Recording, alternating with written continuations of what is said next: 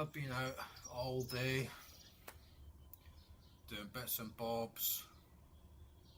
It's fucking 32 degrees. Been roasting warm all day, so before I get started on Diablo 2 for the rest of the night, I'm going to be having a little drink, having a little smoke, and just relaxing a bit on the front porch. And I thought, fuck it might be a little bit late tonight because I'm not going to rush, but hey, you can free to join in, free to see what's popping, come along for the fun before I get back into hell on my druid, which I'm really looking forward to tonight. But man, it's no fun just like rushing into a game, right? Like, you gotta take it easy, let yourself enjoy it. So one of the things I was doing today is I got myself my favorite drink of all time. Now, a lot of people say like, oh, I thought your favorite drink would be whiskey or something, and cognac, something like that, you know? And they're not wrong in assuming something like that, because yeah, cognac, whiskey is like such a good drink, and the thing about whiskey, cognac, those types of highly refined spirits is that you can have so much variety with them. I mean, no two whiskeys are the same, right? No two cognacs are the same. They've all got their own spin, they've all got their own flavor. But Cointreu is just Cointreu. That's all it is. You get a bottle of Cointreu. This is what Cointreu tastes like. So it's my favorite drink. That is a drink. You know, it's not like whiskey or cognac. This is a drink. It's not like wine. This like up in the air, like abstract, like open to interpretation thing. And I also got this Grand Marina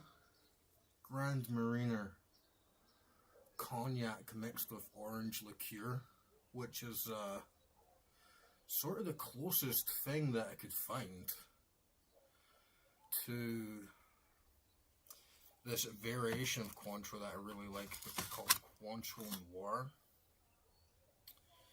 which basically is Cointreu mixed in the same barrel as Remy Martin cognac. As Cointreu is owned by Remy Martin, and since they bought them over, they started making this thing called Cointreu Noir, and to be honest, I would say Cointreu Noir is my legit favorite drink. Like, Cointreu Noir is fucking, oh man, it's this sort of thing that I drink. I just pound one back and I'm like, whew, that is a really good drink. And you feel it so fast. It has the perfect mixture of the cognac taste plus the Cointreu taste, and I can't find it anywhere. Those of you that know me personally, you know I'm like so big into Cointreu, and I go on some hunts. And like back when I was in Spain, I was hunting all over the place for a bottle of Cointreu Noir, and I could not find it anywhere. To be honest, the only place that I have ever found it is in Amsterdam. That's the only place I ever found a bottle of it. Everywhere else, you can't find it. But this Grand Marina, I found this in a alcohol shop here. And yeah, it's Cointreu and liqueur d'orange. So basically just orange liqueur mixed with cognac, and it was like, oh, this is pretty much like the same thing that Cointreu Noir tries to be. And then I gave them a little look up, and apparently the company goes back to like, yeah, what does it say? So they'd be making this Cointreu cognac sort of blend since 1880. The company has been around since, I think it was like 1820 or something like that. So when I saw that, I was like, maybe Grand Marina is actually like the OG Cointreu Noir, and what inspired Remy Martin to make Cointreu Noir. So yeah, I'm gonna give that a try. Maybe I'll be pleasantly surprised. I mean, I don't know if the cognac in it is going to be up to Remy Martin standards, but we'll see. We'll see. And I also got a bottle of this. Not alcoholic, but man, it's this really good Georgian fruit juice. And it's like made out of this weird, like, I'd never even heard of this fruit before. It's called like Fueoja or something. It's like some Brazilian Brazilian fruit from the Amazon rainforest or something, and man, it's really good. And it's like, it's kind of hard to explain. It's kind of like the texture of apples. It's not really like super sweet. It's not really like bitter. It's just kind of like this mix of like really fruity, like aromatic flavors, and apparently it's like an aphrodisiac. Apparently it makes like your fucking dick work better, and man, it's absolutely packed with vitamins. It's like B6, vitamin A, E, K, B3. It's good shit. I'm gonna have a drink of that right now, actually. Oh yeah.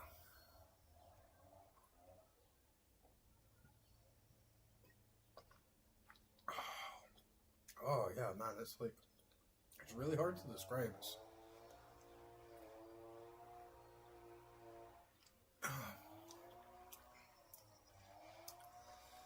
It's sort of like apples and oranges mixed together with a little bit of like passion fruit or something. It's quite strange, but it's also really nice. It's also like really refreshing. It's not like a lot of fruit juice that's got like a heavy feeling. It's really like light.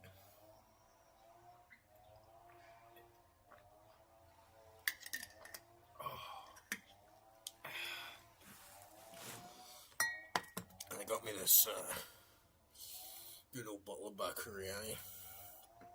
To be honest, I'm not going to like flex on Bacuriani too much. It's just pretty average water. It's very, very good average water, but it's not like, oh, I gotta try Bacuriani. It's just a very solid choice of water.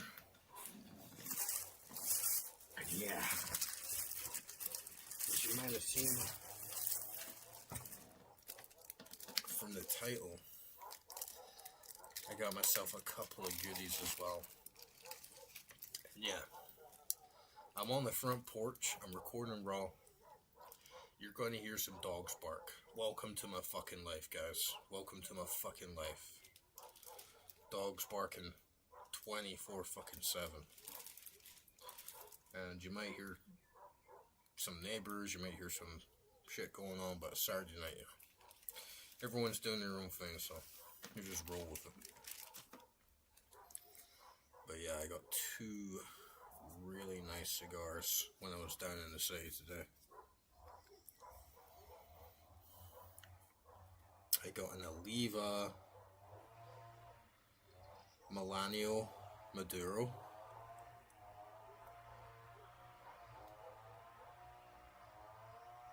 Nicaraguan. Probably low-key my favorite country for cigars to be from. Because there's just something about it for me where I like sort of cheaper mid-range cigars. I've smoked a lot of Cubans, and I'm not going to say Cubans are shit or anything, but I've smoked a lot of Cubans, and I just haven't been blown away, and it's almost a bit like Japanese whiskey. You know, it's extremely good, but it's not got the same, like, rough texture. It doesn't have that raw, almost dirty, like natural feel. Like Japanese whiskey, for instance, is extremely refined. It's extremely high quality. It's masterly crafted, but it doesn't have that classic peaty, smoky, bog flavor to it. You just only get that with Scottish whiskey, and I kind of feel like cigars are the same, though. Maybe I just need to try more. But yeah. The other one I got is one I've never tried before. Gran Reserva, Nicaragua. They call it the King Bee, which is why I had to get it, of course. But yeah, this looks like a really nice cigar, and it's from Dominican Republic, which is another top tier place for a good mid tier cigar, and it's the sort of size I like, so this is the one I'm going to be trying tonight. Yeah, it's got a really good weight. I really love the gauge. This looks really like raw, really like natural leaf.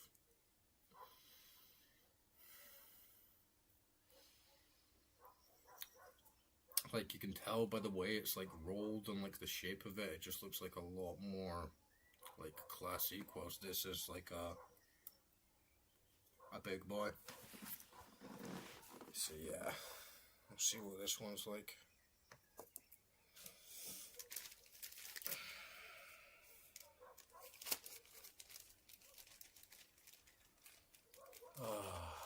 It's been a long day. It's been a good day. A good long day. I got quite a lot of shit, honestly. I got this really nice natural deodorant.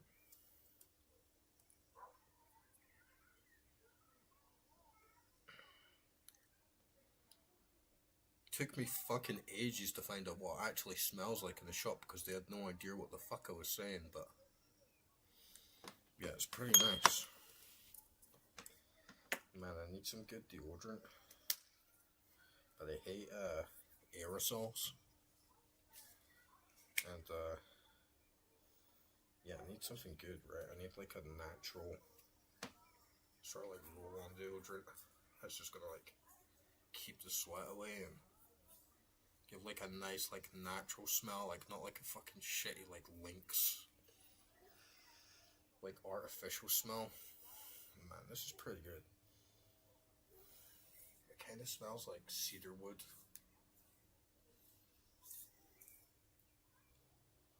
Yeah, it smells like cedar wood and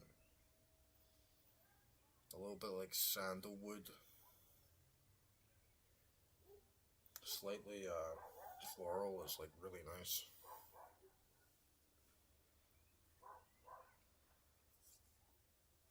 Doesn't stick too much to the pits either. God damn, that dog is a fucking asshole, right?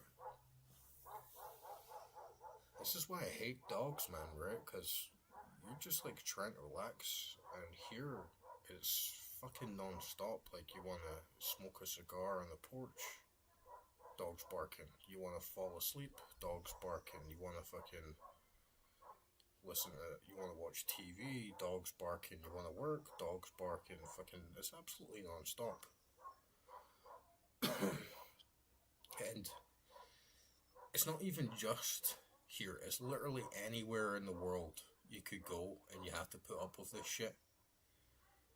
Because even if you live in a country that's not in Eastern Europe and doesn't have stray dogs running around absolutely fucking everywhere, you could still end up living next door or across the street or sharing an apartment block with some fucking idiotic dog lover who just lets their dog bark and bark and bark all day whenever it wants. So it's like, there's really no escaping it. And it's why dogs are my all-time least favorite animal. And I fucking love animals, man. I love pretty much all animals. Like, cats, fucking elephants, rhinos, turtles, fucking even spiders, all the birds, lizards, and snakes, and apes. I love all animals. Except fucking dogs, right? Because of this shit. Like, you just can't get any fucking peace from the bastards. And, I just can't live with it, man. But it is what it fucking is. Now, I did have my lighter somewhere around here, but I must have left it in the house. So I'm just going to be back in like 1 sec. And hopefully that dog doesn't piss you off as much as it pisses me off.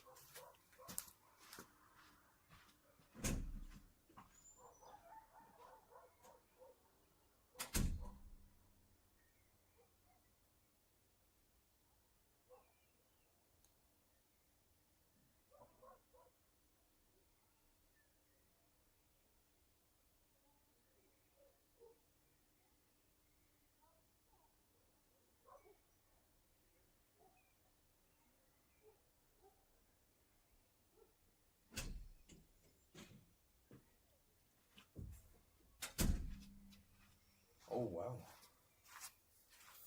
The bastard's actually shut the fuck up.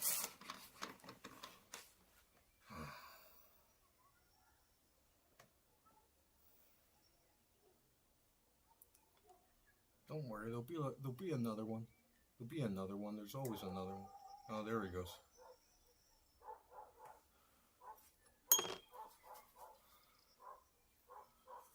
And I do have a lot of lighters, but this is my special lighter for smoking a cigar.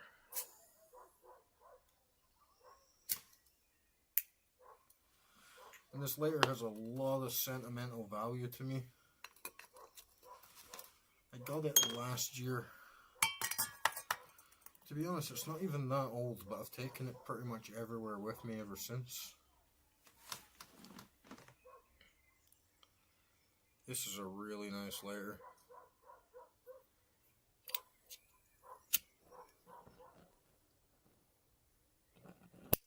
I love it. Fucking gold. And I actually got it maybe like the same month that I got my sunglasses. I love these things as well. These are my Versace sunglasses. They're vintage. 1994. Nearly the same year I was born. With that classic like matrix green tint. And the gold rims. I love them, man. But you know, I've been working extremely hard. Like, non-fucking stop kind of work. It was literally waking up, going to the gym, swimming butterfly stroke 50 meters for at least an hour, sometimes 2 hours. Then I was going to the gym right after for about an hour. And then I would walk home. It was like a 2-mile walk home with maybe like 10 kilogram like on my back. Sometimes I would walk up hills on my way home. And then I'd get home and I'd work for about 12 hours straight. Just constantly working. I was working 3 different jobs at the time. And I just made my life work. And I think it was like blocking shit out or something, you know. I think it was just like trying to distract my mind, and I was just trying to focus so much on a bunch of other shit that I didn't want to do anything else. Or I didn't want to think about anything else, so I was just working like absolute crazy. And then when I decided I would take a little break for myself, I was like, you know what, I'm just going to pick a random place. I'm just going to spin the globe around, fucking stop it with my finger and say, fuck it, I'm going to go there. And I ended up being Latvia, which I'd never even heard of before, you know. And before I went, I was like, yeah, I'm going to buy myself something nice. Like, not just like something that I would use, but just something purely useless and aesthetic. And I was like, you know what, I'm gonna buy myself a nice pair of sunglasses. And then when I got over there in Latvia, I saw this lighter, and I was like, man, I really like that fucking lighter. I love the way the you flick it like on the side, and it's not like a Zippo. You use like butane in the bottom of it, so it's like that classic like lighter gas and like feel without that like shitty smelly like Zippo smell. And it's like, yeah, fuck a Zippo. Zippos are kind of like cliche, right? But this is like an OG like sort of thing, and it was just a little treat to myself to remind myself that I'm a success, basically, or that I'm capable of success if I work hard enough. Just like something to put on the table and show something for all the work that I'd put in, those 80-hour weeks, those 90-hour weeks, just something to actually hold in my hand or put on my face to say, like, I did that, like. And so every time I put on my glasses or I've got my letter in my hand to, like, remember, like, you worked hard, dude. You earned it. Like, you can earn it again. You can keep doing it. Oh, man. Speaking of which, let's get some fucking drinks in. Because I've been waiting for a good drink of Cointreu for some time now. And yeah, we'll try the Cointreu first, and then I'll try some of this Grand Mariner, like cognac liqueur. We'll see what it's like. But I know I can't go wrong with Cointreu, so this is just a little warm-up. I'm probably going to be pretty shit-faced by the time I start playing Diablo 2 tonight. Alright, boys. Na zdrowie. Chin chin. Karma Jos. Cheers.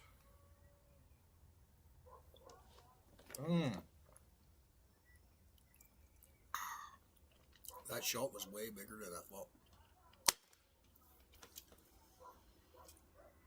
Oh. But now we're soaked in it, man. Oh. That shit will be dripping off my beard for the next 5 minutes. In home, dude. Good to see you, man. Oh, I even got a little bit of Cointreu up my nose there. How you doing, buddy? How's the weather over there? And you know, I'm not just gonna have one shot of Cointreu. No. If you know me,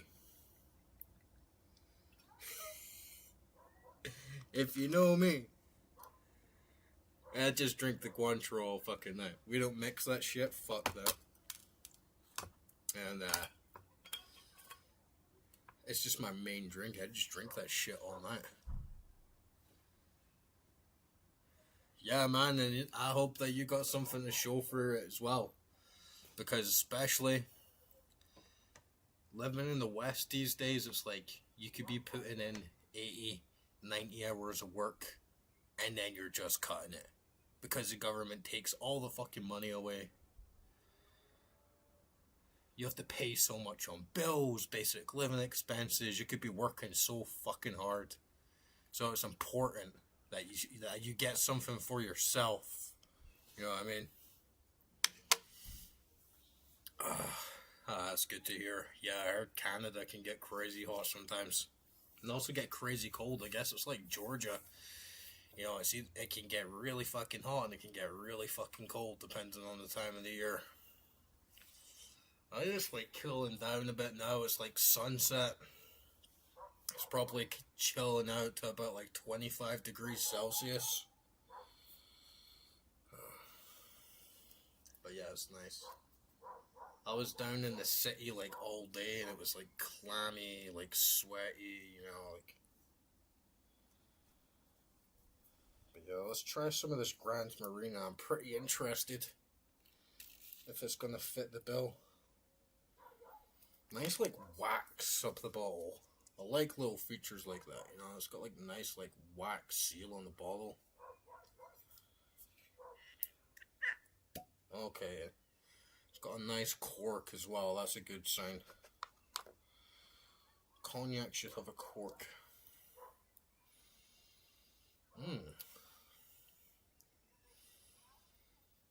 Quite strong.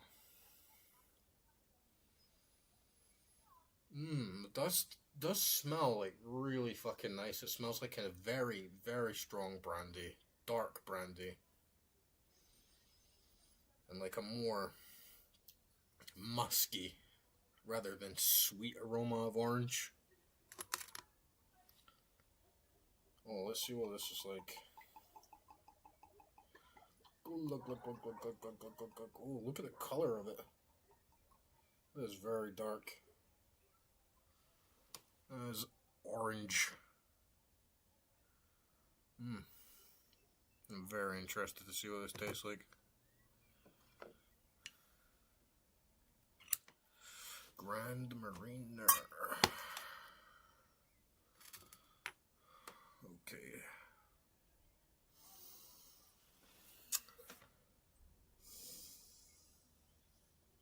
Oh, it's full, man. You can almost smell the stickiness, you know. It has a very, like, rich, intoxicating aroma. It's, like, pungent, you know.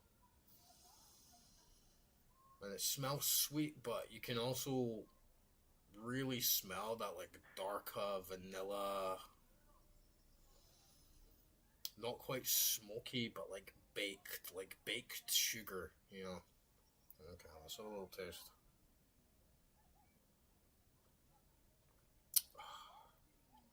Ooh. Okay. This is very, very nice. It's not like Cointreau Noir so much as it tastes very treacly. It tastes like a really sweet, like baked, glazed fusion of the two.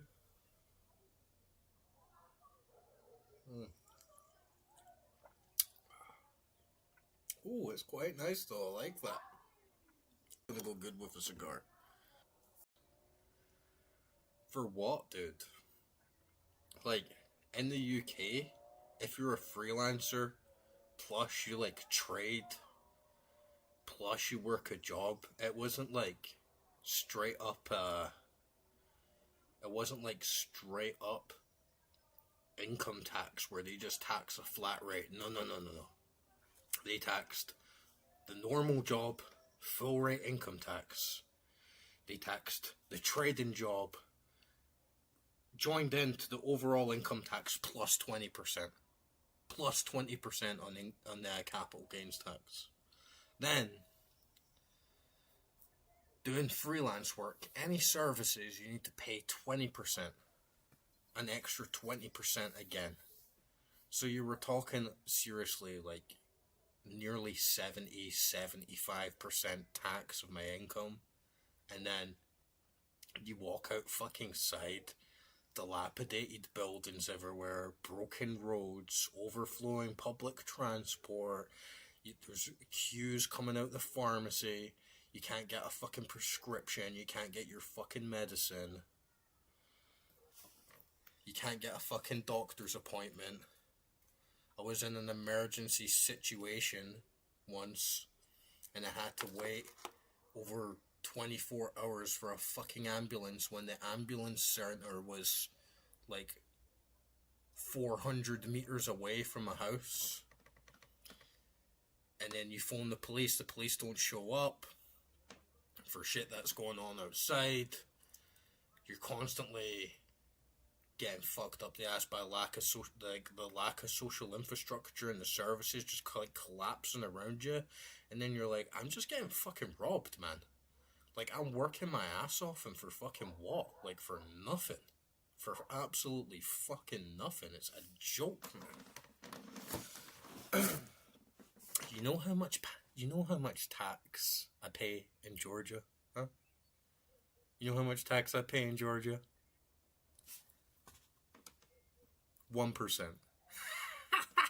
1 fucking percent, bro. 1%.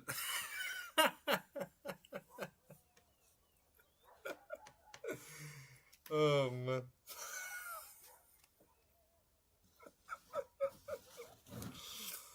Oh, man.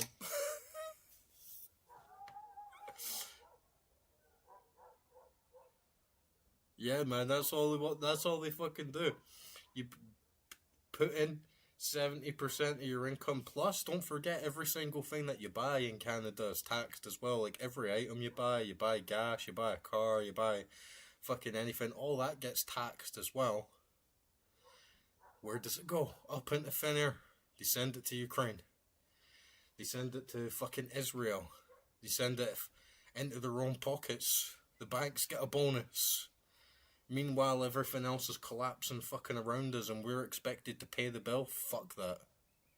And the tax system is a complete joke. You know, income tax in the UK was started because when we were fighting Napoleonic wars, when we were fighting the wars against Napoleon, we didn't have enough money, so they started taxing everyone in the country.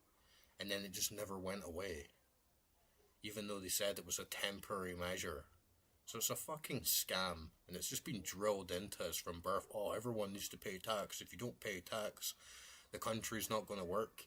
It's like, newsflash, the country doesn't work, and we're all paying fucking tax anyway. So, it's a load of fucking shit, man.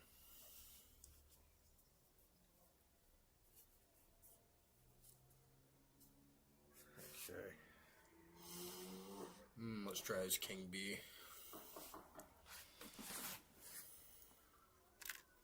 King B. I like the sound of that.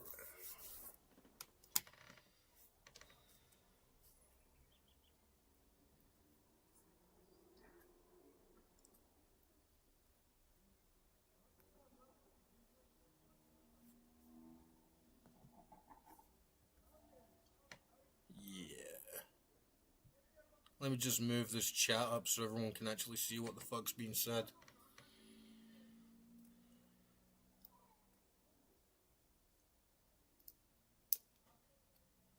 Yeah, like, why the fuck are we sending money to Israel? This is like the huge irony of the Ukraine war, right? Is that we're all the shit. Putin's so evil.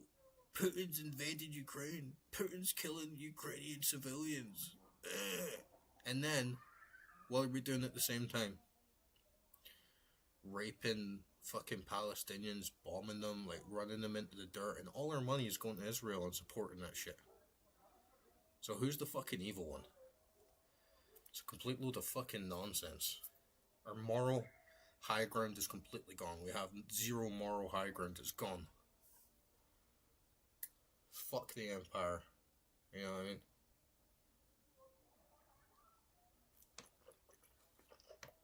And they get all that money for slaving normal people. That's where they get the money from. When you actually boil it down, how can we afford to invade other countries? How can we afford to have such a global prominence and power over the world? Oh, taxation. Taxation is the way that the government makes the vast majority of its income. So, when you put it that way, everyone that gets taxed in the West is responsible for the destruction of Gaza and Palestine. It's our fault. Because we're the ones fucking paying them. So, fuck that, man.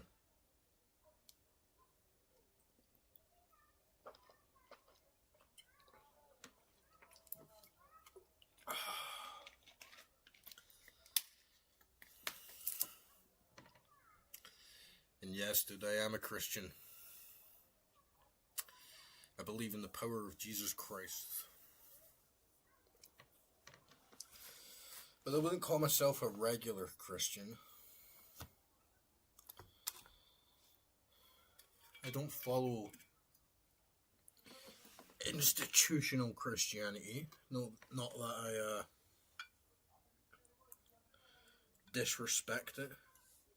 I think that there's good in most denominations of Christianity, at least all the major ones like Orthodoxy, Protestant, Catholic. I think they've all got something good to say and contribute. But personally, I follow the Gnostic path for the most part.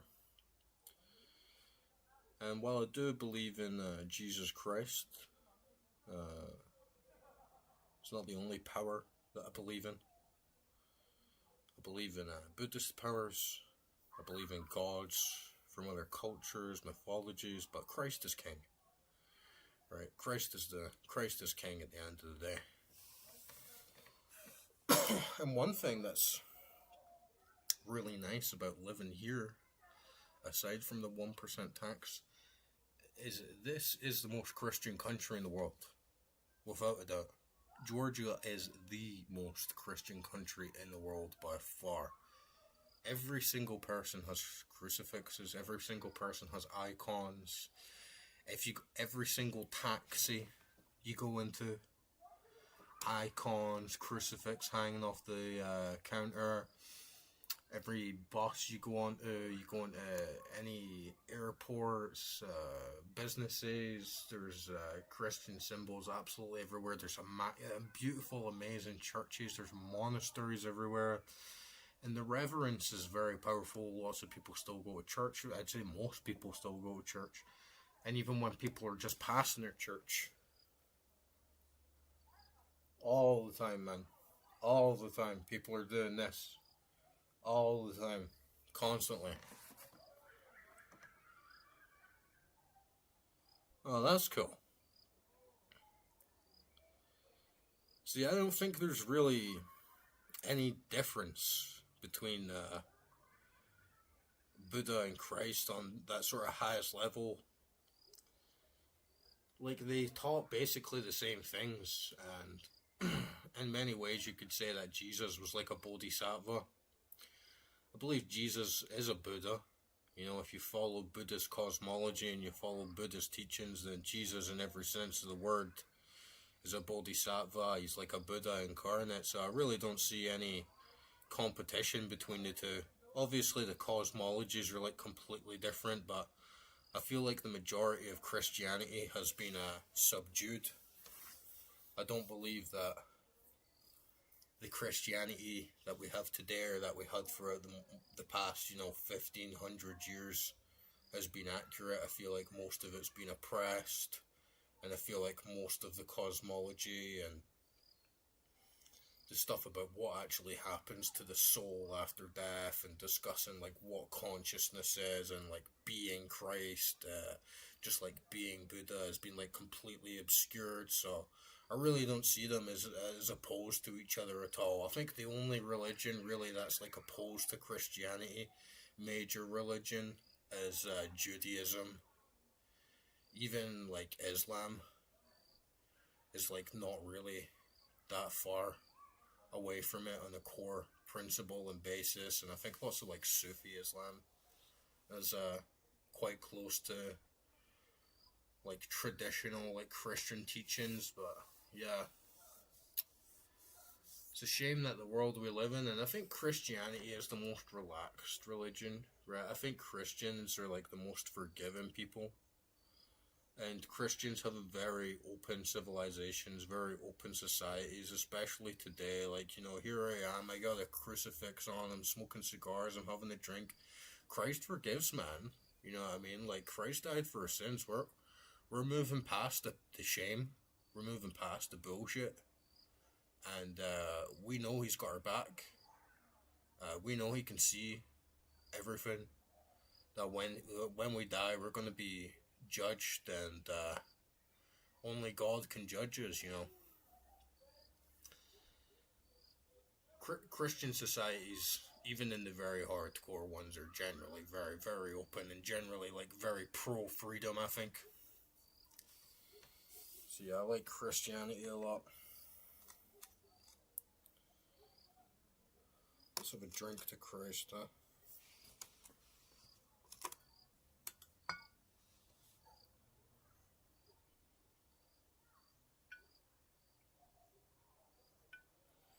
Yeah, I mean, there's dickheads in every religion, right? And there's great people in every religion as well, I think.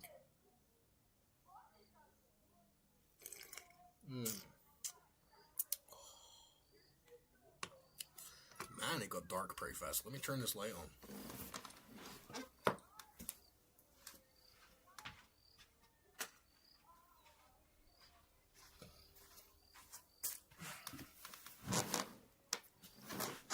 Yeah, I think there's dickheads heads in like every religion, right?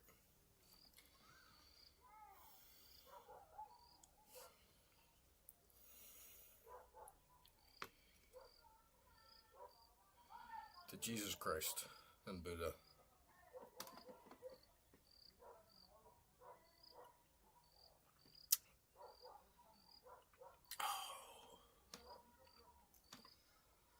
Yeah, it's like that here. You kind of just like blink and suddenly it's like fucking dark. And like the sun was setting and it was like orange, like nice skies. Literally like 5 minutes later it's fucking dark.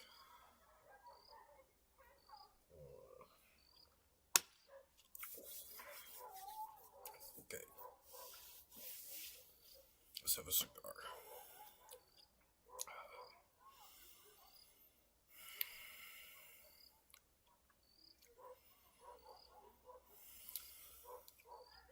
I've been looking forward to this.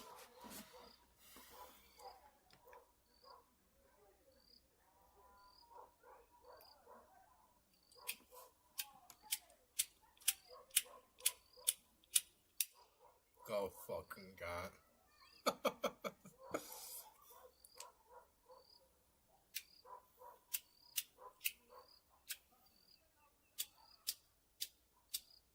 Did we just run out of fucking Flint, man? Are you kidding me? Are you fucking having the laugh right now?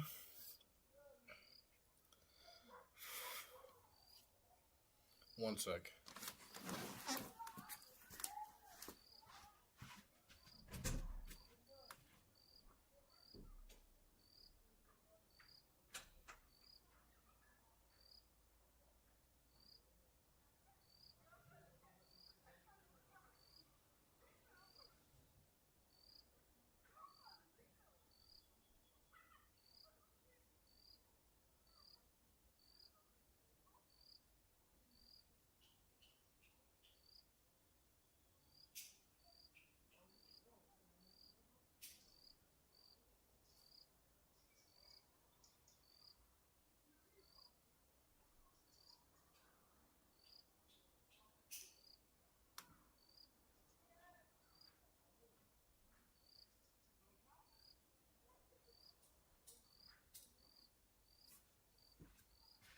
Dude, my fucking lighters are just like not working. Look at this. What the fuck? Fucking lighter's broken, man.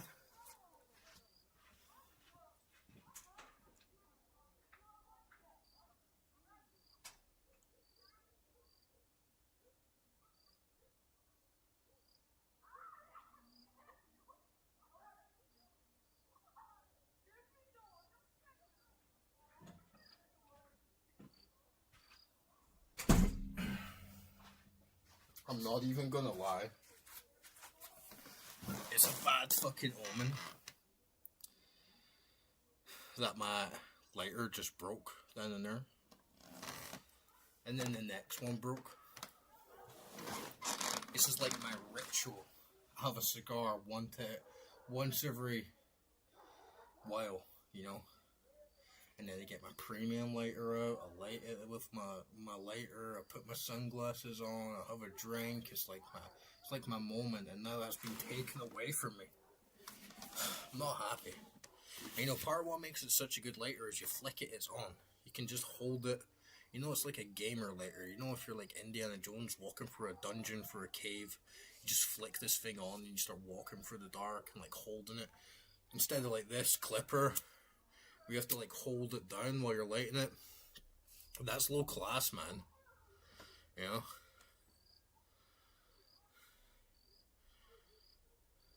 Yeah, I don't have any matches, unfortunately. But yeah, matchlit cigar is good.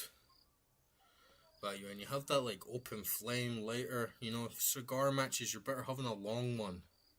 So if you get a short one, it's not like done all the way, and then you have to stop and flick another one, put it back in your mouth. It's a bit inconvenient, but yeah, matchlit cigar, very, very nice as well. Okay, let's try this bad boy out.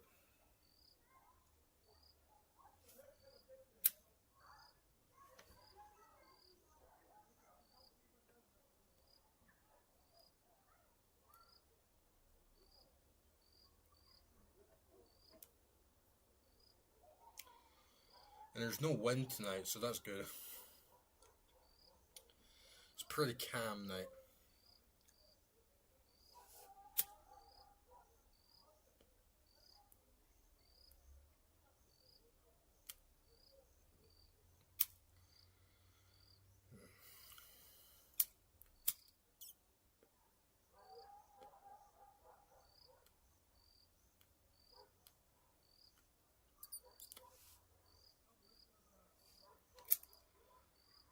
I need just a little bit more.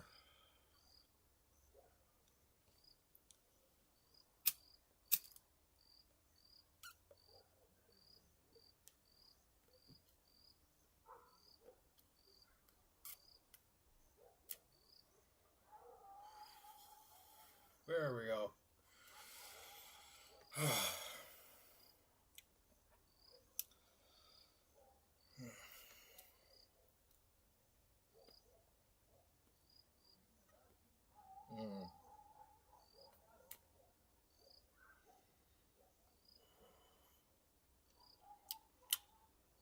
Oh, it's nice. You know, the thing I really like about Dominican and Nicaraguan cigars is they taste good from the start, right? I feel like with these really tight Cubans, like all these Davidoffs and shit, you just roll them so fucking tight that it's not till I actually get like halfway down the cigar, I actually start to get like taking it in. What's with a Nicaraguan or like Dominican, you feel like you're smoking it like right from the start.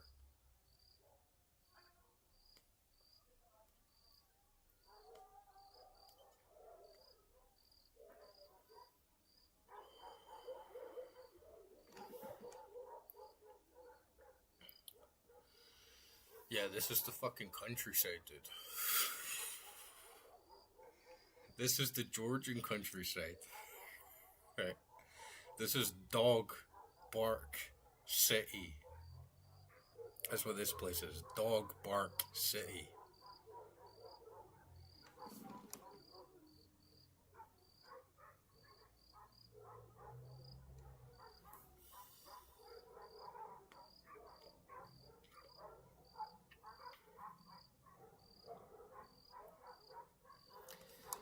Yo, ZA73.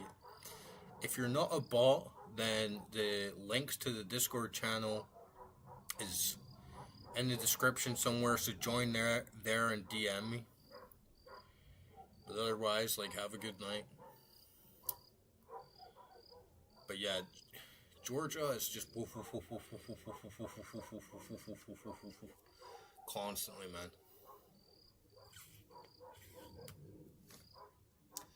And some nights are worse than others.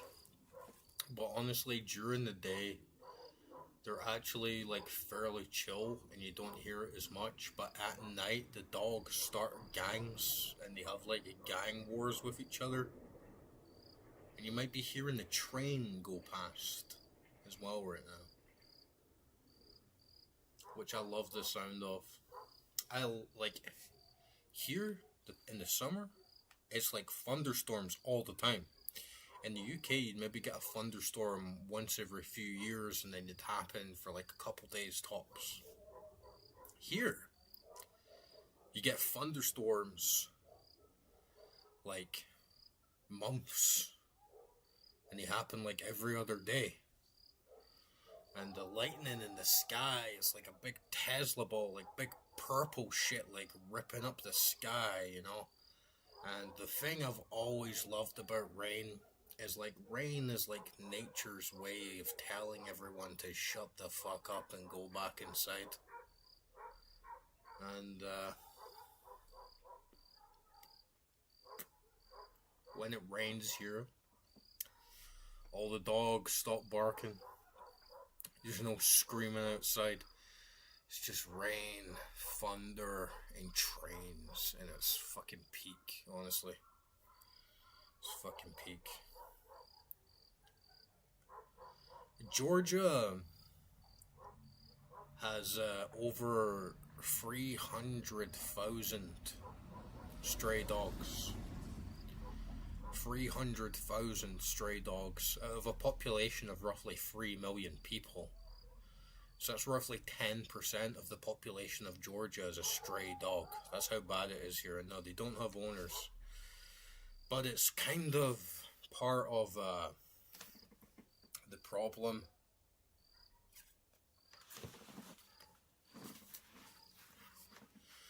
Of like Georgian culture is that some of the dogs are owned, but the owners don't keep them inside. Like if you have a dog here, you just let it out and do whatever it wants on the street, and then call it once in a while to like throw it some food, and then just tell it to fuck off for the rest of the day.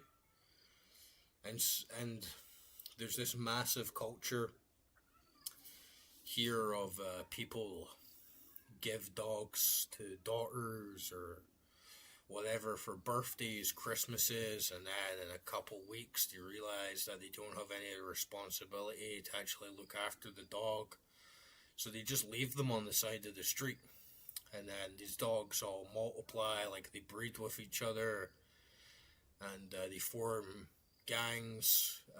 It's quite, sometimes at night it's quite dangerous actually. I think Georgia is honestly one of the safest countries in the world. There's very, very low crime rate. You'd have to piss someone off bad to, get someone out to get you or cause a murder in Georgia. Very, very safe in the streets, especially in the rural villages. It's very, very safe. But the most dangerous thing is the dogs, because the dogs do attack people. Some of them have rabies as well, so you're kind of in this Wild West situation where there's no real rules or regulations on how people are supposed to look after the dogs. But at the same time, Georgia are dog lovers, like they're big dog lover country. So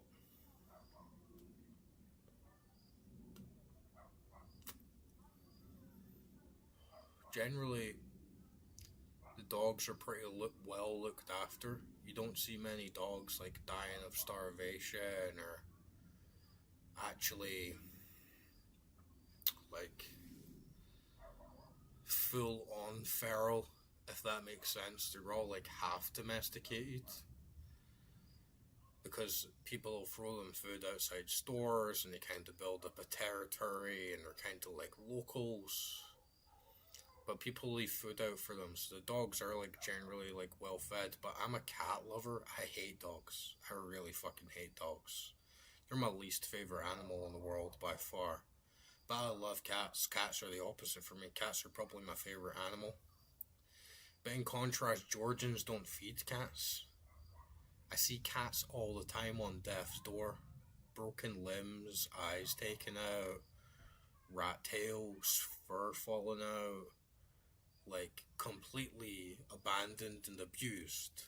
And every single day I get up around 12 at noon, I walk down the street and I go to the dumpster because there's always cats in the dumpsters trying to eat food, and they get parasites and they get all sorts of diseases. So every single day I take a walk around the town.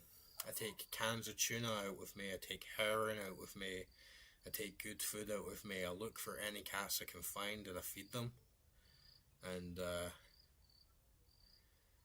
I really feel for the cats. I feel like cats are really sacred animals.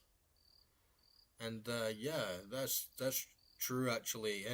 In Turkey, the cats are looked after amazingly.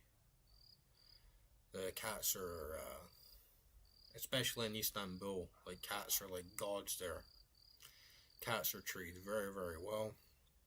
They don't make any trouble, they don't make any mess. Some people in Georgia think that the same can be done for dogs here, but the reality is dogs are not cats. Cats are very chill. Cats are not barking 24 hours a day. Cats don't attack people. Cats are actually generally very clean creatures when you feed them and water them. They're not the same animal. It can't be done with dogs. Dogs need discipline. Dogs need an owner. Without that, chaos ensues. That's the difference. It's dogs are slave animals. Cats are independent creatures. Do you understand? And that's cool, man. I had two black and white cats, and they were my best friends in the whole world, by far. And they were both rescues. I found them both on the street. Both rescued them, and they became absolute alphas. Big, huge cats. My best friends. My closest family is my cats, and I'll always respect cats. I'll always love cats. My favorite animal is probably just a cat. Is probably just black and white cats, to be honest. But tigers, man, tigers are the most badass animal on the planet, right? I would rather fucking bears were roaming the streets. You know, one thing in Georgia that I was saying is that dogs are the most dangerous thing here, and that's really true. You know, if you walk out in the wilderness, you walk out in the mountains. There's bears, there's wolves, there's scorpions, there's snakes, there's all sorts of things that are quote unquote lethal. They'll never harm you. No one gets attacked by a bear here. No one gets attacked by a wolf here. But a dog, dogs are roaming around everywhere, especially the Caucasian Shepherd. You gotta be really careful with them because a Caucasian Shepherd will bite your fucking balls off. No questions asked. So you're walking around the mountains, you're like right out. You think that you can escape it, right? You think that there's some place that you can go in Georgia and you can just rest and relax and not think about the dogs barking, and then you'll be out fucking 40 miles away from anywhere, away from civilization. All of a sudden you hear dogs barking. When you hear it and you're alone in the wilderness, you actually have to get the fuck out, because a Caucasian Shepherd comes up to you, they will fucking rip you apart, dude. The most dangerous lethal animal in Georgia is dogs. They're supposed to be domesticated animals. Bears won't touch you, scorpions won't touch you, snakes won't touch you, wolves won't touch you, but dogs are very, very dangerous. And cats don't harm anyone. That's the difference.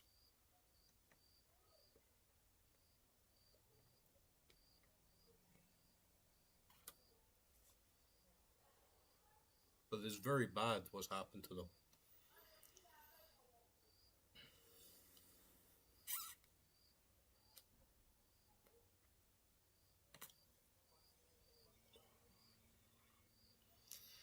Some parts of I love Georgia. It's one of my favorite countries. I absolutely love Georgia.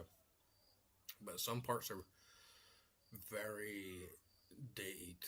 And that's kind of like the dog situation of like, we'll buy a dog and nobody walk it, nobody like feed it, just leave it out in the back garden or chained to a post or just let it roam the streets. And it's kind of like the bad Georgia, like the kind of Georgia that doesn't know how to read and write sort of thing, you know.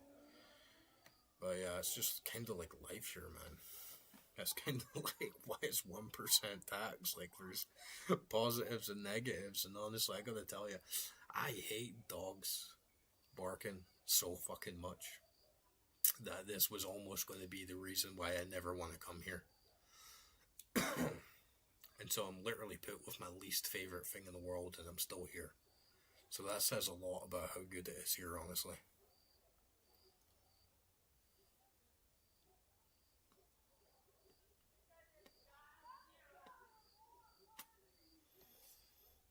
But yeah, I think Canada is honestly the most beautiful country in the world. I think the bears there are mostly chill, right? Like, I wouldn't fuck with them. But yeah, I think the bears in Canada are mostly pretty chill because the ecosystem is like so good in Canada. Bears like sleep fucking 8 months of the year. I've watched documentaries about it. It's a fucking great life. It's actually peak life for mammals, man. But these bears, they sleep like 8 months a year. They wake up in the summer when it's warm.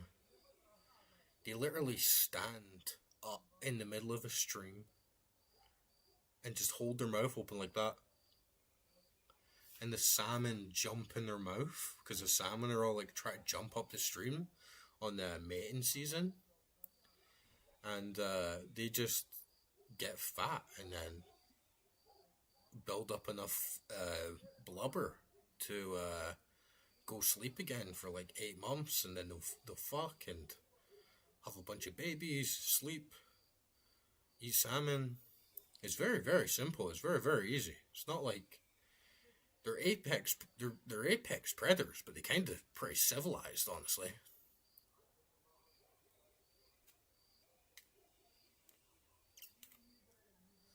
Yo, Drifter man, how are you doing? I haven't heard from you in quite a while. But yeah, bears like their honey as well. But you know, it's kind of like bear. It's kind of like bear antics. You know, like bears get up to some shit, rubbing their back up against trees, scratching their ass, like try to climb a tree, getting some honey. It's like, you cheeky fat bastards. You know, it's not like bears are going around attacking people like fucking street dogs and shit. You know, I think bears are pretty chill. Mountain lions, yeah, you gotta be careful in Canada. 100%.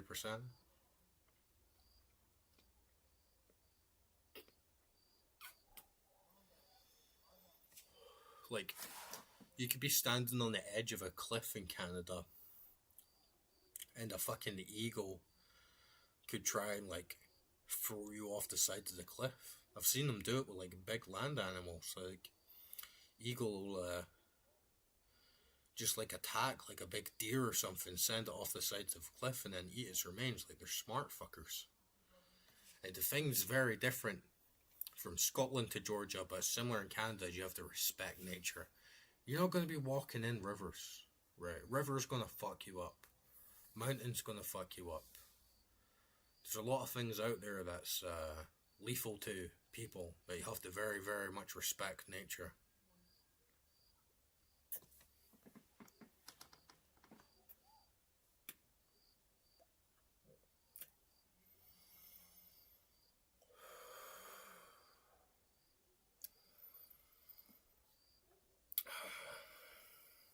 Let me get the cigar burning before we reply to you guys.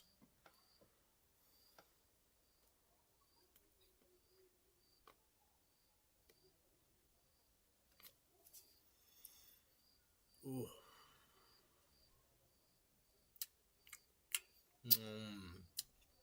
That's rich, man.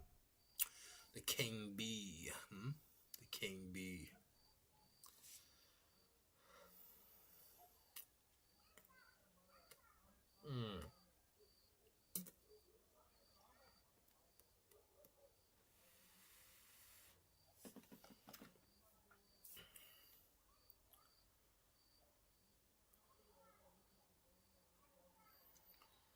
Good to hear that weather's nice in the UK right now too.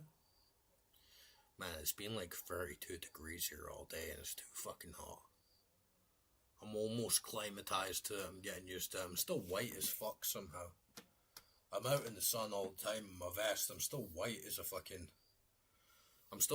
fucking snow somehow. Most I get is a bit of red.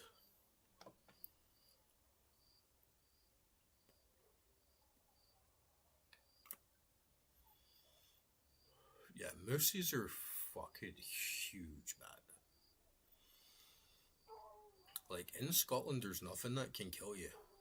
There's no lethal animals. We killed them all. There's no bears, there's no wolves, there's no snakes, there's no poisonous spiders, there's no poisonous insects, there's barely any poisonous plants unless you eat them. Rivers are pretty chill, lochs are pretty chill. Like, you have to kind of go out of your way to die in Scotland. But in Canada, like, you've got to be careful. And the thing about mooses as well is people, like, crash their cars into them. And the weight of the moose is, like, so big that it completely crushes them. Completely crushes the windscreen, completely crushes the whole car. So, yeah, like, you don't want to fuck around in Canada. But it's easily top 5 most stunningly beautiful countries in the world. I think it's the only country in the world that's brought tears to my eyes, to the nature. I don't know if you can ever find it. It was like on YouTube, and then they took it down, copyright strikes. Man, I used to watch Great Canadian Rivers. It's this amazing show that was made in the 90s. And yeah, man, I used to literally weep tears of joy, like watching the nature of Canada. It became like my lifelong dream to like go to Canada.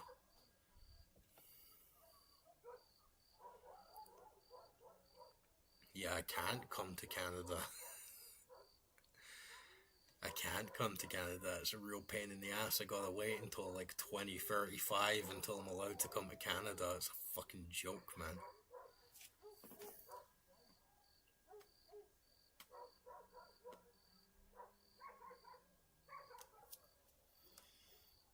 Are you talking about Arnold Schwarzenegger? He dips a cigar in cognac. But yeah, I do have some cognac mixed with like orange liqueur here. It's like the perfect combination.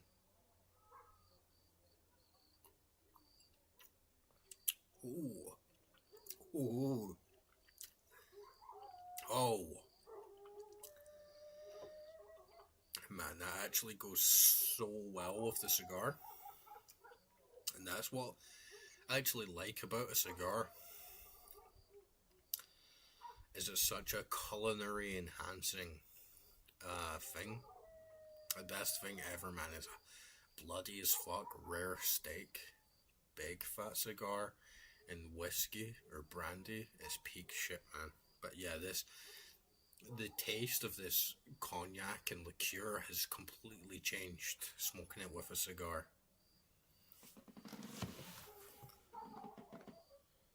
And if you can find it, I swear, if you can find Great Canadian Rivers anywhere, link me. Because it used to be my favourite show. And they took it down from everywhere. And then they blocked it from absolutely everywhere. But I think maybe if you're in Canada, you can watch it somehow. But anywhere outside that, it's like completely banned. And it really pissed me off because it was such a beautiful inspiration to my life. That like I'm like I was saying at the start, man, I used to work 80, 90 hours a week because I dreamed of going to Canada. And that dream just like fell through, and that's why I'm here in Georgia. But yeah, those dogs are fucking loud, man. And if they come outside my gate, if they're actually right outside my gate, then I'll tell them to fuck off and I'll go out and like throw some shit at them, or I'll just say like "gaddy, gaddy," like get the fuck. But otherwise, there's like nothing you can do. And honestly, it's been like this for so long that the majority of Georgians, they don't even hear it. Well, they hear it, but it's nowhere near as loud to them. It's like I was speaking to a Georgian once.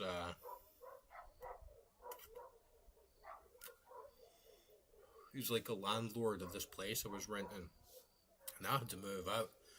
And I was saying to him, "Man,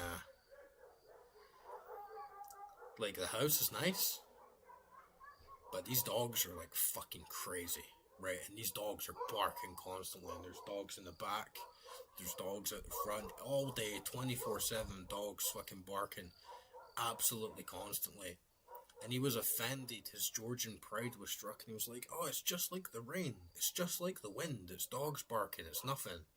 And it's like, fuck that, man. No fucking way. Like, that's how bad you've let the problem become, is that you don't even see it as a problem anymore.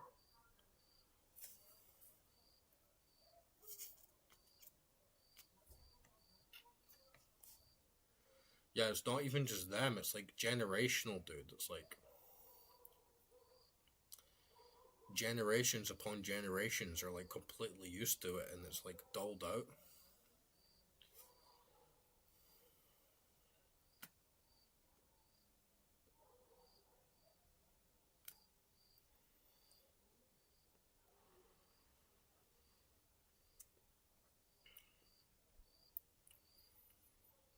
Man, this guy was legit. He was saying like it's just the sounds of nature. It's just like the rain. It's just like the wind. Like just sit and listen to it. It's like no, man, no. Like you. This is a fail. This is a huge fail of recognizing what is decent and what is not. And there's no escaping it. I've been to every major city here. Lots of small villages, lots of towns, countryside, everywhere in between. There's no escaping it. There's almost like a huge amount of the population is just stray dogs. Who's this? Foxtrot 33. Yo, dude, how are you doing? Don't believe I've heard from you before, but I'll tell you what, 33 is a good number. 33 is my number.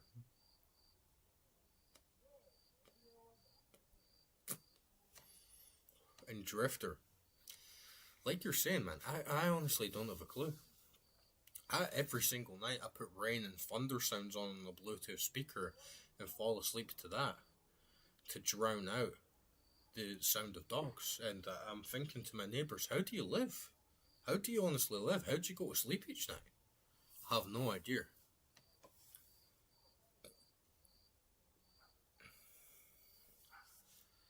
And that's cool to hear, man. That's actually a little bit of synchronicity because 33 is like a really, really special number to me.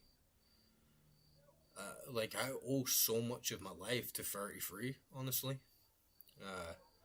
Like, when I was coming here to Georgia, my seat was 33C. You know, free. And if it wasn't for that, I met this girl. She sat on the seat next to me. She told me about this bar that I should visit, right? She was at number 34C. I was 33C.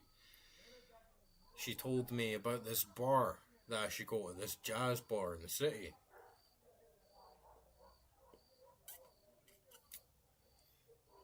If I never met her, my life today would be completely different. It was like a timeline quantum shift sort of thing, right?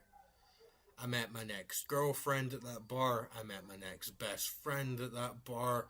So many connections, so many experiences. And even today, I was in the city and I was just thinking, like, in the back of a taxi, like, reminiscing, like, man, it's crazy, like, how much life has changed and, like, how much stuff has progressed. And I'm so lucky, was what the thing was thinking. And as soon as I look out the window, 33.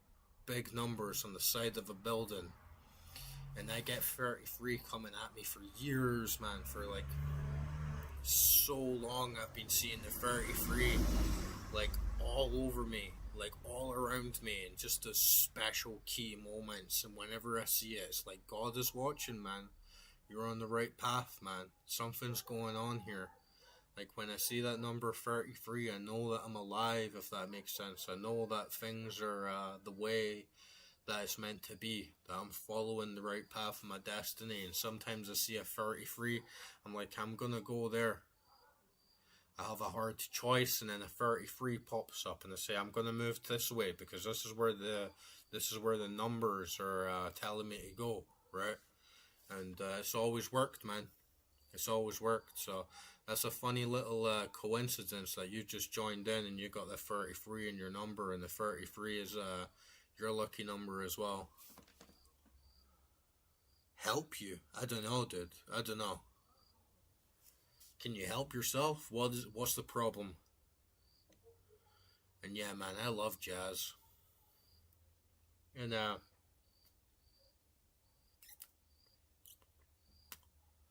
here's got a really good jazz scene. I think the jazz scene here is probably the best, not like in the world, but it's very, very high tier, like up there. Very, very good jazz scene.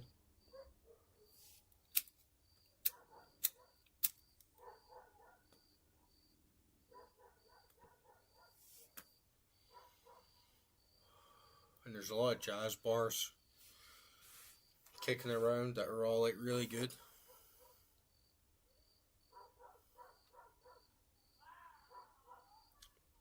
Bro, fuck off.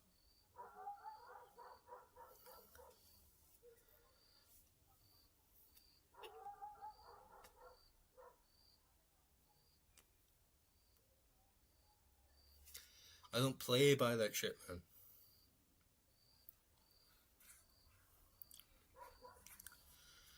Like, if you want me to follow your account, like, join the Discord or something, get in touch, follow me, tell me, hey, I'm a streamer as well, like, why don't you tune in sometime? But don't give me this shit. I can get you more viewers. Just follow my account. That's just bottish, man. Don't give me that. Don't give me that. Don't come in my stream and tell me I can get you more viewers. Just follow me. Fuck off. I've not got time for that shit.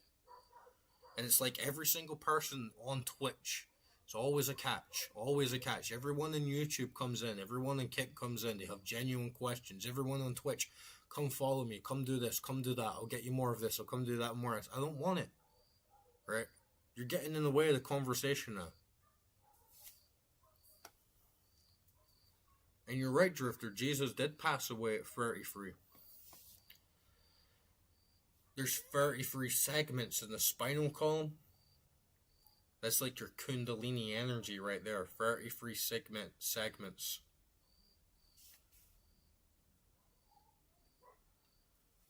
You're giving me offense, dude. You're giving me offense. Popping in my stream and saying, like, give me a follow, I'll get you viewers. That's bottish. Don't do that. Nobody wants to hear that. I'm doing it real here. If you want to stay in touch, if you want to join in the conversation, you want to be on the stream, like, be here. Communicate. Join the Discord. I'm here. I'm here to help anyone I can. Anytime I'm here to connect with people. But I'm not here to just suddenly, oh, I'll follow you, bro. Oh, more viewers. It's like, we're talking about Jesus Christ here and shit, man. You know what I mean? We're talking about sacred numbers. We're talking about magic here. We don't have time for that shit.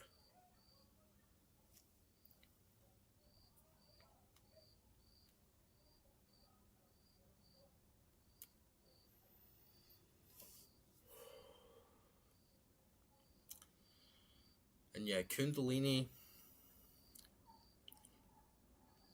is good that it's gatekept, honestly.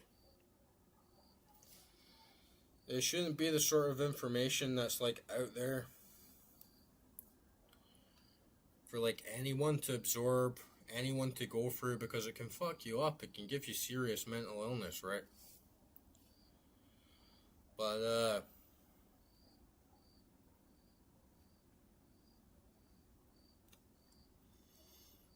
there's a lot to it. I believe it's like end game shit. You definitely have to be ready for it. You have to do a lot of preparation for it.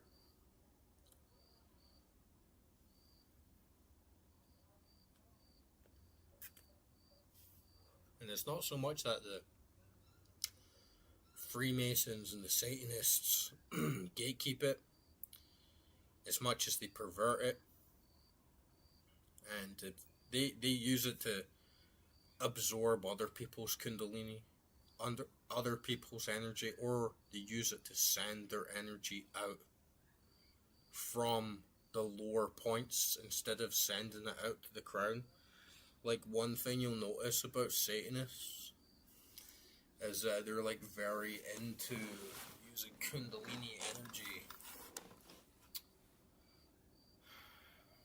after ejaculating, like after coming. And you really have to retain it, and you really have to process it properly to get genuine, positive consciousness expanding effects. But otherwise, like, if you're not ready for it, you do it the wrong way, you turn good into evil, which is what Satanists are all about.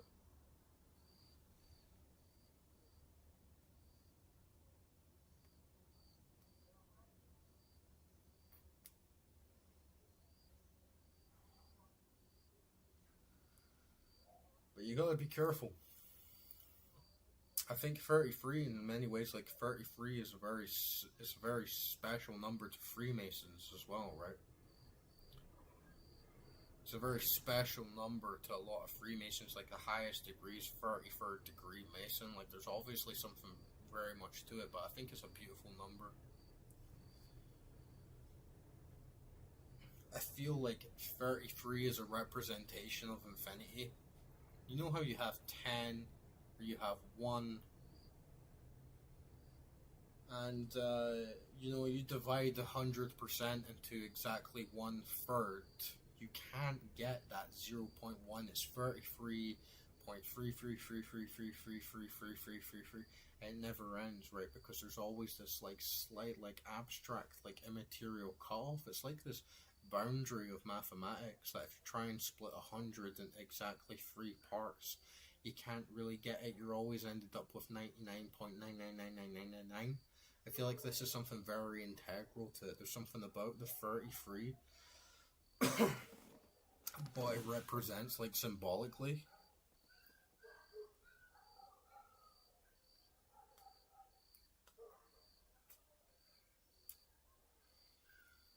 What games do you play, Foxtrot? Sell me. Go on, sell me on your stream.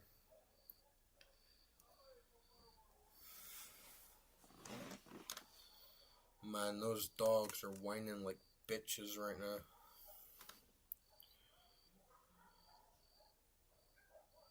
Assassin's Creed? Come on, bro, that game's trash. What one? And yeah, Drifter, you go get yourself a Dorado.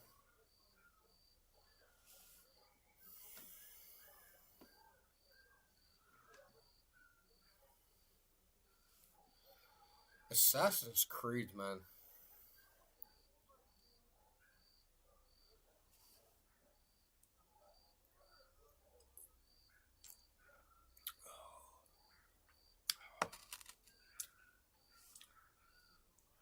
I tell you what, I liked Assassin's Creed 2.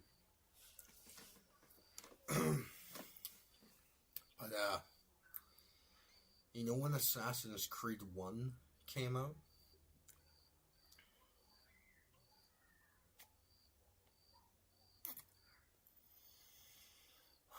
I really liked the Prince of Persia games. I heard that this was going to be like the spiritual successor to Prince of Persia. And I was really, really hyped for it. I heard about like all the stuff you could do about it in it, and like all the new like groundbreaking like mechanics that was going to introduce, and like the graphics and the story.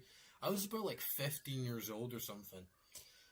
And I remember I was like 15. I was like outside a friend, like I was hanging around with a group of friends, and we were all like having a little smoke and like a bit of a drink, and it was like a weekend, or I'd like skipped school or something. But then I ended up getting like £40 in my bank account just by chance. I can't remember what it was. It was either like late birthday money or something like that. And I thought, oh my god, Assassin's Creed has just came out. I'm going to run up and buy it. And the game store only had like 20 minutes left to open. And it was like 2.5 miles up the road. And I fucking ran, man. I like fucking ran like non-stop. And I was like, I don't know if I'm going to get it. I've only got 20 minutes left. Just like ran up this road till I was like, got to the game store. I was like crashing through the door. Maybe like 5 minutes left to actually buy this thing. Like fucking finally bought it. Like took it home, and it was one of the first games that I was so disappointed in. I played it like all week until I like 100%ed it almost, and it was actually the beginning of Ubisoft shit game design. But the thing that really pissed me off about it was the story was really, really bad and lackluster, and the game was like really, really easy. I had like zero difficulty with it at all. And it was kind of the beginning of my disillusionment of games, because it used to be I would almost trick myself into thinking I was playing something. I convinced myself it was a good game, like just because I bought it. But with that, like I fell off with it hard. It was like my first like real big disappointment when I first started like really critiquing games. But I did actually like Assassin's Creed 2. I did actually like Assassin's Creed 2 quite a lot. And maybe it was just the aesthetics. Like I like the Italian vibes.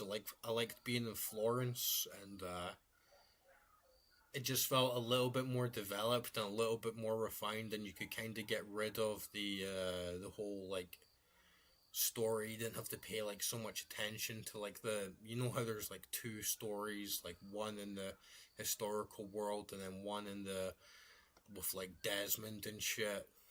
And so I did like Assassin's Creed 2, but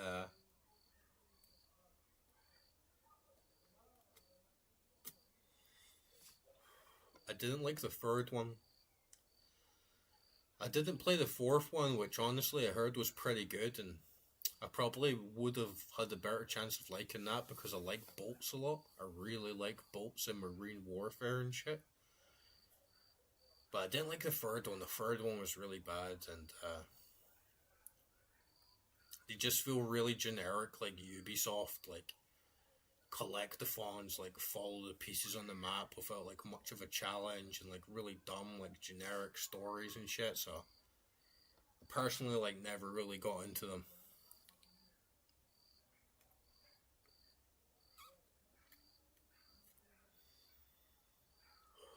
And there's like 20 of them or something, right? They kind of like milk the shit out of it, which was really unfortunate.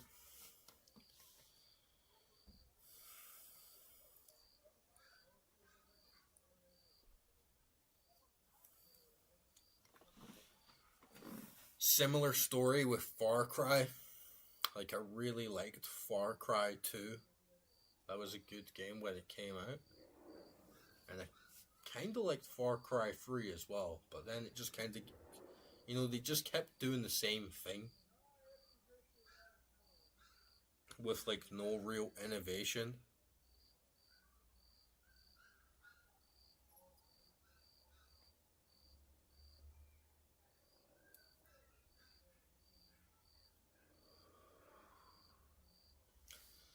And yeah, I just think it kind of fell off, man. I think Prince of Persia fell off as well, right? Like Prince of Persia 1, not like the OG, but like Sands of Time on the PS2 was like a pretty good game. And I quite liked Warrior Within as well, but I didn't like the third one. I feel like Ubisoft has a habit of just like fucking up games that should actually be pretty good. But to be fair, I hardly ever even played the new Assassin's Creeds. I like more of a meaty, like deeper RPG. Like I feel like you play something like The Witcher 3 or like Red Dead Redemption 2 and like Assassin's Creed just feels kind of like mid in a lot of ways. Kind of like streamlined, like you just kind of go through it without much hassle.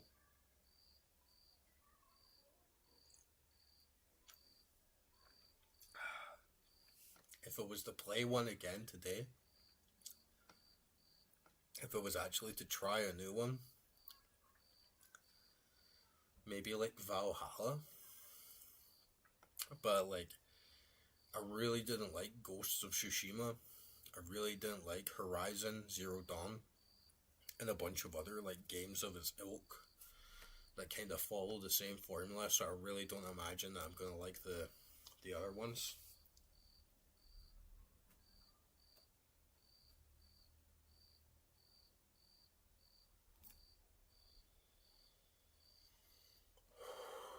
Oh, this is a really nice cigar, but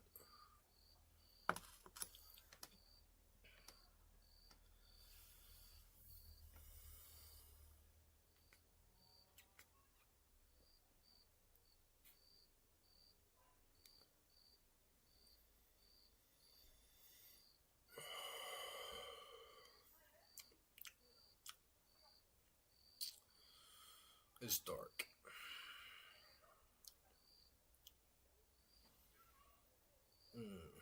I really like that, man.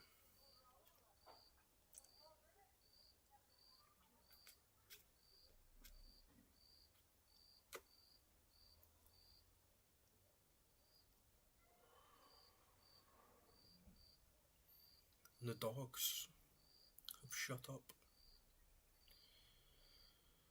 And one of the things I really like about being out in here is you come out at night There they fucking are. You dirty, dirty fucking stinking bastard and beasts.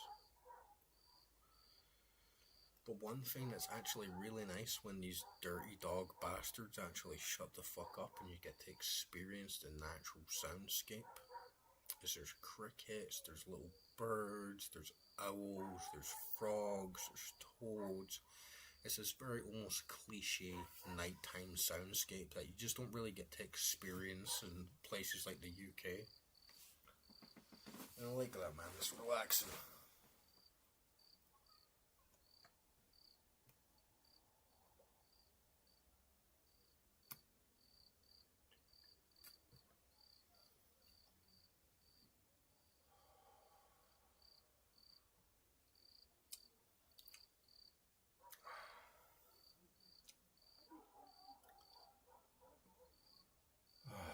It's almost enough to let you relax with that incessant fucking noise.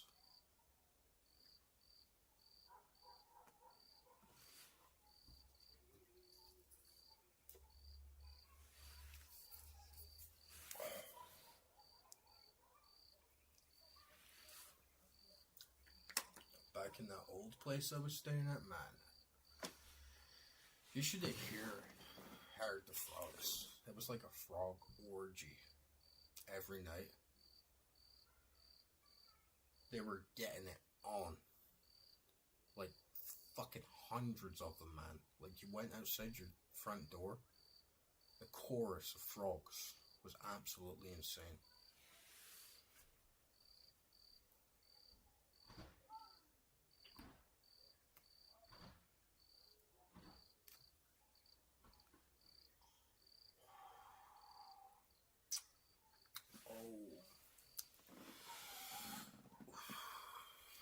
Succulent, man.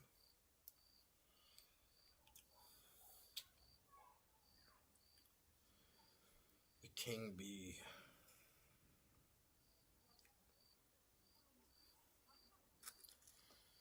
That was no doubt a solid buy.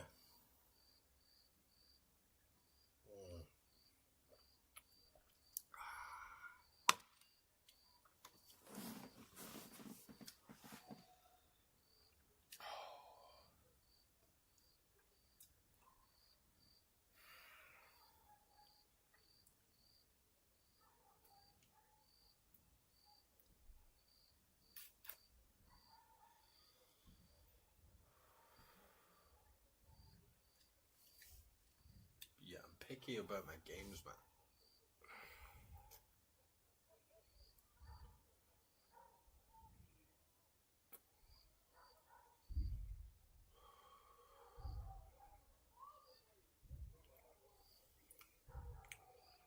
Oh, man. You know when you feel it, like, that palate, like, all over the tongue and, like, a little sharp rise up your nose. It's like, man.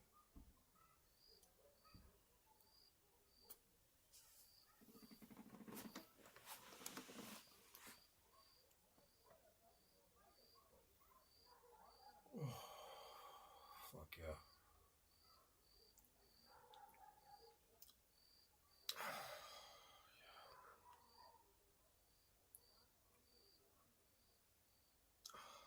So fucking good.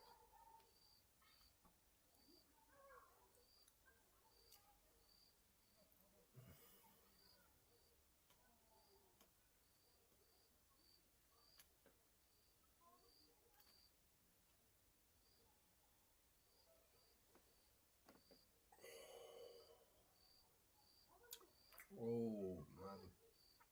Earthy. Earthy on the back of the tongue there. Whereas the front is like rich.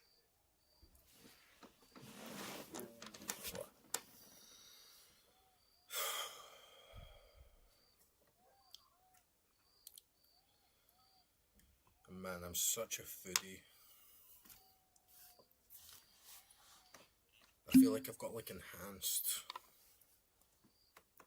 tasting abilities or something, because sometimes I have like a full-on like foodgasm.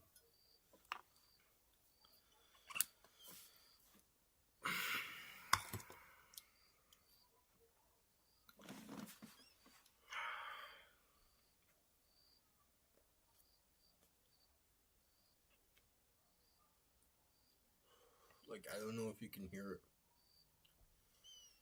but there's like those crickets off in the distance. And it's such a nice, like, relaxing, like, nighttime sound. I could fall asleep to that. It's funny how some animals can make a lot of noise,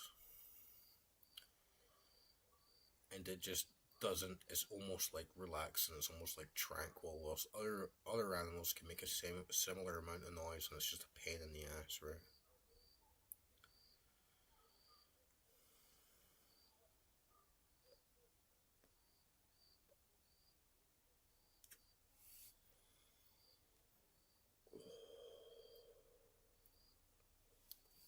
I will be smoking this motherfucker past the band. And it's like 10:05. It's why I decided to do this stream tonight, because I'm not going to be in a rush to like jump on Diablo 2. But at least if other people pop in and say, where the fuck is he? It's like, yeah, we're chilling. Oh, man. You gotta treat yourself.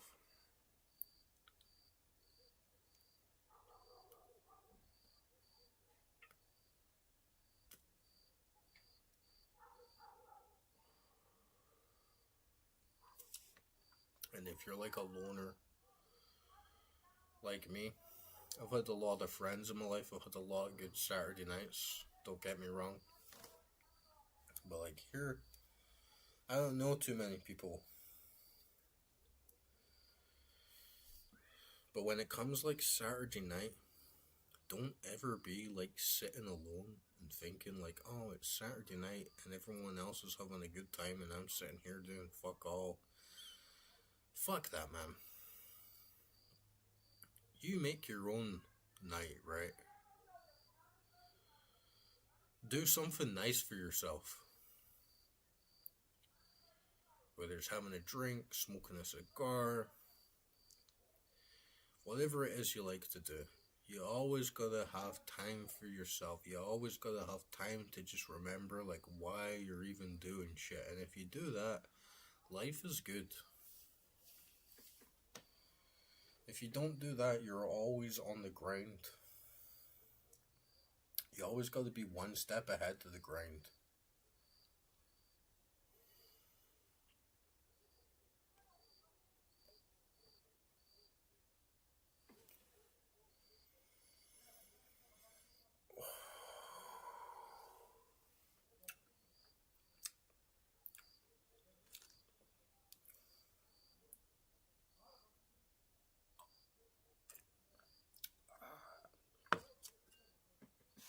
And I got myself some other shit tonight as well. I got myself this.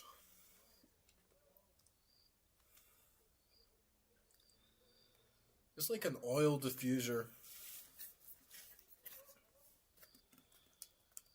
with like a little Bluetooth speaker in it, and it's got like a really nice like flame that like comes out the top of it that can like changes color and stuff. That basically it just sends little rays of lights out in different colors as the steam and vapor is coming out of it to give like a nice effect.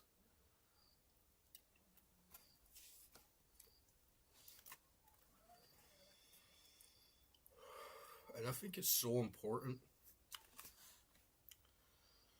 when you're sitting at home. It's nice to have a really nice aroma and a really nice smell, just so you can take it in and have your senses occupied in some way. And it just sort of reminds you and grounds your body into something that's pleasurable and something that's nice and relaxing, and just like takes the edge off and creates like a nice atmosphere in the home. It's something that's really been missing, honestly, in my house. It's just to have like this very nice like rich aroma, and some of them help you sleep, some of them help you stay focused. Some of them just make the place feel more homely, make the place feel more alive.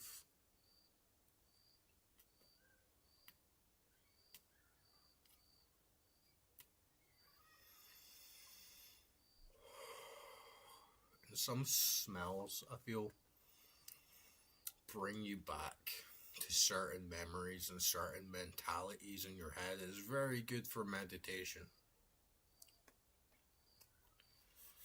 It's very good for setting the tone and setting the vibe in your home. It's not a home to me if you don't have an oil diffuser. And if you walk into a nice place, you walk into a nice hotel, nice business, and there's this distinct aroma in the air. It's almost like a signature smell, right? It completely sets the tone. And it lets you feel like you're in a safe place, or it lets you feel like you're in somewhere that's more cultivated, that's like more refined, that hits those like subtle sensations. Like maybe not everyone can go full on with like interior design and like textural inputs of like your sofa, like your bed, the walls, pictures. But a good oil diffuser doesn't cost a lot of money, and you can get really nice aromas in your house. So that was like a big level up for me. And it was a big step of like, this is my home. This is where I'm going to stay for a while.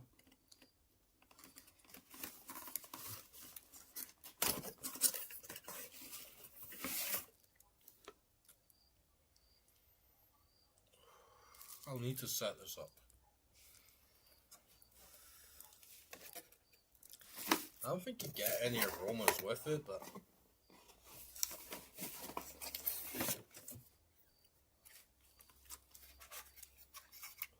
a little Bluetooth speaker, it goes a long way. Even though it's probably not the best quality. Got like a little pouring jug here with it. And then this is like the adapter. But yeah, a little Bluetooth speaker goes a long way. Especially if you've got shithead dogs like barking like fucking constantly. You can put like a nice little soundscape on in the background, and it just like completes the vibe, man. I feel like it's missing from a lot of people's homes. And even though like I'm like a working class guy. I like grew up in a working class home.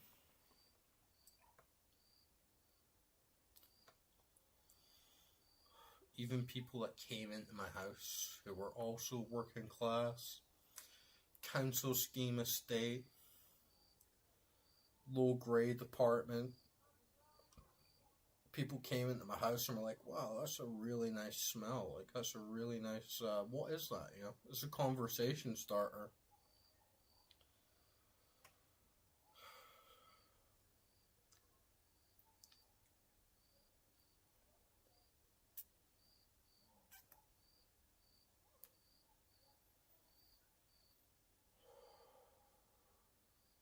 And I feel like I'm very... Man, that cigar is good. I'm a very sensual person.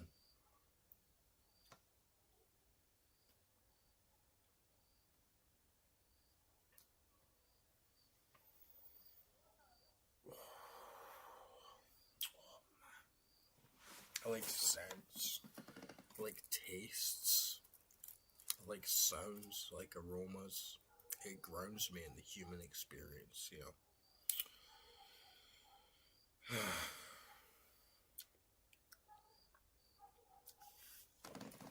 And funnily enough, like this brand, I chased them down all day, man. Aromaco. They're like a Georgian-based company, and they were like really hard to find for me. Like I was walking around the city all day trying to find out where the fuck they were based, and I ended up going to where their business headquarters are.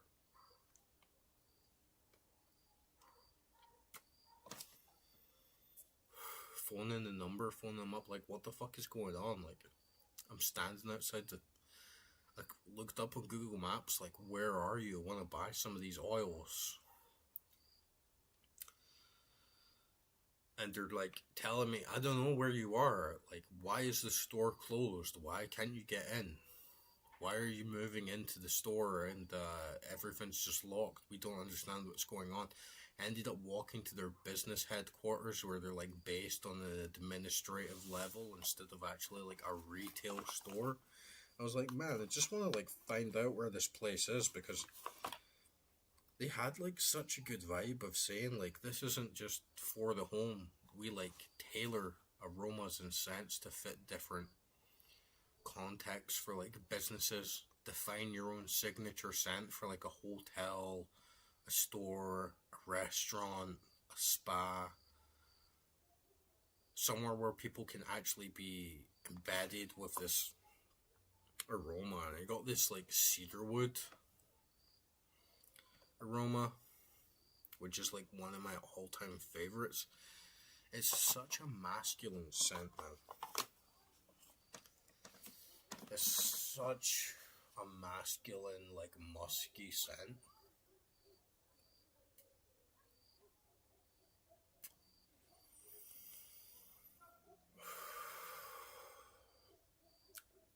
And it's something else that, like, orientates my mind and lets me focus on things, because when I first moved into my new house years ago, I got like this really nice apartment in like Edinburgh city centre, and it was like the beginning of my new life. I used to vape cedarwood all the time, and the scent reminds me of, you can achieve something, you've done something, you've accomplished something, time to relax, time to soak it in, time to like be at peace. And that like aromatherapy aspect always sticks with me. Whenever I smell cedarwood, I've already established the framework of like what this means to my body, and my body automatically like calms down and like absorbs the vibes. So like cedarwood was a must. And this like business, they're like very high grade. Like the oils,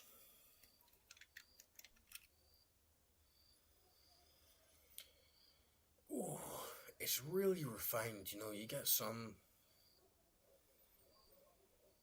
oh man, that's good, man. You get like some businesses, some brands of like essential oils, and while they can be like very, very pure,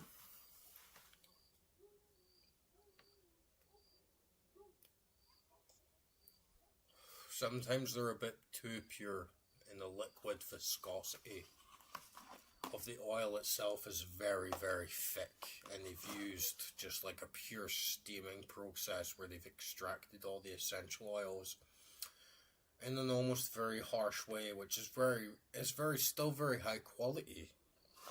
But these guys like went the extra mile in creating a batch that's not like completely gunky viscosity. It's kind of liquid. It's kind of almost watery. You know, the oil is quite thin, and it's mixed with a couple of other things that just gives it this very like refined, not super processed, a couple of other flavors, aromas like thrown in, that just like completes like the big picture of it all.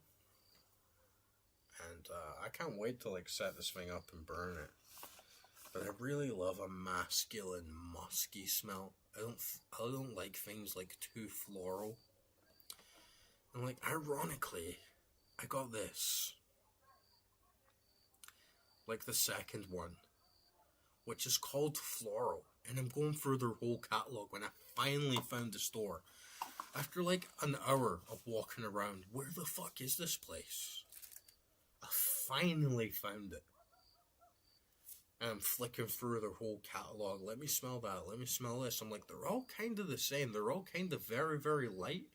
Very, very floral. I'm looking for something a little bit more musky. And we went through the whole catalogue, and eventually the girl was like, try this. I smell it. I'm like, oh, yeah. That's the one right there. That is like musky, not so floral. Um, has more of a heavy hitting range to it, more of a heavy hitting palette, something more all encompassing, a bit more body based. And ironically, it's called floral, right? So the one that was actually like the big hit was called floral itself, which kind of doesn't make sense. But there we go. And man, sometimes like you're sitting at home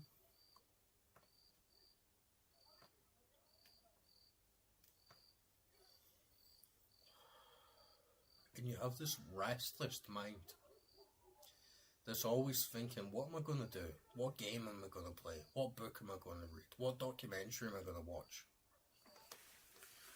Should I work more right now? Should I do some push-ups? Whatever it is. And you realize, like, your mind is almost trying to escape its constraints right now.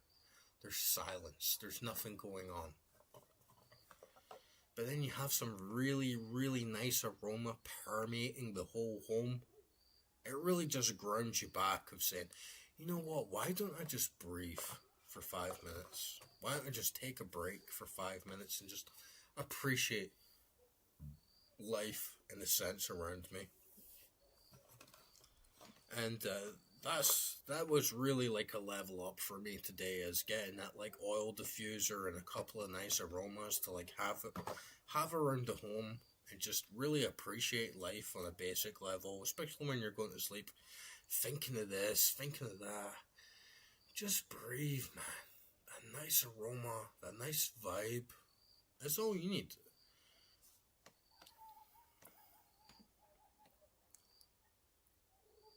Yeah, man. Bro, this is the sort of thing that you need. Like, do you have an oil diffuser at your home? This is the sort of thing that you would be really, really into.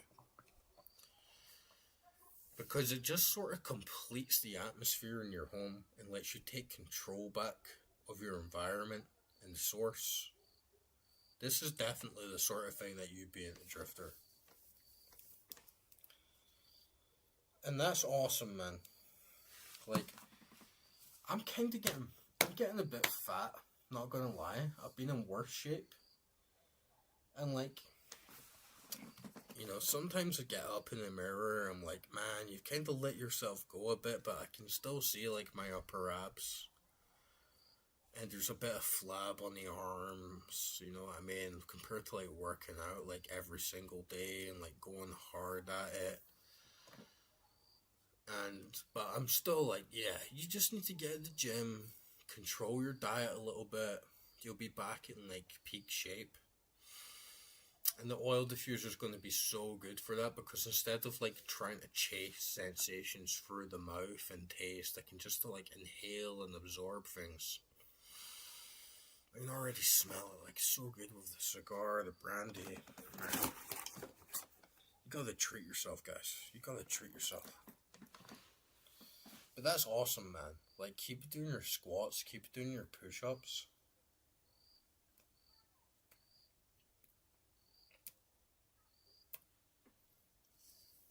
A little trick I have for all the lazy gamers out there, like me, is that if you want to keep getting in shape and you want to keep like looking after your body, one of the best things that you can do is start doing push-ups, start doing squats, start doing sit-ups every time you level up in a game.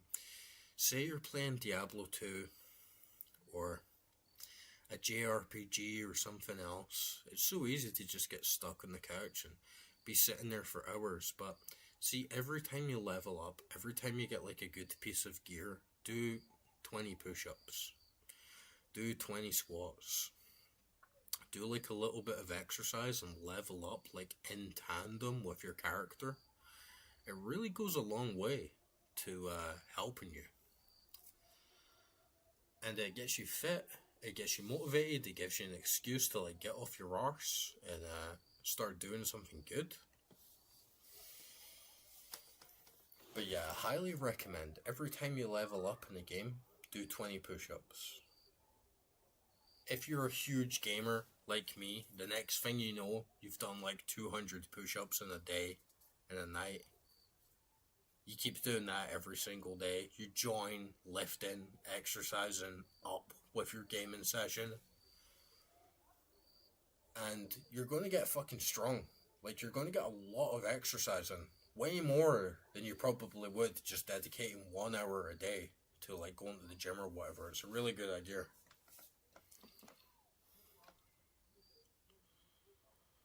I don't take ashwagandha anymore, like, right now, but there's no real reason for it, honestly. It's just because I can't, like, get a hold of it.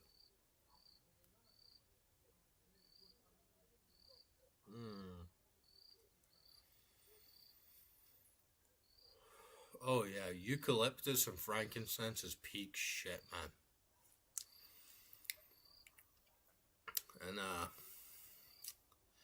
And if you got like a really nice bathtub at home, get like some Himalayan pink salts or like some Epsom salts and put a little bit of frankincense oil in there. It is fucking good, man. It is really fucking good for recovery.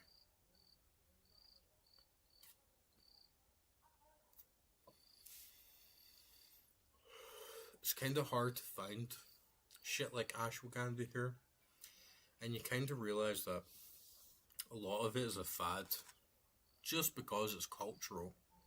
You go to Eastern Europe, they don't know what the fuck it is, right? But yeah, ashwagandha, like, very, very good. I have, like, zero issues with it. The only people I see, like, complaining about shit with it is it lowers their drive a little bit and makes them lazy. I never got lazy off ashwagandha, man. As long as you can motivate yourself to keep working out, it's all good. But yeah, eucalyptus and frankincense, those are some of my favorite smells as well. They're masculine scents, right? Masculine scents.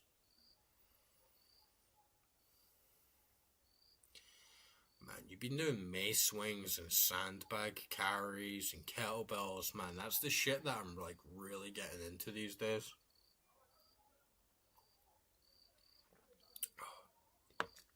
Dr. Salts. Yeah, Dr. Salts is a really good brand, man.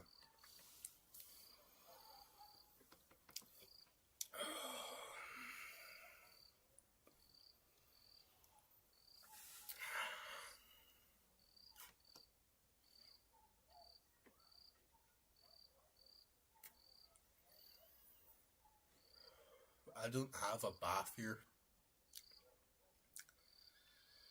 I only have a shower, which is kind of a disappointment, but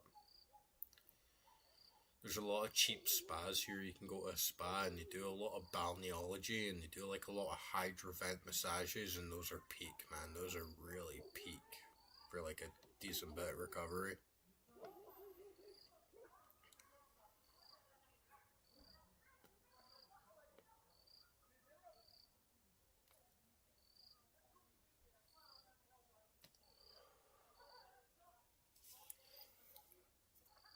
Yeah, kettlebell swings are amazing, man. And there's so many different ways you can use a kettlebell.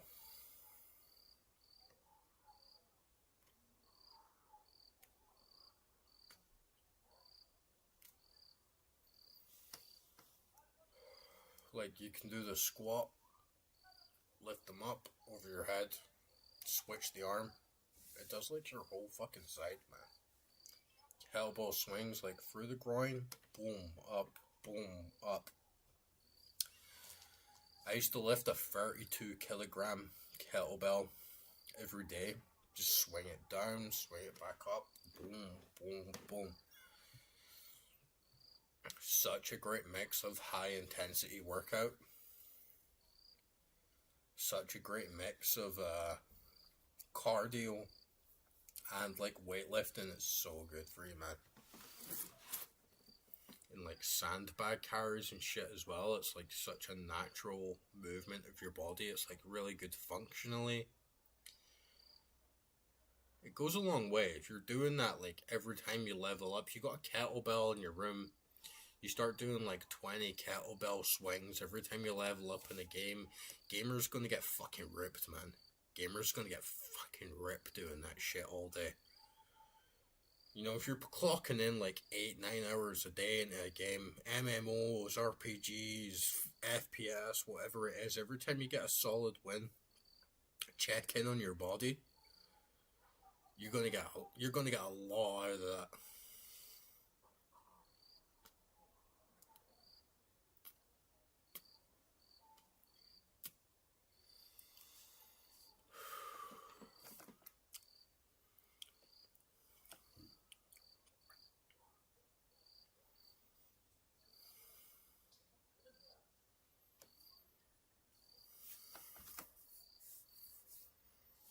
Sandbag carry is peak as well, man. Like ripping your shoulders. If you want to go the extra mile, go rucking. Get like a big rucksack of weight. Put that on your back. Go out hiking in the mountains, up in the hills, out in the moors, whatever it is. Like it does such a good job for you, man. It's a sort of workout where it just really boosts your like physical metabolism. And you get home, it really orientates your body, and I'm gonna sleep now, I'm gonna eat now, gets you in a really good habit.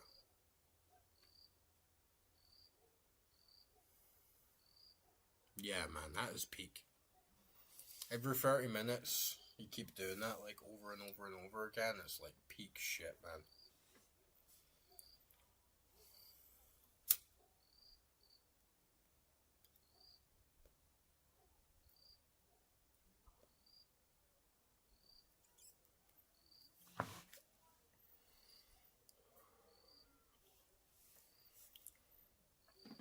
What? Oh, yeah. So you got an oil diffuser, you burn eucalyptus, you burn frankincense, you do kettlebell swings every 30 minutes. That's a really good lifestyle, man. I really respect that shit. It's holistic, you know.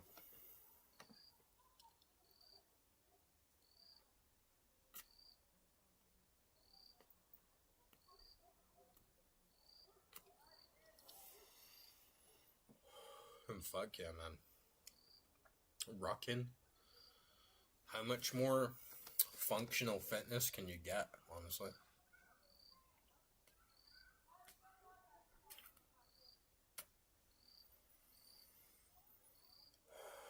Like hauling weight on your back and just trekking around with all that weight on you, it like makes you a man.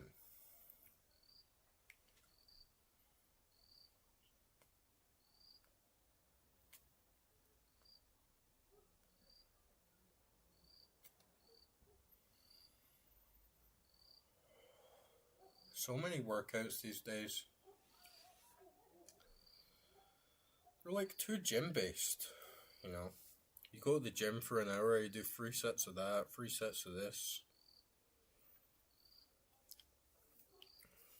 Your body gets a really good burn and like really good experience. Really good like mix of cardio, like strengthen your heart, like strengthen your lungs, like just going out and doing stuff, man. And I got to the point where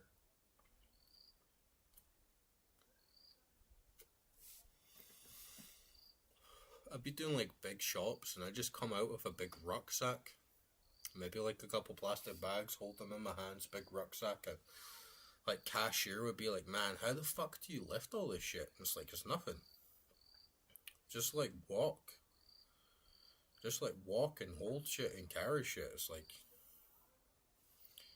it's always going to be useful, right? Whether you're like building a house or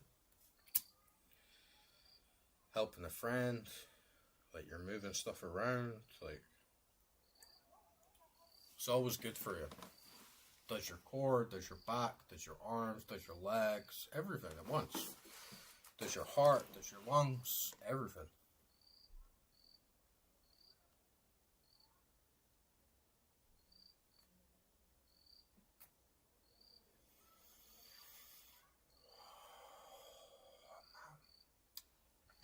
end of a cigar, where it gets so fat and thick and rich.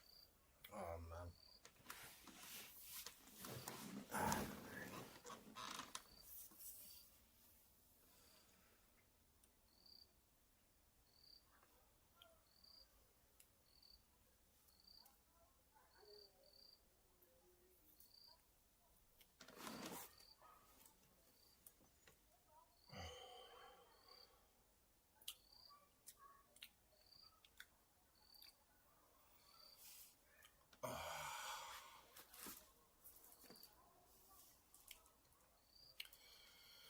You gotta have your downtime as well,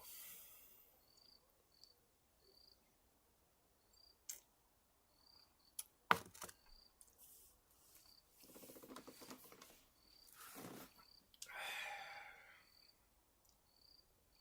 I know, like, people say, you shouldn't drink, you shouldn't smoke, blah blah blah, because it, like, kills hypertrophy and destroys some of your muscle mass and all this shit, but, like, your body needs to relax, like, your body needs to, like, lower stress. You need to have a lot of pleasure so that your body gets, like, a good reward in between all the, like, intensity.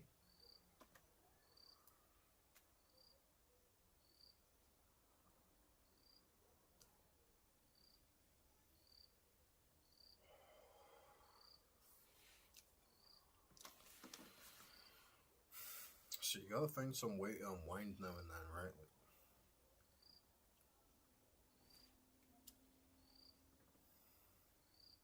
yeah, you gotta have your healing time. You gotta switch off.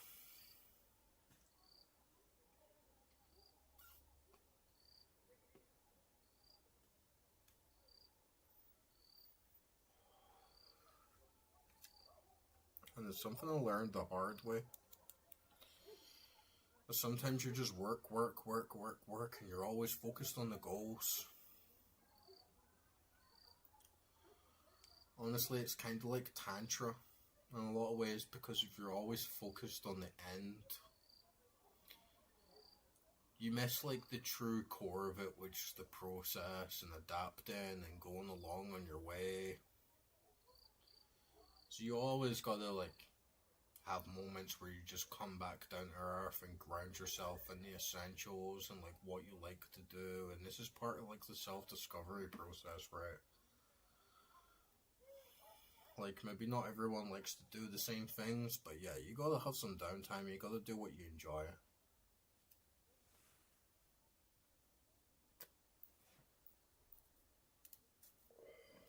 We're taking the band off. This is another thing, some people don't smoke past the band, because, like, the end of a cigar is supposed to be where you get, like, the most of the, like, hit back, but honestly, like, the end of the cigar is, like, my favorite part. I smoke it, like, right down to here.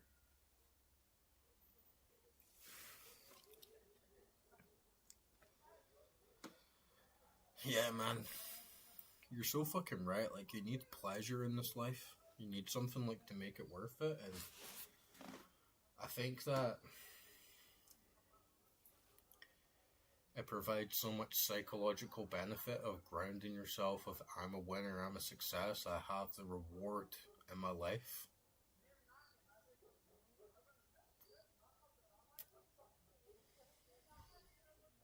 If you constantly cock block yourself from that, you kind of just naturally lose the fight.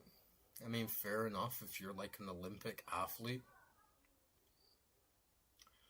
your winning state should be that gold medal, but for just, like, normal people, like, normal dudes, like, there's got to be, like, small little compensations along the way to just let you know that you're winning in life. And I think it's the same with, like, cash.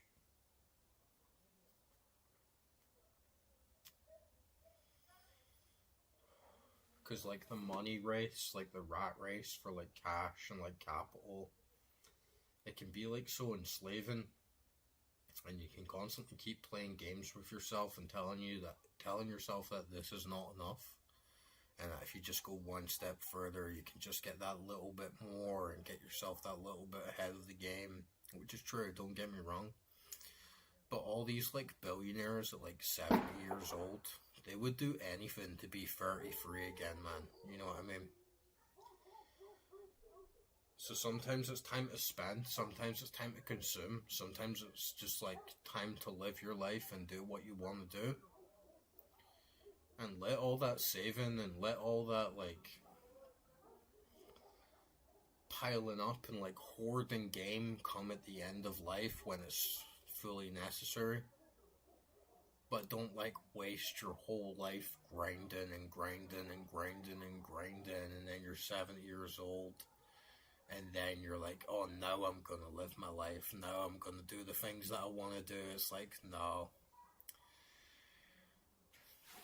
Do what you do with what you have now in the year, in the moment, and it's gonna add to a lot of life experiences. You should feel like a king in a lot of instances in your life. And yeah, don't go overboard, obviously. Obviously, there's a thin line. I'm not saying, like,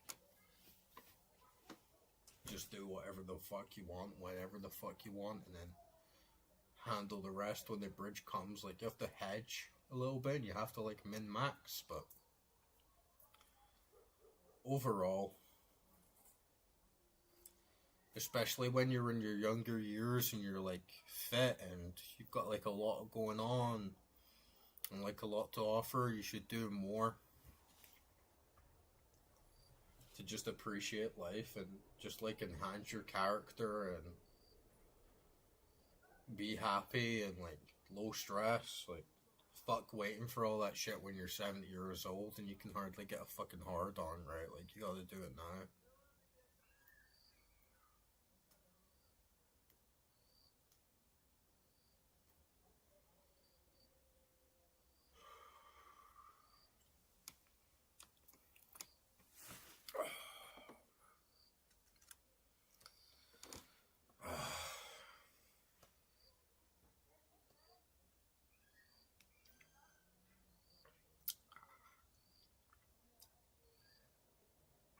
That Grand Marina is really fucking nice with a cigar.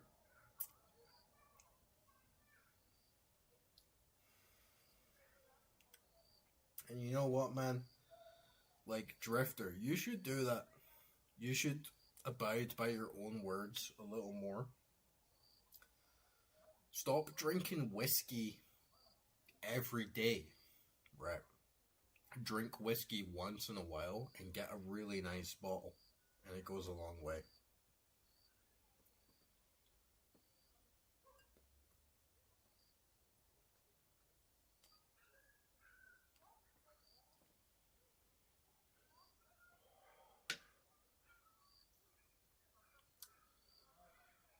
Have like the grind, then the pleasure, split them up.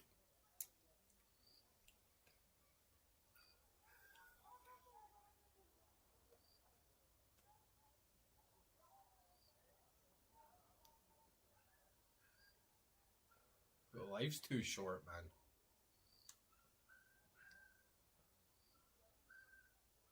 I've had this bullshit with a lot of girls in my life, and they always want what they want now, and have the whole life goals and big abstractions like set in this place. I want that now. It's like, let's just be a little bit more grounded.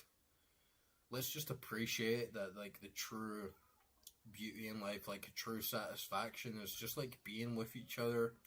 It's just like enjoying the moment, even if we don't have everything all at once. Like, let's just take it as it comes. Though a lot of girls these days, like, they want the whole cake all at once, even if they're like 40, 50 years old and they've been through it. It's like, you gotta just appreciate like the smaller things in life sometimes, right? Like, you can't always be chasing the end state.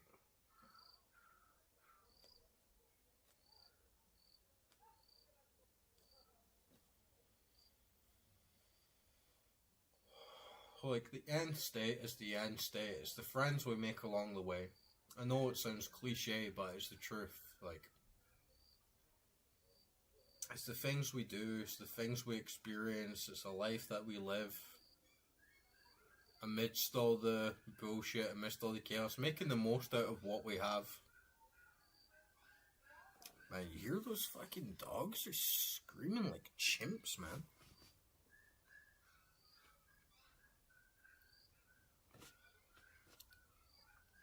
Yeah, I mean, like, no, like, do whatever you do, man, you know?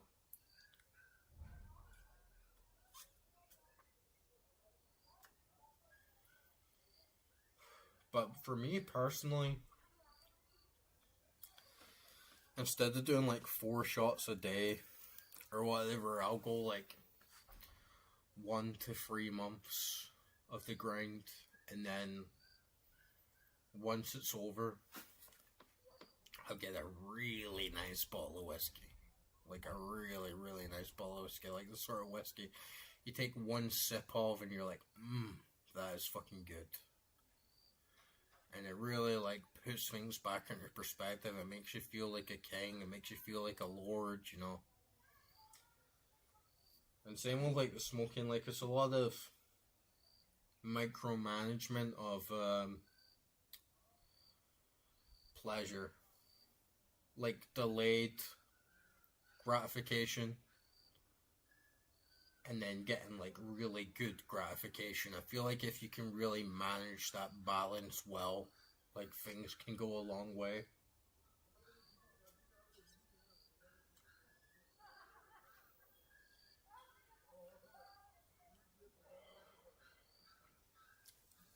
And sometimes it's like, you let a Saturday night just become any other night.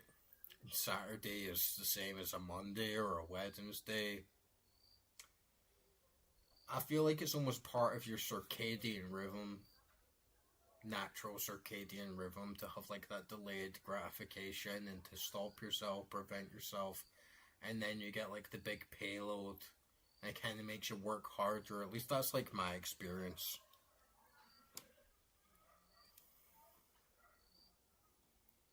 Nah, don't mix lemonade, man. I'm fucking telling you, don't mix lemonade and whiskey, dude. Like, instead of mixing lemonade, drinking it every night, like, wait, like, 2 weeks, nothing. Right, and then get, like, a really nice bottle of whiskey, get, like, a nice, like, 12-year-old, 15-year-old, get, like, a nice, like, Lafroig. There's, like, that parable, right, of, water tastes way better after a hard day of work. And it's true. Like, water is just water. But if you work really, really fucking hard in the scorching sun, and you, like, break your back, and you're, like, sweating, and you do a lot of pushing and pulling, and then you finally get that big drink of water. That big drink of water is like ecstasy, man. Whilst if you're doing that, like, all the time, it's like the pleasure of drinking a simple glass of water is, like, lost to you. So it's a little bit of wisdom, right? Like, a glass of water tastes way better after a hard day of work.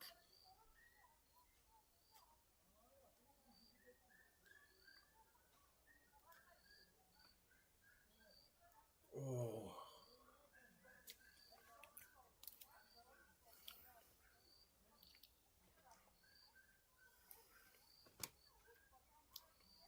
Water is top shelf, man. Georgia has an absolutely astounding variety of waters. You know, I feel like in the UK, like, basically premium water is like Highland Spring. It's not even that good, man. But, like, in Georgia, Borjomi, you have Aberglavi, you have a lot of different, like, types of water, like spring water, that just makes it all, like, a lot more worth it after you've been working hard.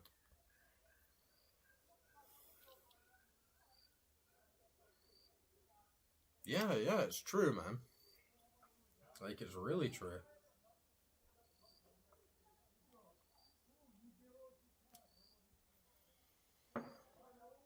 It's literally like the difference of smoking 20 cigs in a day. It's literally the difference of smoking 2 packs a day to smoking a really nice, refined cigar. And you know, like, you smoke 20 packs a day, it's almost like it's like a dirty habit. Smoking a nice cigar once every month, once every 1 to 3 months is not a habit. It's letting yourself enjoy pleasure. It's the same with whiskey. You get a really, really nice bottle of whiskey.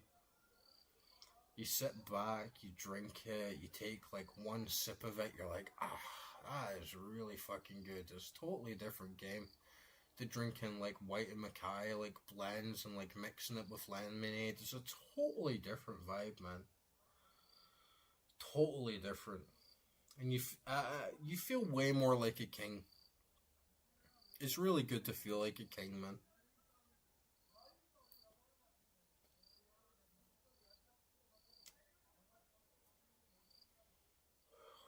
And actually it adds up a lot, right? Because I've been like broke. Not like dead broke, you know, but I've been like really low on the cash. I've like communicated, I've like been with people. Literally they tell me, man, I thought you were like a millionaire or some shit. And it's like, no, I just like know how to choose my pleasure and know how to do like the right things at like the right time. Instead of like drinking every day, it's like, no, I don't do this every day, you know. I like hit the whetstone, hit the ground, try and do like whatever I can to like improve myself, and then give myself like that big boost, like big pleasure, like when the time comes. It really does go like a long way, man.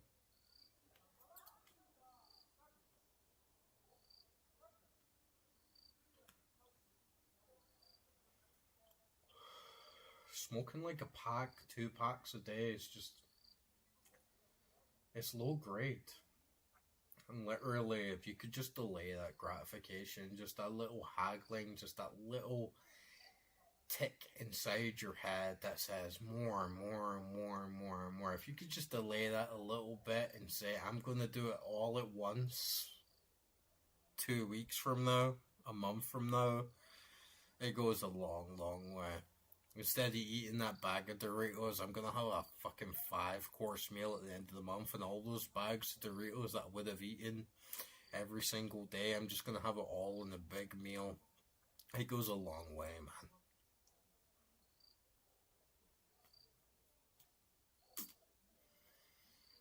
And it's literally how a working class person with not a lot of cash flow, with not a lot of income, can like really change their whole mindset and really change their status in class on a basic level of just doing something really, really nice, like really, really nice every now and then, instead of something kind of nice every day, if that makes sense. It goes a long way, man. It goes a really, really long way.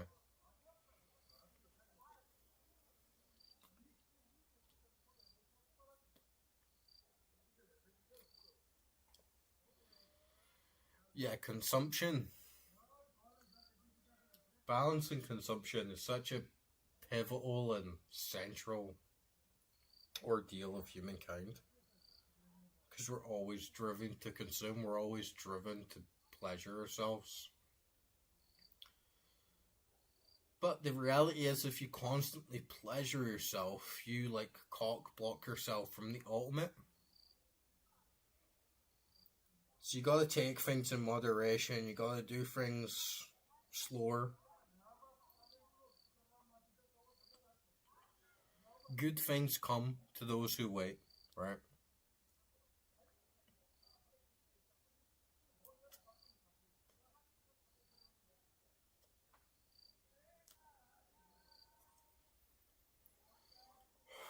Like this cigar, man.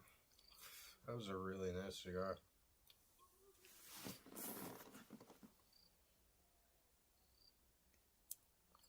Like, even though I like sort of trashier stuff. I like getting a dirty burger. I like getting a cheap Chinese buffet or whatever the fuck, but save it. Save it till the time comes. Get a really nice, raw, juicy steak. Get a really nice bottle of wine. Get a really nice bottle of whiskey. You're gonna feel like a fucking god, man. I'm telling you.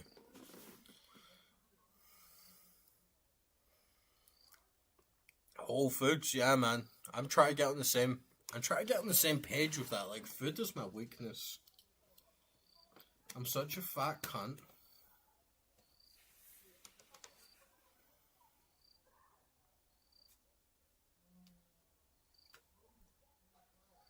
Food is like my major weakness, honestly. A little treat here and there, a little cake, a little chocolate brownie, some cheap junk food. That's my main weakness. If I could just delay that for a bit longer, I'd be like in way better shape.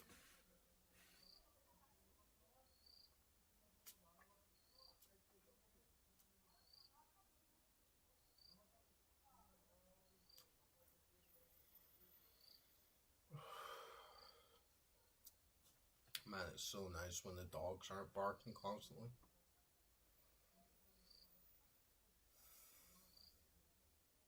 And some people as well. It's like what I was saying with girls, man. I had this super recently. I was just like feeding the stray cats at the dumpster a bunch of food. And yeah, I was just watching them eat it because I like to monitor their health. I like to monitor how much they eat of this tuna fish or how much they eat of the herring, just to manage like how much are they taking it right now, like how much can they hold, how much are they gorging on it, like how hungry are they, how starving are they, can they last a little bit longer, do they eat like half a tin, a full tin? So sometimes I just like watch the cats and see how they react to it.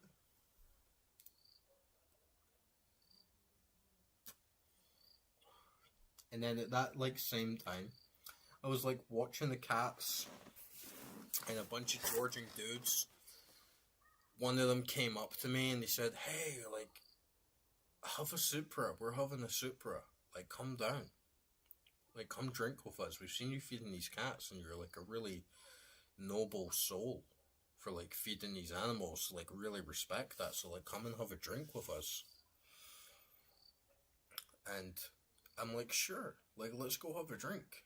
And go down to their table. They got a really nice little table like set up. It's just really rustic, man. Just like some old logs, just like some old stumps for chairs, like a wooden table, like put up with like bricks. And they're just like drinking wine and they're having toasts saying like, "Here's to our ancestors, like here's to God, and here's to like all the things that come before us." And then you realize, then some of them started saying like, you need to get out of this village because this village doesn't produce enough. This village is like a dead end. And I'm trying to say to them like, "Look guys, like this is it. What more can you want in life? There's like 5, 6 of us all gathered around the table. We're all drinking wine. We're all shaking each other's hands. We're all like enjoying our life. We're all enjoying like the present moment. We're all giving praises and toasts to God. We're all giving praises and toasts to our ancestors. We're all being very mindful. We're all being like very self-aware of the things that's come before us and the things that will come after us." I'm like, "Hey, dudes, like, what more can you want? Literally, what more can you want?" And people get so distracted. I could have a bigger house. I could have more women in my life. I could be doing more. There could be more things like popping off. But like at the end of the day, we're here right now. We're having a drink. We're eating some fresh grown organic vegetables, all from your own houses. We're really enjoying like the present moment. What more can you want in life? That is life, right? Like that is it. and we're all having a good time. Like, we're all making new friends, we're all making new connections, we're all appreciating each other's cultures. Like, there's nothing more to like have. I would rather have that any day, right, than being like surrounded by rich people or big huge house with a swimming pool. Even when I think of it, it's like, what would you even have? Oh, a big house, oh, a swimming pool. Fuck that, man. I mean, just at the end of the day, a few good friends, feeling like family with one another, feeling like you're appreciating and respecting God, feeling like you're appreciating and respecting life, that's way more valuable than anything these like big achievements and these like delusions in people's heads can like muster. At the end of the day, if you're a billionaire, millionaire, you got this big house, you're sitting alone in bed, you got no friends, like, you got no family. Like, these are the things that really like unite us together. These are the things that are like really worth living for. And you feel it a lot in a lot of places in Georgia. Of like, people just really don't appreciate like what they've got like right here in the moment. Drinking a bottle of homemade wine, fresh fruits, fresh off the tree in the back garden, shaking hands, giving toasts. I don't give a fuck what the rest of life has to offer, man. That is it. That is it. That is like the peak of what you can have in this life, right? And it's not material, it's not how much money you earn, it's just a few people like coming together and making the most out of the present moment. And that's what like truly matters. Sometimes money is the stepping stone to get you to those places, to get you to those experiences. But really, like, people get so distracted by the bullshit and the exteriors that the grounded moments, and I feel like this is so lost. It's like this cosmic irony, right, of rural Eastern Europe, like poor people like living alone, and they're like, we have nothing, we don't have the wealth. Whilst you have this shit in the West, and it's like, we have money, but we don't have connection. We don't have this like familiarity. We don't have this like connection to our home. And it's like completely lost, ironic. It's like, you have what we don't have, and we have what you don't have. You know, it's a sin. We shouldn't be living this way, man. And in the West, like, so much, like, you can be like sitting around like doing nothing, and people feel like they're just like wasting their life away. And then in the East, like, people are sitting around a fire or drinking wine, eating like really good organic like homemade food, and they feel like we could be doing so much more with our lives. It's all illusion, man.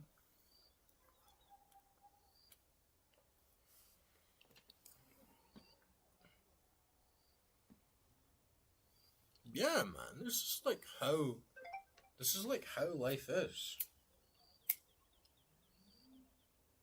It's actually so fucking nice, man. Like, you're just out minding your own business, and then a bunch of dudes ask you, hey, do you want to come drink with us? Come drink with us. Let's have a drink. Let's have a toast to our ancestors. Let's have a toast to God. Let's all tell each other what yours is mine, what mine's is yours. Let's all have some food. Let's all have some drinks. Let's all shake hands. What more can you want from life, man? Seriously, like, what more can you want from life? Like,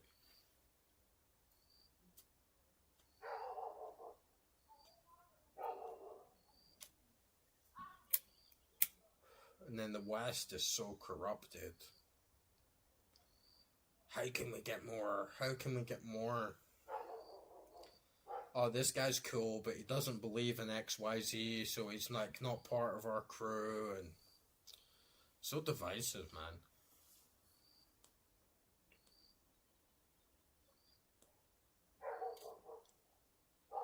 Friendship and family is like dead in the West. It's so hard to say.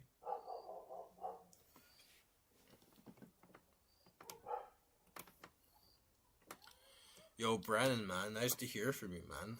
How are you doing, dude? Yeah, it's a pretty pleasant evening, even with all these shitty dogs barking in the background. It's, you make what do with what you have.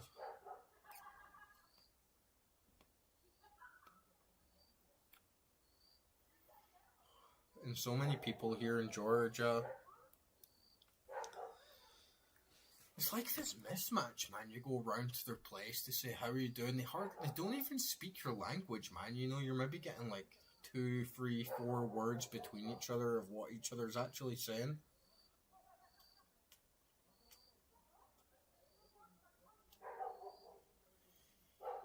And they almost feel jealous, right? They ask you what you do. And they think you're a big shot, you've got all this money, you can do whatever you want. It's like, look, man, we're empty. I would kill to have a good family. I would kill to have some really good friends. We all just hang out. We all have good meals every single night. We all make our own wine. We all grow our own food. We all live in the same village. Everybody knows each other. We all try to help each other. Like, this is really, really good. And,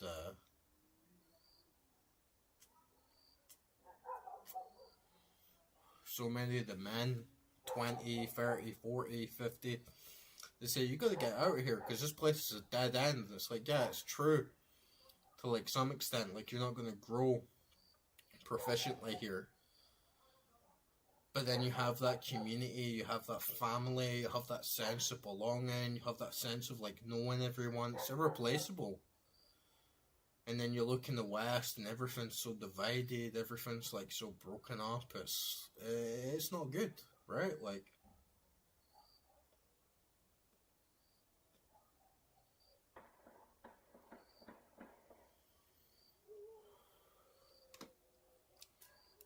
and I've realized, like, since coming to the East,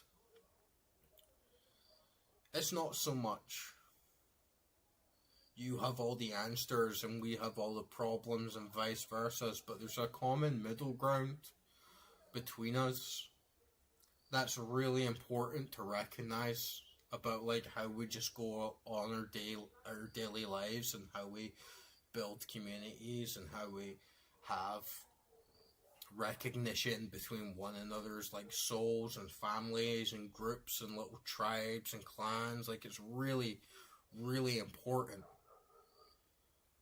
And I just, like, feel so much on both sides is being lost in the chaos, right? People in the East feel we don't have the same as what they have. But really, a Westerner comes here and it says, man, you guys have got everything that we have left behind in the fucking dirt for the sake of mammon. And that's really, really sad, man.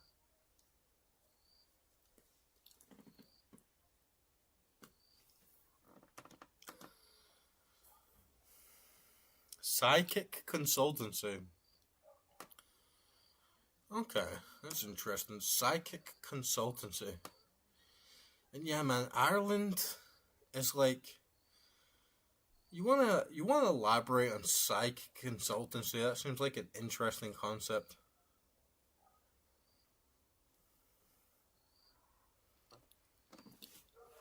Yeah, man, it's like, here.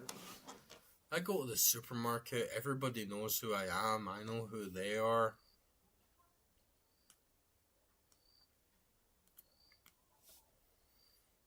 Everybody says hello to each other. I walk past every single person in this village. I say hello. They say hello back. Like, when I got off back here in the taxi, I got off, I'm like walking up the street. Some guy sees me. It's like a guy who knows me. I know him. I don't know his name. He plays backgammon all the time. He's seen me at like a couple super hours. He said, "Hey, Gamer Joba. We don't speak the same language. We're from completely different countries." He puts out his hand. And I'm like, boom. Respect, man. Respect. You know, anything you need, anything goes wrong, knock on my door. You know who I am. Knock on my door. I'll do whatever I can to help you. Even though we don't speak the same languages, even though we're like so many worlds apart in many ways, we're closely connected, and that's what I absolutely love about rural Georgia. We're so fucking close. Anything. If my next door neighbor said me, "Help, man, I need help," anything, I'll do whatever I can to help you. And I know for a fact, I knocked on their door. They don't know what the fuck I'm saying. I get a translator. I say, "Look, this, blah, blah, blah. I need help." They'll help me.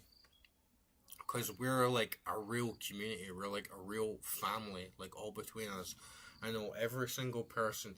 Every single neighbor that comes out the door. Gamer Joba, hello, handshake. My name's Johnny. What is your name? Right? We don't have that in the West anymore. It's completely lost, and it's a shame. It's a shame, man. Nobody bothers each other here.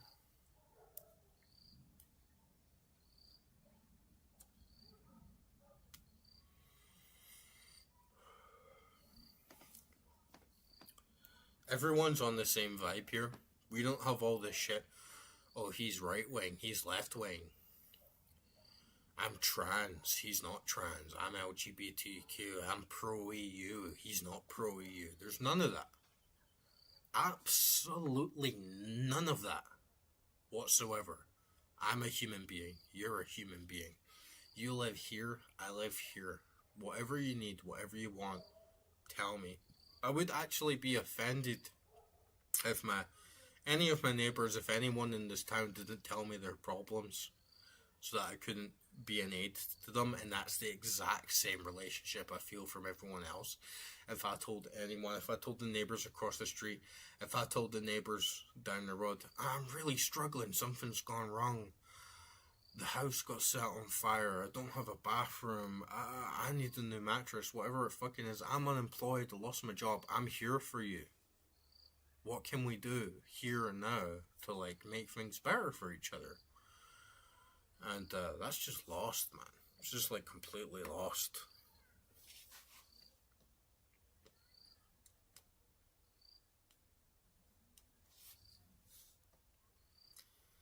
Exactly, man. In your area, nobody even says hello to each other, and that was the same thing that was happening to me back in the UK and Scotland.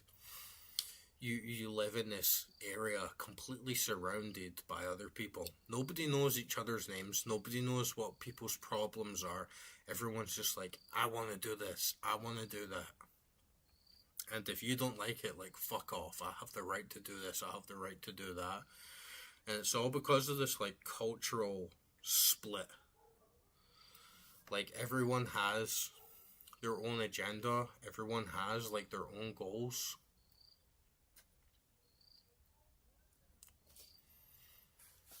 And nobody's like really unified, and I feel like poverty has like such a big role in that.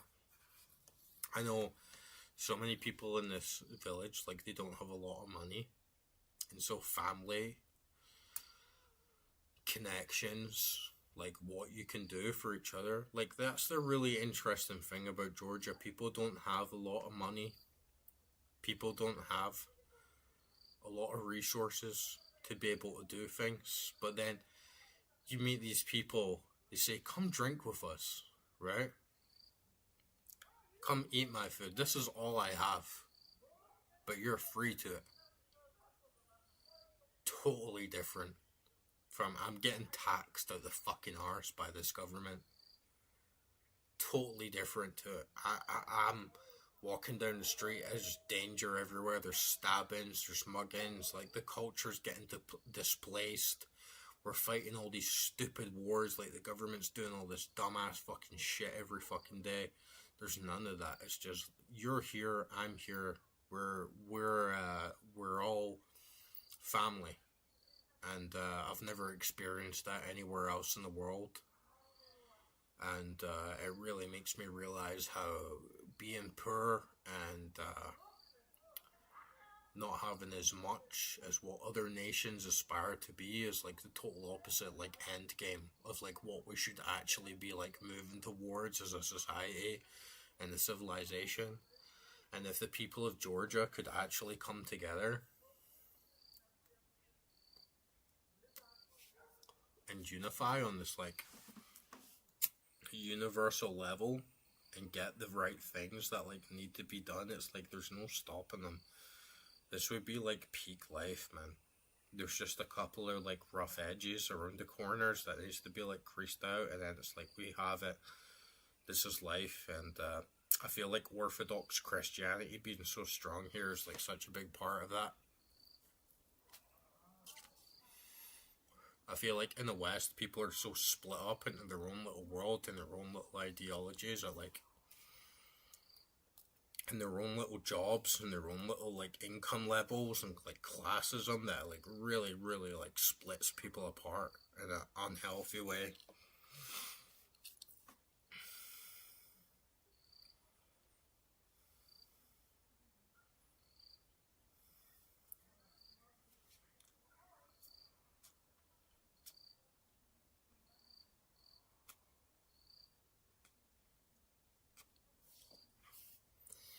And like the shit that's going on in Ireland right now is kind of like the perfect example of how this can go in like the opposite way. Because like in the UK, there's so much bullshit and there's so much division, and it's like there's this huge agenda to like split people up on this basic level. People don't speak the same language, people don't have the same culture, people are feeling like they're being replaced, people are feeling like they don't have control over their own destiny. People rely on big corporations constantly to feed them, to clothe them. Man, I ate fresh cherries off a tree growing in my back garden today, and it felt so good. The neighbors grow their own wine. The neighbors bake their own bread. Like, if the world collapsed tomorrow, the irony is that Georgia, as like the poor country, the underdog, would have so much more than America or the UK or the Western Europe that relies everything on other people, that relies everything on foreign imports from fucking this globalist economy. It's like, we don't need that shit, man. We don't need that shit, like, whatsoever. And what's happening in Ireland right now is such a fucking shame. Because the reality is, like, in the UK, and in Ireland as well, like Republic of Ireland, people come to these countries from shitholes that haven't developed that same sense of community, that haven't developed that same sense of belonging, from haven't developed that same sense of we can support each other, we can provide for each other, and this is our culture, this is our life. And then these people move to other countries and they say, give me a handout, give me a handout. Like, I'll tell you right now, I didn't move to Georgia for a fucking handout. I didn't move to Georgia so that the government could give me more. Like, no fucking way. I didn't move here because benefits were good, because infrastructure was better, because healthcare was better, because of any of these other factors. That these immigrants move over to the UK, they come here, they fucking lie around, they do fucking nothing, they take way more than the average person earns making minimum wage. Every normal person is paying big fucking taxes. You can't get a doctor's appointment, the police doesn't work, the fire service doesn't work, the roads are fucked up, the infrastructure's falling apart because it's being leached. And then at the same time, every single fucking day in the UK, you're waking up. Bro, I didn't even understand what was happening in Ireland. I literally looked up on Google UK news today to find out stuff that was going on, and then it was like thrown right back into the same shit. Oh, a migrant has come over to this country and he's stabbed the fuck out of someone. Last time I did it, oh, a migrant's come over to this country and he's fucking mutilated someone with a hammer.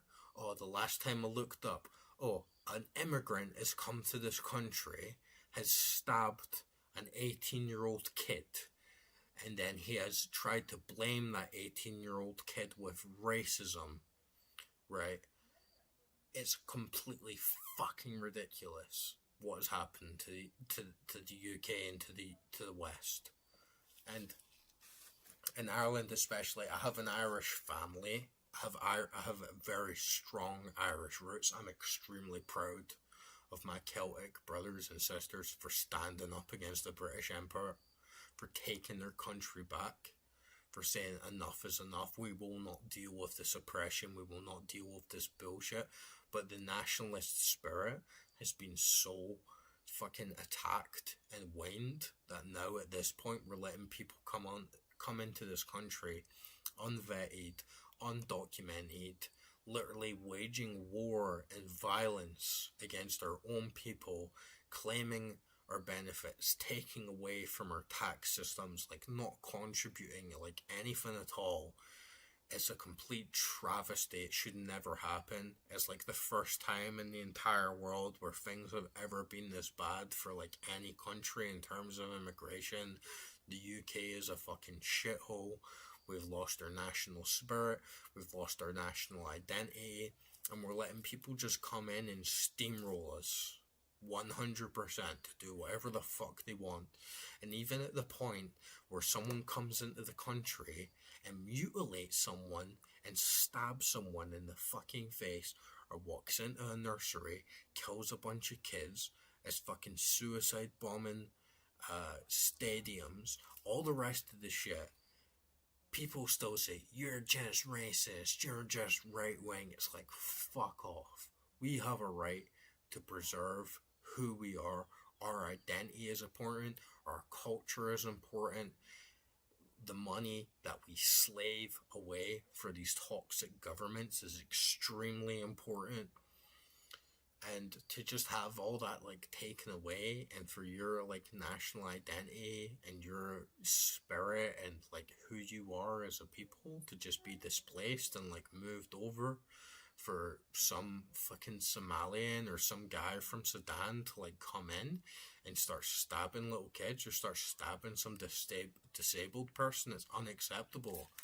And while I can't like condone violence in the streets, because I think like what's happening in Ireland right now is kind of like gone too far, and it's kind of like missing like the wider picture of how like a lot of people just come to the UK or they come to Ireland and they just want to like live an easier life, and they have like no intent of like violence or like any of the other shit that goes on. That's just being like completely overridden and overwhelmed with the amount of other fucking bullshit that's going on in the world. And we're at a tipping point. Like, what else do they want? What else can be said? What else can be done? If people don't physically stand up and resist, like, against this shit, it's just going to keep on happening. Because election after election, vote after vote, things just keep carrying on the same path, and there's no difference being made. White, British, whether it's Scottish, English, Irish, they're being completely displaced. We're being completely overridden by aggressive, toxic, violent immigrants that have no cause coming to this country to do good. I remember walking down the street in Edinburgh, and man, it really pissed me off. This is basically summarizes like what it's like living in the UK a lot of the time, right? Because I was walking down the high street in Edinburgh, walking down South Bridge, there's this foreigner, like, on his phone, like, this immigrant. He looked like he was maybe from, like, Lebanon, or, like, some sort of, like, Arab country, like, Northern African country, and he was literally saying on his phone, "Oh, man, you should come to Scotland. Like, they don't give a fuck. They give me, like, £2,000 on benefits. They give me a house. You can take as much drugs as you want. You can just do whatever the fuck you want." And he's spitting on the street. He's walking down the street with a bottle of alcohol in his hand, talking on the phone to his friend. "Come to Scotland. They don't give a fuck. Let's just fuck the place up." And there was something innately in me, as I'm standing there, like, waiting at the bus stop, this, like, overriding rage of saying, no, I need to go up to this person. I need to fuck them up, you know? I need to grab their fucking head, slam it off a fucking wall, and say, "Fucking no. Go back to your own fucking country and leave the Scottish people alone. Stop leeching off this fucking Scottish tax benefits. Stop leeching off our fucking system. Stop thinking that you can come here and encouraging your other friends to come here and do whatever the fuck you want. It is not acceptable. We will not tolerate it any fucking more. Your kind is not welcomed in this country. You do absolutely nothing for this country. You're a filthy, junky leech, and we don't want you here." Right? And I'm stuck in that position of, if I do this, I'm going to go to jail. I'm going to be broadcast in all the papers. John Brave's a racist. John Brave attacked an immigrant. John Brave, blah, blah, blah. John Brave blacklisted from employment. John Brave just completely ostracized from a society for taking this stand against for his own people. It's unacceptable. And the reality is that there's so many people this day and age that come to this country for specifically that aim and that goal of just completely disregard for who we are. They're just complete leeches. They're just complete junkies. And I know it's not everyone. I know there's lots of immigrants that come to this country. Not this country, I'm actually in another country. But part of the reason why I left is because I couldn't handle that mentality anymore. Right? And yeah, you're right. Like, if you did that in Georgia, every single person in the village would come to your door and he'd fucking kill you. No. You're dead. And the person that took the jail sentence is a fucking hero for the rest of their life. Right? Because it's completely unacceptable. And people are done with it. We don't want this shit anymore. And people that come to this country, people that come to the UK need to realise that this is not your country. And we have our own sets of rules, we have our own sets of traditions, we have our own sets of culture. And fair enough, there's a lot of bad eggs in the UK. There's a lot of people in the UK that are junkies, that don't contribute to anything to society, and blah, blah, blah, all the rest of it. But the matter of the fact is that they're from this country. If they're in that position, the country has failed them. The country has failed them. But to take every bad egg from every other country is like, no.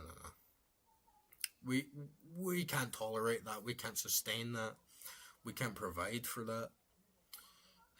And while there is a lot of immigrants that come to the UK and they have no bad intentions whatsoever, they're actually fairly good contributors to society.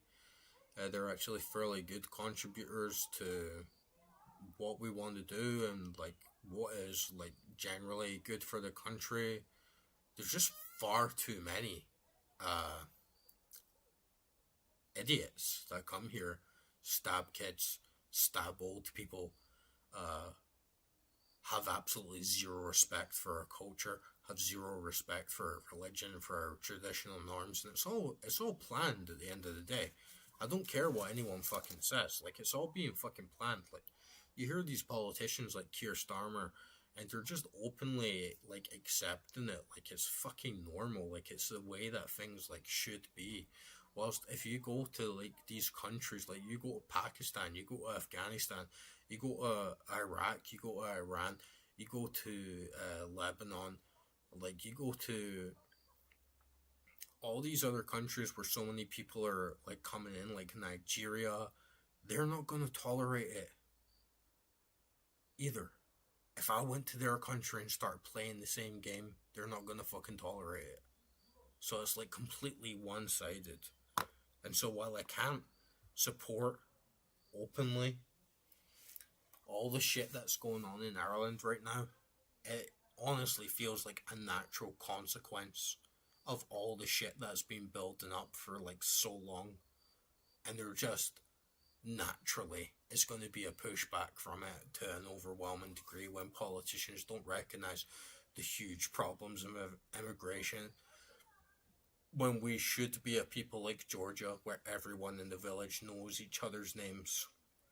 We should be a people where everyone's helping each other out. We should be a people where everyone's of the same religion, where everyone's of the same culture, where we're all saying like, I appreciate you, you're my neighbor, I love you, I want to do whatever's good for you and everything else around us, and we should all contribute to make like a good living for ourselves. Not like this big grand like civilization bullshit, but just a generally good living for each other. We should all be contributing. What's yours is mine, what mine's is yours. We shouldn't all be in this rat race that's being completely destroyed on purpose, so that we're all just at each other's throats, so that there's no sense of belonging, so that there's no sense of culture, so there's no sense of community, anything else.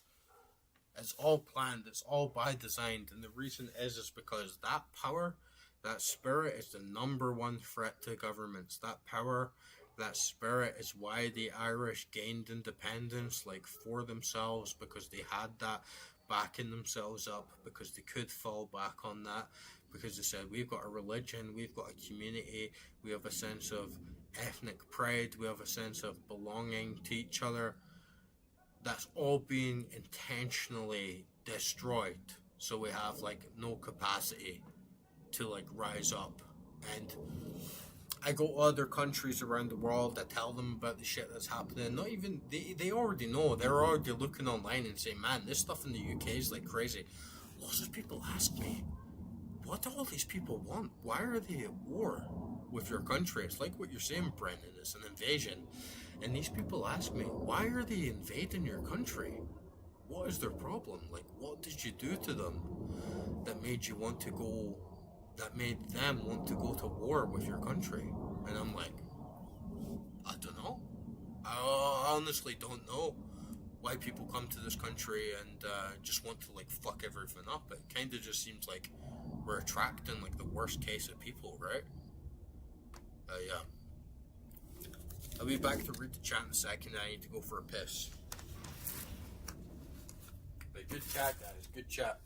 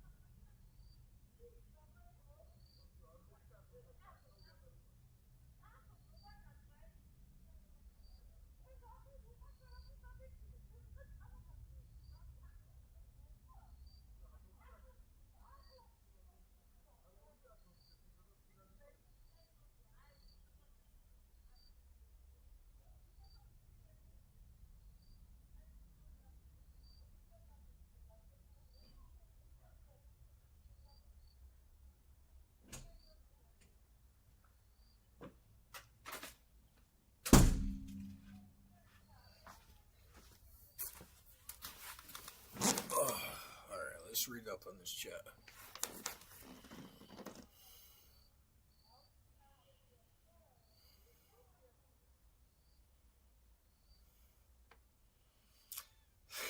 You need to pour another whiskey and lemonade. Cut the lemonade, bro.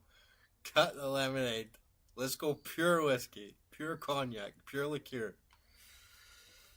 Man, I gotta get me some of this achma. Those who don't know, achma is like this traditional Georgian dish, and it's like one of my favorites of all time. And it's like, it's kind of like lasagna, but it's like in a crusty sort of bread. And it's like cheese instead of like pasta bolognese. It's like cheese and bread lasagna, like in one thing. Man, it's so fucking good.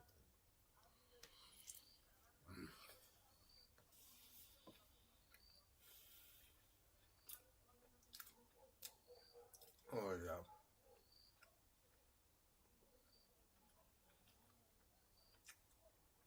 Ah, that's good.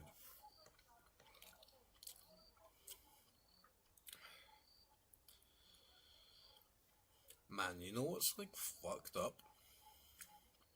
Like the World Economic Forum has got like so much to do with it. But you know what's fucked up is you go to like every other country in the world and you realize that the UK is in the worst state ever out of like fucking everyone.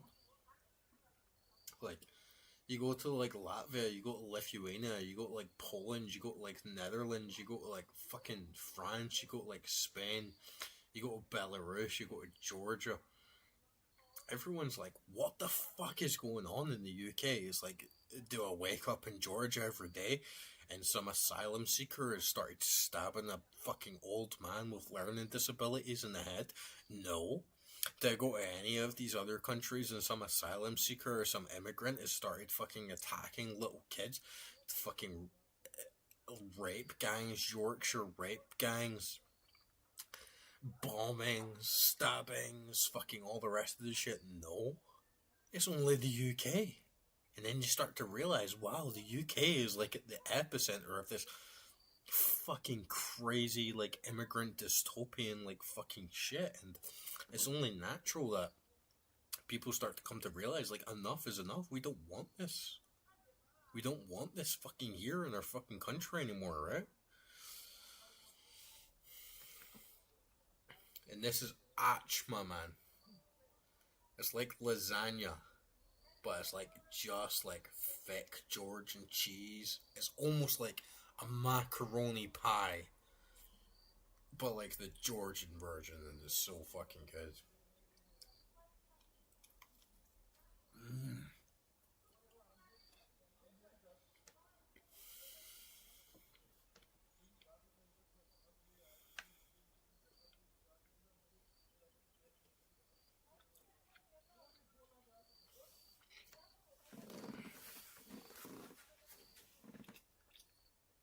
The UK is such a shithole, boys. The UK is like the biggest shithole on the planet right now.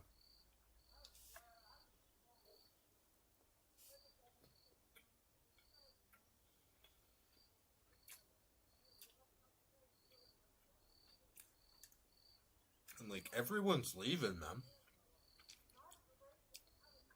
Everyone that's got money to leave the UK is leaving the UK right now.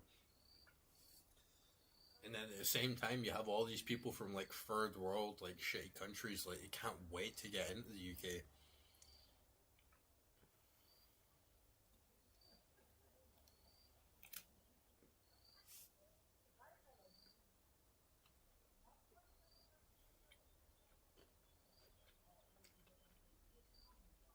I hate the UK.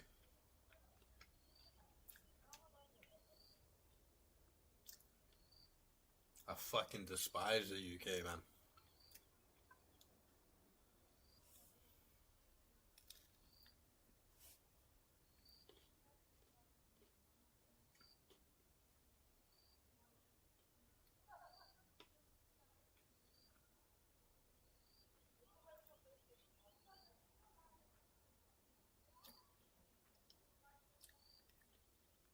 And it's not just the immigration that's a problem.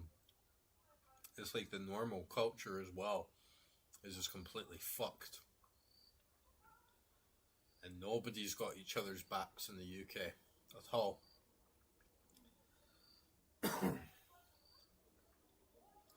Everyone in the UK is like completely divided.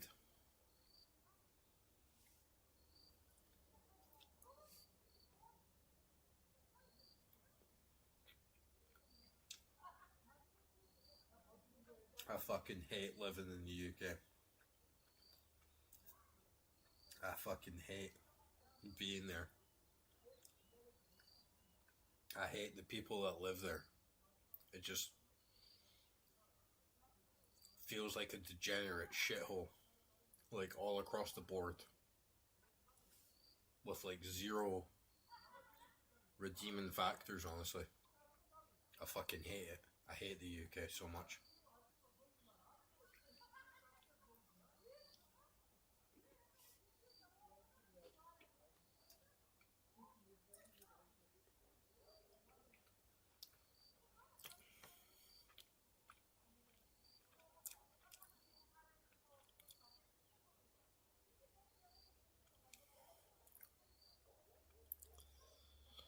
Yeah, UK is a testing ground for so much shit.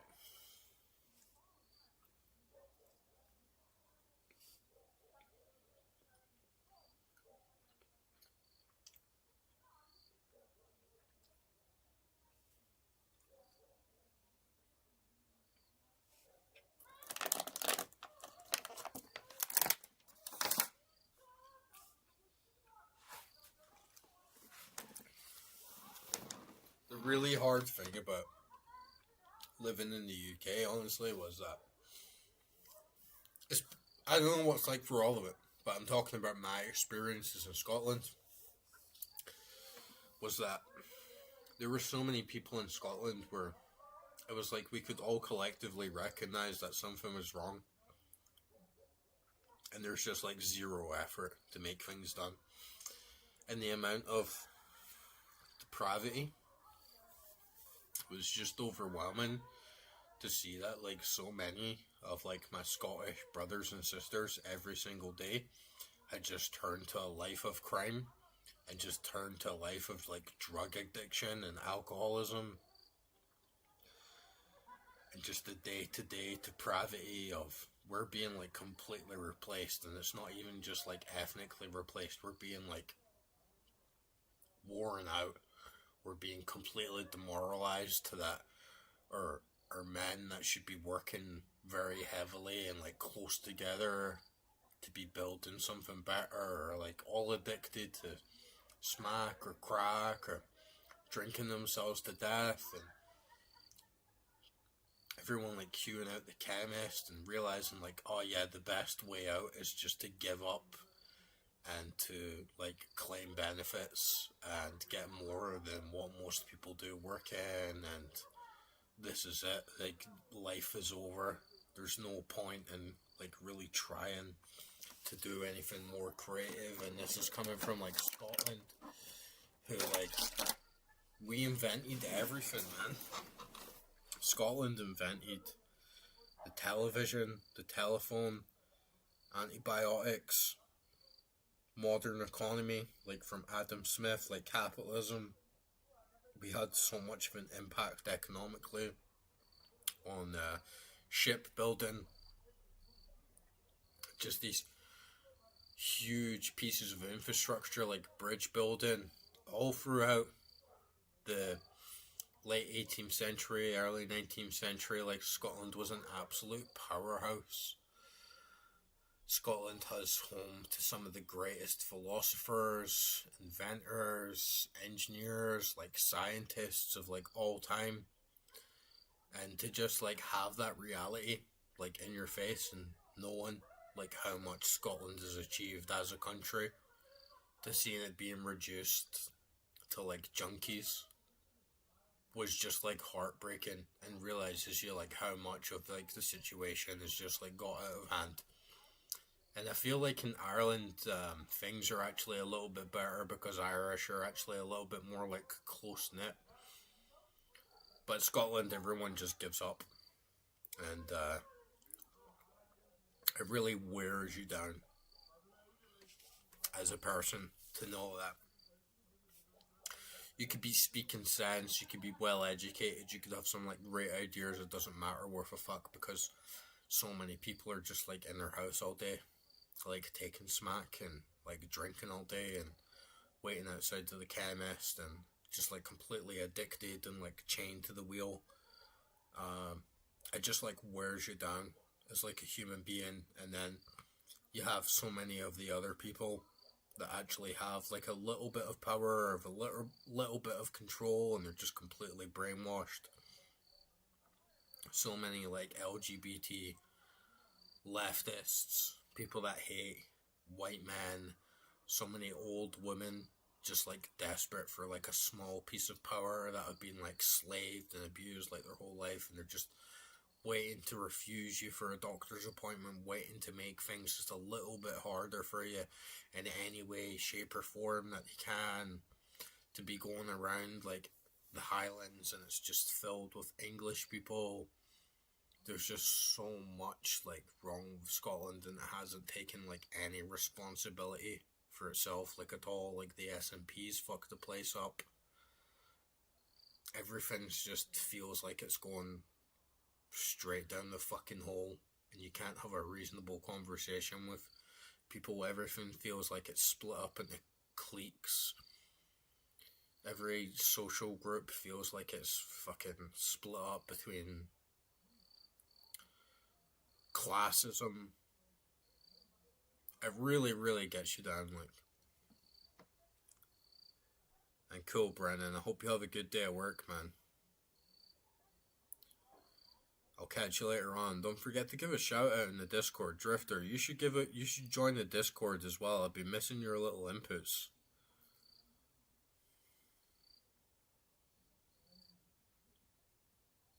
Yeah, man, it's really true.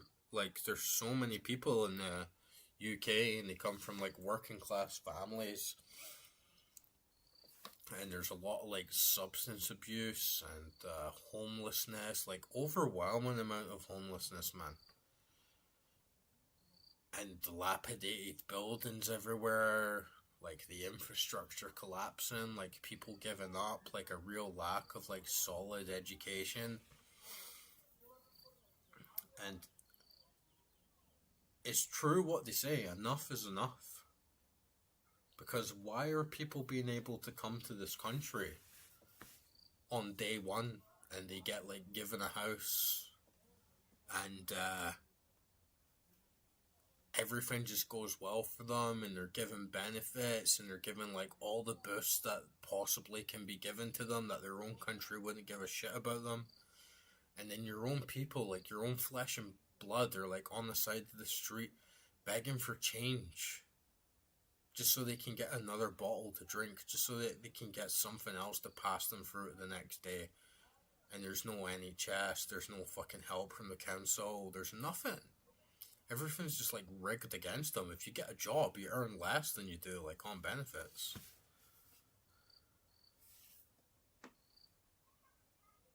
Yo, Corey, man, how you doing? It's good to hear from you, man. I need to get on to Diablo 2 soon. It's just been a long day here. I was like out and about like all day in the city, like doing shit, and then I know like I have my Diablo 2 stream tonight, but I didn't want to rush into it. You know, I didn't want to just like come back, have like an hour and a half to like get ready and like sit on stream. So I thought I would just like put everything on live for now. But yeah, I got to get on it. You know what? I'm going to smoke this other cigar. I'm going to drink a couple more drinks, and then I'm going to get on Diablo 2. And that's fucking sick, man. I've actually been running a barbarian on Diablo 2 as well. I've been running a barb, I've been running a paladin. It's been like freeing up my stash a little bit more, just to have like that extra bit of space and extra bit of like places to divert like some of these items that I've been getting and holding on to for a while. But yeah, Druid on Hell is going to be getting done for sure. And yeah, I've heard like shit's bad in the US for sure. Like we've had some people from Canada, we've had some people from the US, people from the UK. We're all on the same page, right? Like things have just like gone too far. Even though I haven't physically been to Canada and I haven't been to the US, from what I've experienced of the rest of Western Europe and Eastern Europe, I genuinely feel like fucking the UK is the worst by far. Like because in the US you're not having these like incidents every day or every other day. You're waking up to the headlines all the time of a Muslim or some fucking Sudan asylum seekers just stabbed the fuck out of an old man with like learning disabilities. Some immigrant kid has just walked into a nursery and started stabbing the hell out of fucking nursery kids. Bombings all the time. The civil unrest, like the riots in the street constantly. It doesn't feel safe, man. So yeah, I can totally appreciate that, like, in the US and in Canada, shit is on, like, the same course, but I feel like UK is, like, way more towards, like, the end game or, like, where shit is heading for the rest of the world if the rest of the world doesn't wake up.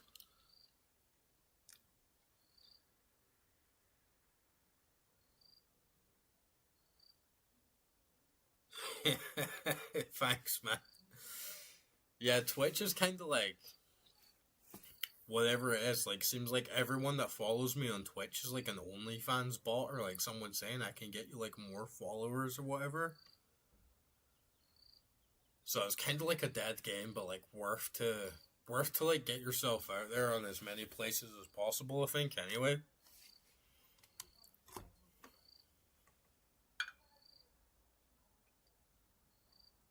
And it's good. Like I don't want to just be online and playing Diablo 2, and I don't want to be playing the nice guy all the time. I want to be like this typical generic streamer that's just trying to tick all the boxes and say everything that's right and get as much engagement or people like following as possible, like lowest common denominator, and treat everything as nice and fair and try and be as all like positive and upright. Like I feel like a part of having a platform is saying what's truthful and saying what's like good in the world, and like even if it's just a small thing, you gotta be real and not hide from the facts of like what's going on in the world right now, right? Like there's just so much bullshit. It just like wears people down, and I feel like one of the only things that people have left is just connecting in whatever split places they have and saying like we can't go on with this. We don't want any more of this. We need to all be united on the core principles and whatever media we can to like get the message out there and say like we want to change, like we want something else. We don't want to be living in this shadow and like dichotomy of all the bullshit that's going on in the fucking world right now, because it's fucking bringing us down, man.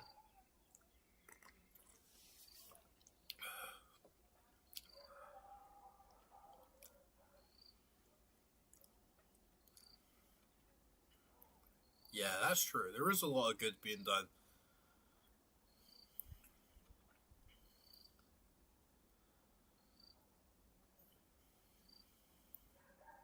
Ah, fuck Streamlabs, man. I really gotta tell Streamlabs to like shut the fuck up. It was mostly just to stop people coming in and like spamming a bunch of shit that would maybe like get my channel taken down. But it doesn't even let you say like ass or something like that. It's fucking ridiculous. I'm drinking this. I'm drinking Cointreu. It's like my favorite drink of all time. Lots of people don't even know it, but it's like a key ingredient in a margarita. It's like you know, key ingredient in a margarita is that orange liqueur. And so many people, I search like high and low for it whenever I go abroad, and people are like, what? Cointreau? Cointreau? What's Cointreau? It's like, you know the shit that you put in a margarita? Yeah. It's like, yeah, give me that. And they're like, what, straight? And I'm like, yeah, just give me it straight. I don't want like anything else. Put like a bit of ice in it. It's like all I fucking need. And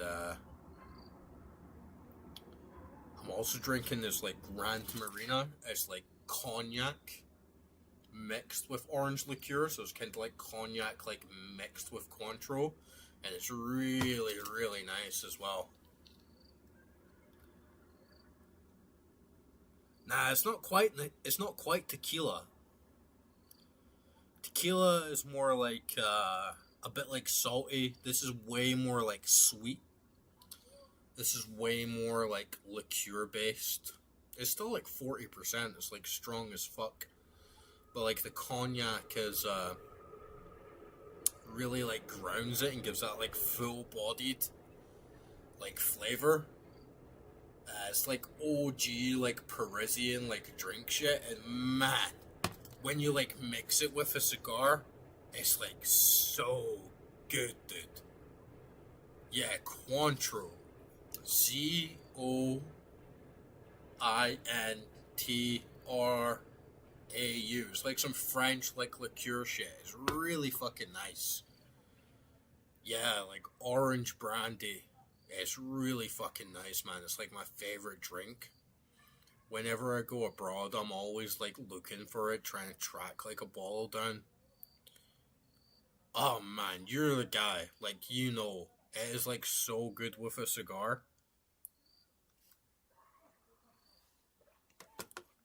And I just smoked this like King B, like Dominican Republic cigar. Whew! Fuck all these bitches, man. Bro, like Drifter, I'm kind of like calling you out, but like, man, fuck all these bitches that like mix their drink. Give me it straight. I always drink my drink straight. Like, let's get fucked up. I don't want no lemonade in that shit, right? I don't want no lemonade in that shit. I don't want no Coca-Cola mixed in that shit. It's like, give me a pure, straight up drink. I want to go hard. And this is like my second cigar. The first one was Dominican Republic. This one is Nicaraguan, Oliva. Pretty like common brand. It's Melanio Maduro.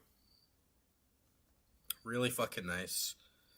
And it goes so well with a cognac. Exactly, man. Exactly. Fit for a king. The last one was called the King B. That was like the name of the cigar. So it was like the King Brave. I was like, I gotta get that. Man, it was such a good cigar. It was so fire. You know when you get that like fucking like the smoke like all in your mouth, you have that back palate, you have that like front palate, dirty, like raw, like natural feeling. I have like this sort of vibe where Cuban is almost a little bit too refined, but when you get those mid-tier Nicaraguan, Dominican Republic cigars, it just feels like so much more natural. And yeah, this is going to be the second one.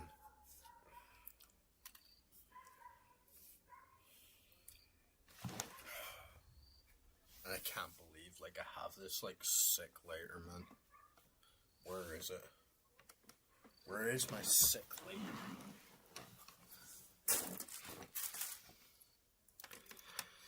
Sick lighter. Bro, are you fucking kidding me? I've, like, lost it.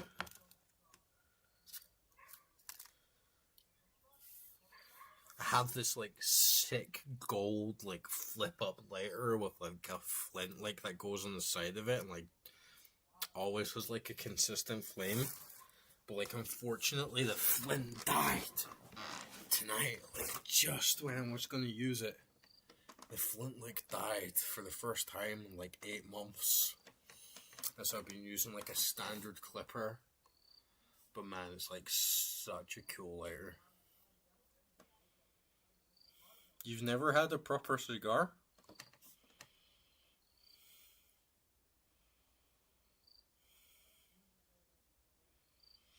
Well, yeah, I can understand. Like,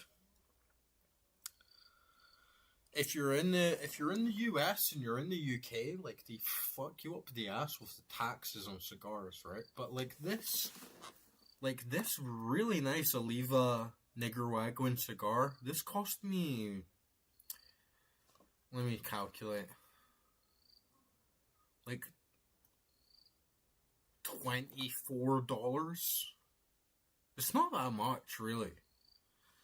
The other one was a bit more expensive. That cost me about like $40.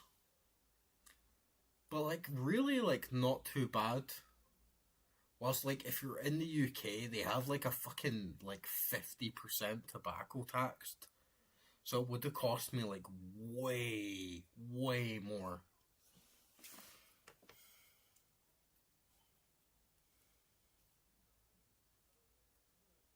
Yeah, exactly. The taxes for tobacco are like fucking insane. And man, when you go to the UK, honestly, you're paying like $120 for like a normal cigar.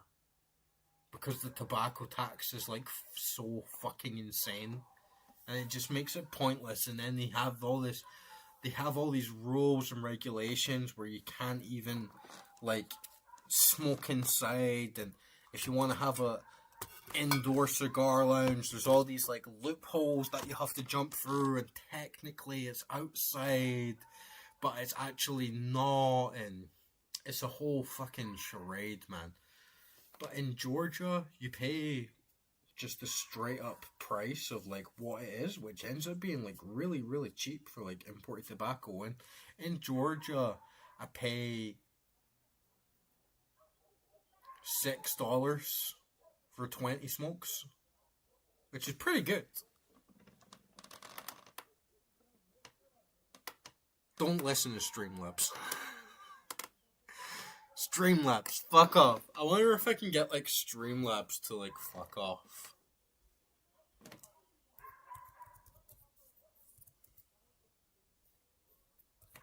Streamlabs, fuck your mom.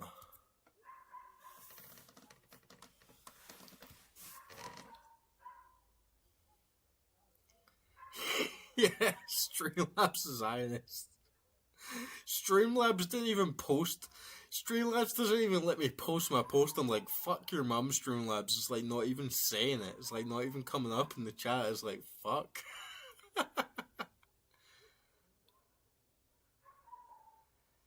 Yeah, see, I think like in yeah, don't worry about it, man. Don't worry about it.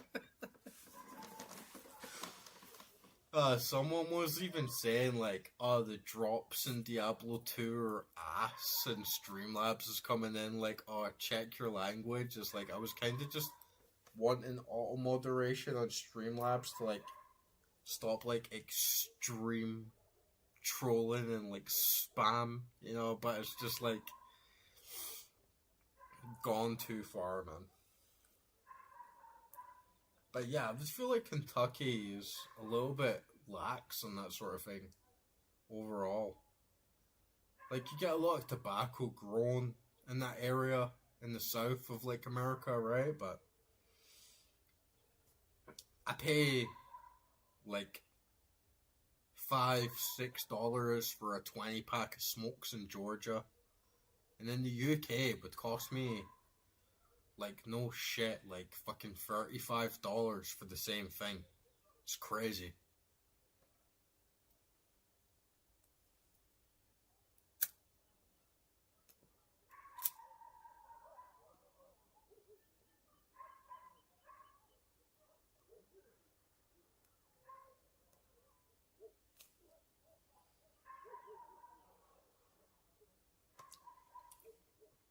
But Georgia is a very smoker-friendly country. Everyone smokes in Georgia. If you ask someone, you know, like, can I have a smoke? And they say no, it's like a big fuck you moment because cigs are so cheap. And it's like the kind of country people go into the store and they're like, oh, can I get like 10 packs of cigs at the one time? Because it's like big smoker culture, you know what I mean? People just buy like 10 packs of cigs at the one time.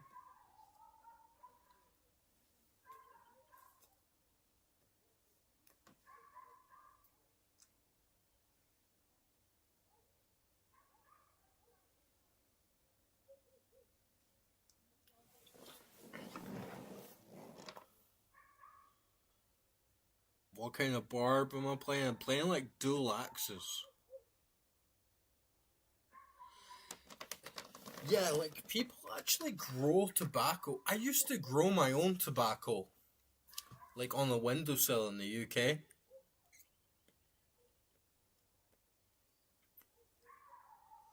Oh, this Oliva Nicaragua is like burning like really nice. This is like 125th anniversary like edition, but you can see like right away like the leaf is like way drier. It burns like way more efficiently.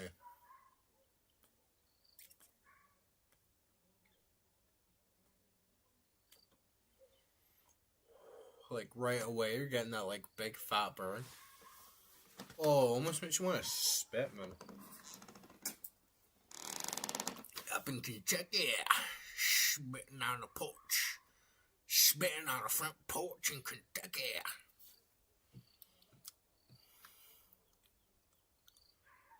Bro, like, you could totally grow... I was actually asking in the cigar shop that I went to, like, do you ever get a Georgian cigar? Because they grow tobacco quite prominently here. And they actually put it on chicken. You can get, like, chicken tobacco, it's called. And it's, like, chicken, like, wrapped up in tobacco. And obviously they're like really big smokers here, so I was asking, like, do you ever hear of a Georgian cigar? And I swear, like, it's like this, there's a big market here. Like, there's a really big market here. It's like homegrown, natural, organic tobacco, like, in Georgia, and, like, get it done. Because definitely, like, big piece of it could be made. And it's just, like, not really heard of. They're such a big smoker country. Everybody smokes cigs like 24/7.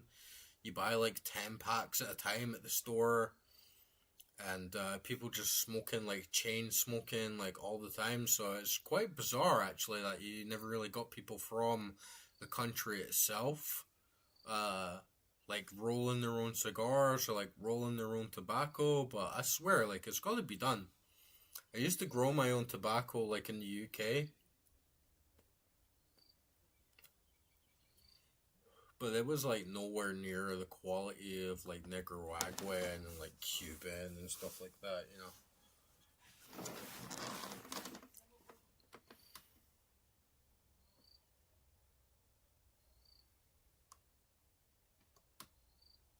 Yeah, I love barbarians, man.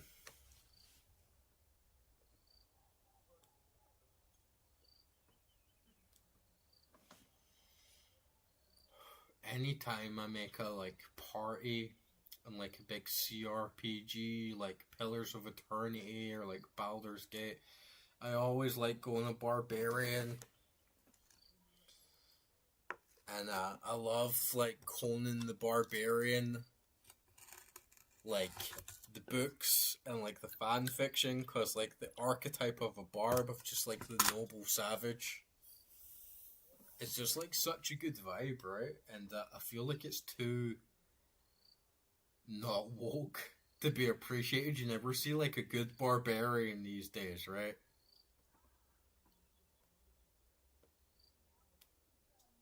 Mm. But my barb's not too heavy. I'm only in like the start of Act 2 on normal. So I'm like nowhere near like good form, but I just go like double axe mastery and pretty much just like min max like everything in axe mastery. And I put like a little bit in the shout and a little bit in the frenzy, just like some of his war cries. But like apart from that, I don't really put like many other points, and I'm kind of just waiting to like hit a wall until I decide like, oh, I need to respec and maybe start putting some points into this or some points into that. But I started playing a barbarian, and it was a totally different story because I'm like running through barbarian and I'm running through paladin, and I'm just like completely one-shotting like every enemy, and I put like the holy fire perk on, so I'm like constantly dealing like AoE to like every single enemy around me, and I have a couple of good like amulets like gear to give me like a big boost to like paladin skills. And honestly, I very rarely even change skill. I just keep holy fire on. If an enemy starts to overwhelm me like in Dariel, I just start running around in circles and let the constant like fire chip damage wear them down. But like barbarian is such a good class. I like Pillars of Eternity. I like Baldur's Gate, like Icewind Dale. I always have a barbarian as like my tank. Pick big skills that just gives huge debuffs to the enemy side, makes them run around, makes them all scared, makes them all feared, and then just tank the hell out of them and hopefully get something as well that makes all the damage that I take turn it even higher damage output while I have someone on the back end to just keep healing them. I'd really like to get onto online, honestly, like when I was playing Druid, because I have so many summons, I don't really feel like I want to have a party as much, but playing Barb, it's like, man, if I could have a Paladin backing me up and healing me whilst to just go like head on into danger, it would be like an overwhelming class.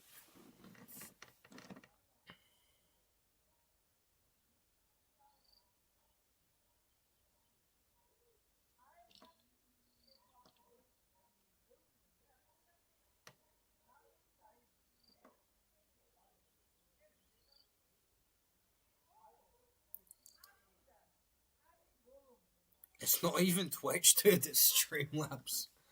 But yeah, Twitch is kind of shit. Like, everyone that jumps into my chat in Twitch is just like, hey, follow me. I'll get you lots of views. Hey, why don't you, like, use my botting tool and we'll get you, like, lots of views? It's like, yeah, okay. Nah, it's not Twitch. It's because you use multi-streaming service to stream all platforms simultaneously. Like, I'm on Twitch, I'm on YouTube, I'm on Rumble, I'm on Kick, like at the same time.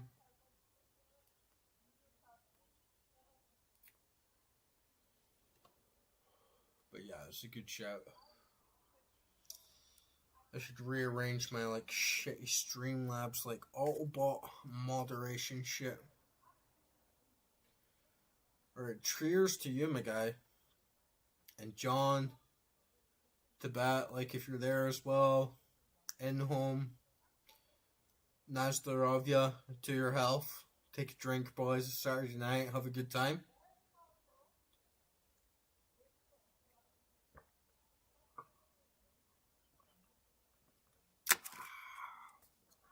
Ooh, that's a big shot.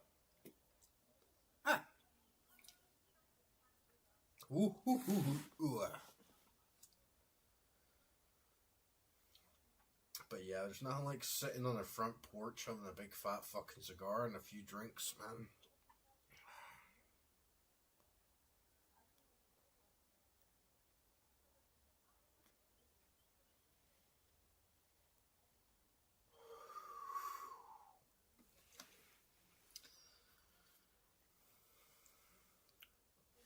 Diablo 2 is, like, no lie, becoming one of my favorite games of all time. I could sit and play that shit all day. And when it's like, oh, I feel like playing a game for an hour. Or what am I going to do for the rest of the night? It's like, hey, you could just play Diablo 2, right? It's like never ending shit.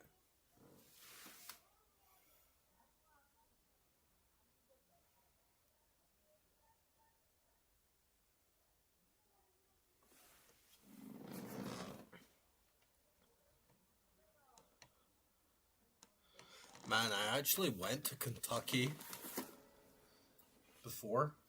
I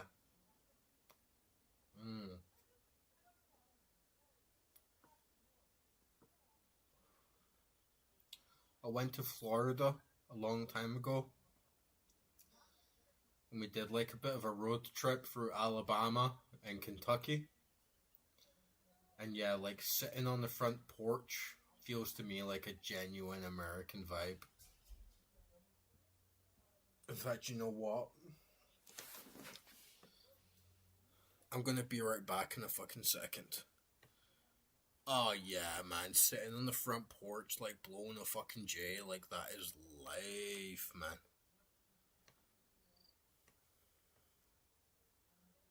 Yeah, I want a rocking chair so much for the front porch, man. I just want a rocking chair and like sit back and forth and like, yep.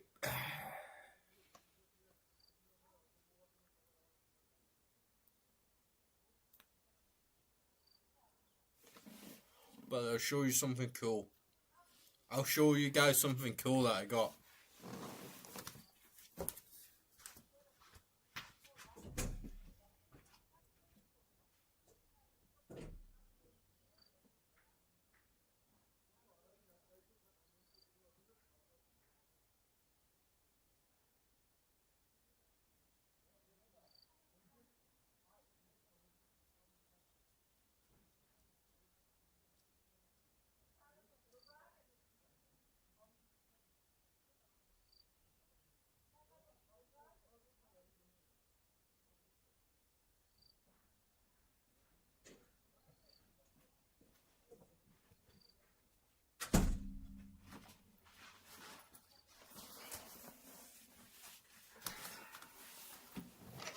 This is like fucking redneck shit, man.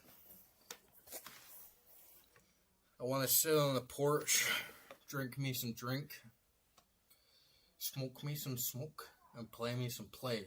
You know what I mean?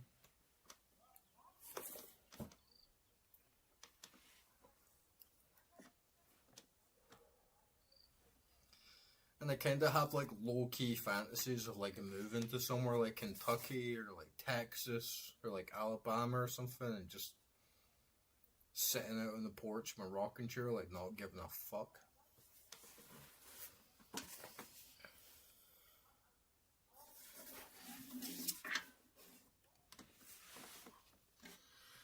This is my panduri. It's like a Georgian ethnic instrument. It's kind of like a banjo or something. It's kind of like a Georgian banjo.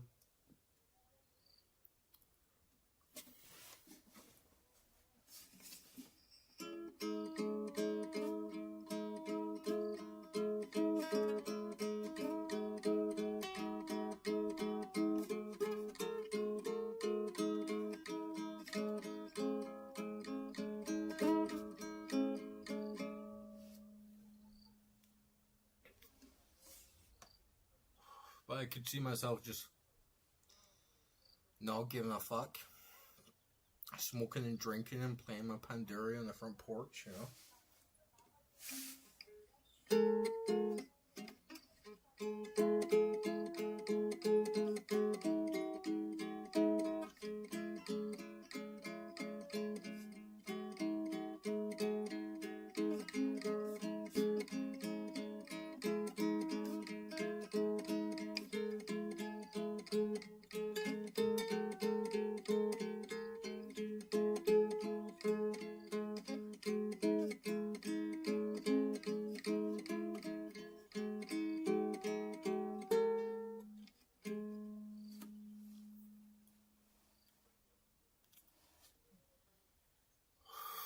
big drink, but it is what it is.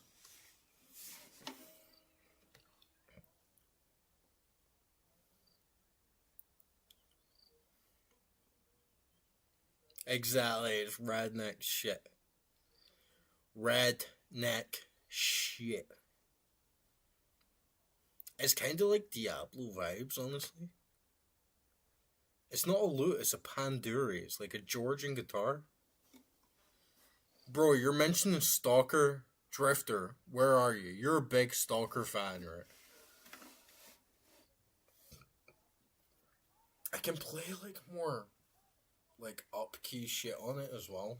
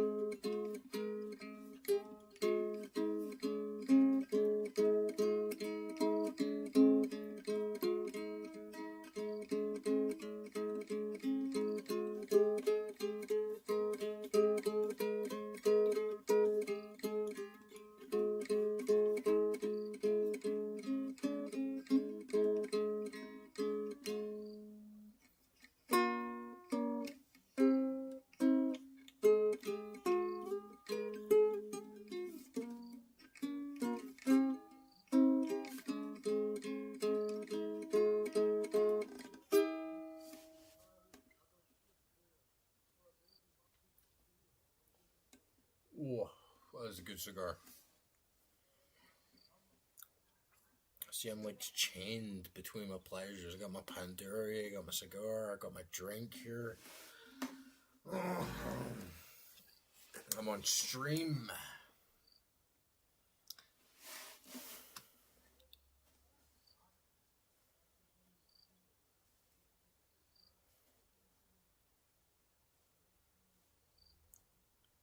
Yeah, like this Panduri.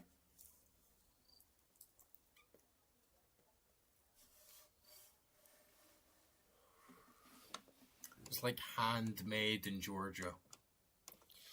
And I traveled very far. It took like a 200 mile, 150 mile journey to like come and get this thing. But it's made out of 200-year-old chestnut wood, and it's like handcrafted out of one piece of wood.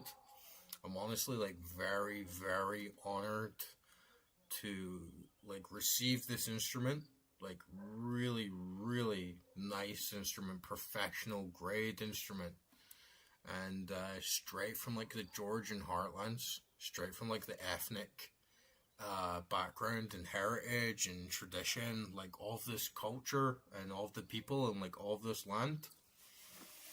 And yeah, it was good, man. I really, really like it.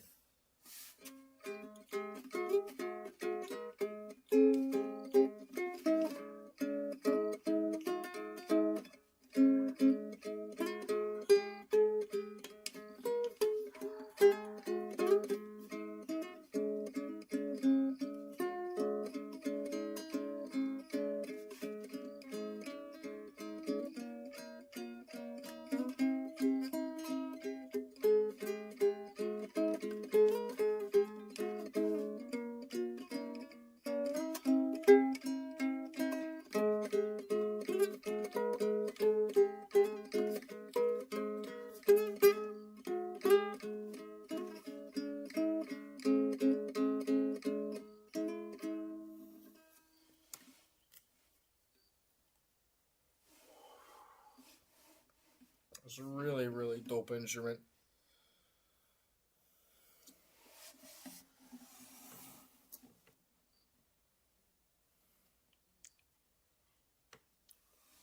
Yeah, like my playing is not too good tonight. Like I'm just kind of like throwing it out there with like a cigar and like a bunch of drinks like behind my back. But honestly, like that's what it's all about. That's what I really like about like sitting on the porch with like a bunch of drinks and just like not really giving a shit. And honestly, like shuts the dogs up quite a lot.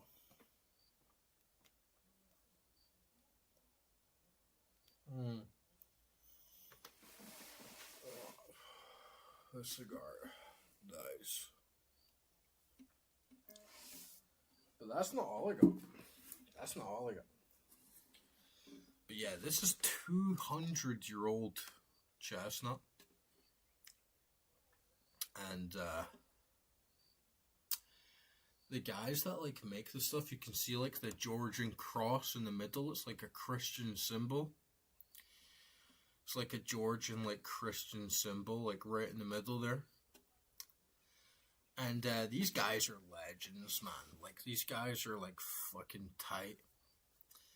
They don't take any trees down themselves. They go out into the Georgian forest, like up into the mountains, and they personally look for a tree that's already fallen down. They take the wood themselves without cutting any of the tree down, and they make the entire panduri out of one single piece of wood, which is like really authentic, like really nice vibes.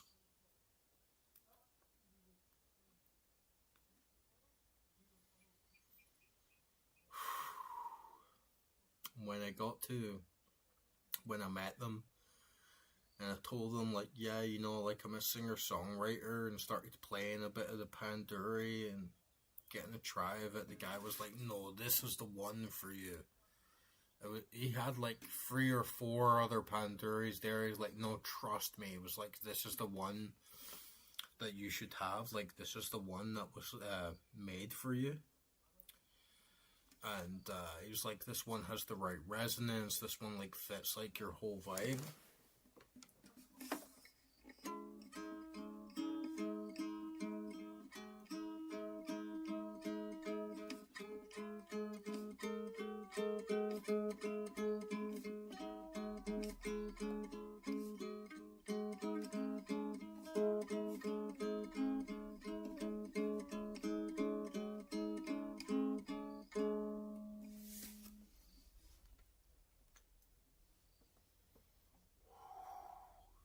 And I really trust them. I have a lot of fun playing this panduri to myself.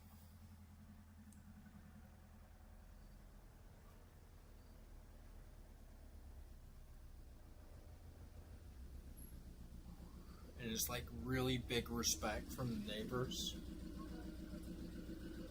when they see you playing like the Georgian like ethnic instrument, and they like really dig it. They're like, oh wow, man, like nice, like you got a real Georgian instrument and you play it like from the heart, and you like sit on the front porch and just like vibe out.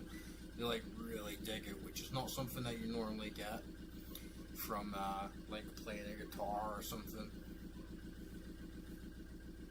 on like American soil or whatever. But that's actually one of them there. Gama Joba!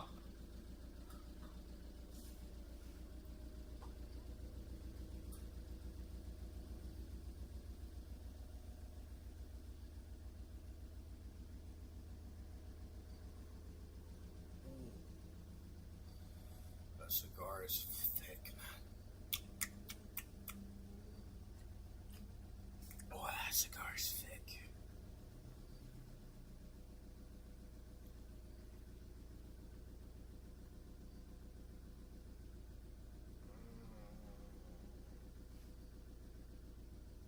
Oh, when you get like halfway down, a really nice fucking cigar, and all the fattiness like starts like kicking in. It's like nothing else, man.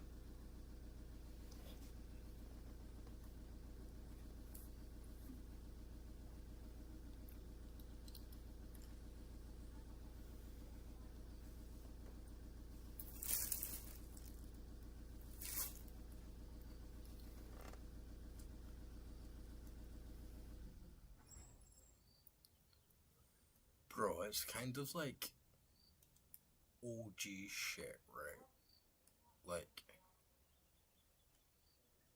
that 200-year-old like Georgian chestnut is just like something that you don't really get, because in the US or the UK or Canada or whatever, you chop down a 200-year-old chestnut tree, all of a sudden you got like a fucking lawsuit on your ass. It's like a preserved tradition. And yeah, man, drink up. What are you drinking tonight? Are you on the porch as well? I want to know, what are you guys drinking tonight?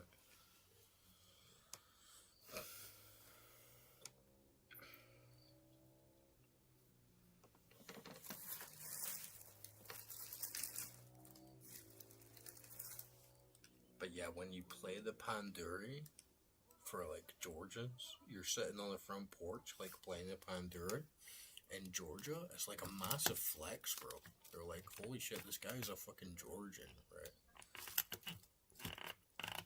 And I'm fucking drunk, I'm not gonna lie, like I'm not playing like the best that I could be if I was getting like really into it, but it's a really nice instrument. It's the sort of instrument I'm gonna hold with me for the rest of my life, and I'm gonna be very, very proud of holding and playing for the rest of my life.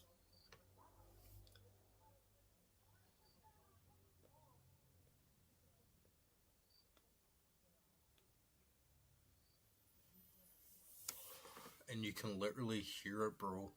Like, if you start playing the Panduri on the porch, everyone starts to be a little bit more quiet. The dogs shut the fuck up. It's like this piece of respect that carries on in the sound, even though you don't speak the same language as them. You understand, like, oh, let's like listen to this guy like play the Panduri because he's honoring our traditions, he's like honoring our culture, and he's honoring our race, and I'm so proud to be a part of that, honestly. But where the fuck is he?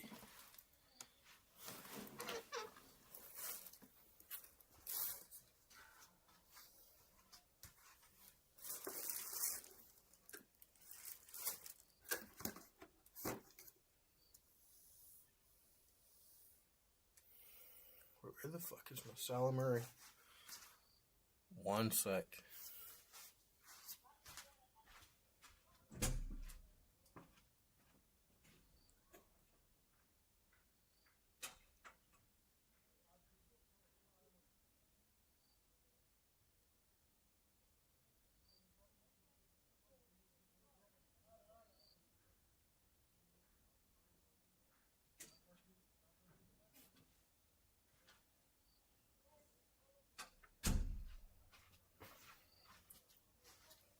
Man, I'm sure I brought my Salamuri out here with me.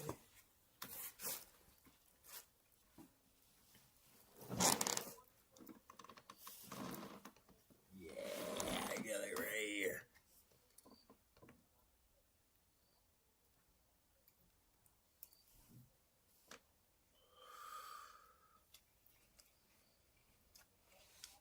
So this, I got it from the same guys, the same city, like the same crafters. How are you? Gaget, Matloba, Rogaka. I am good. Huh? You want a drink? Yeah? You want a drink? Yeah, no. Ah, come on, have a drink. No, thank you. Ah, come on, come on. Thank you. Smile, Thank smile. You. Thank you.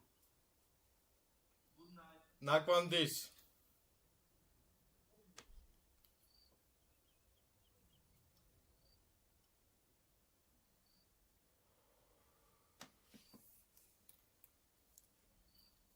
That's just my neighbor there. He's a good guy. But yeah, this flute.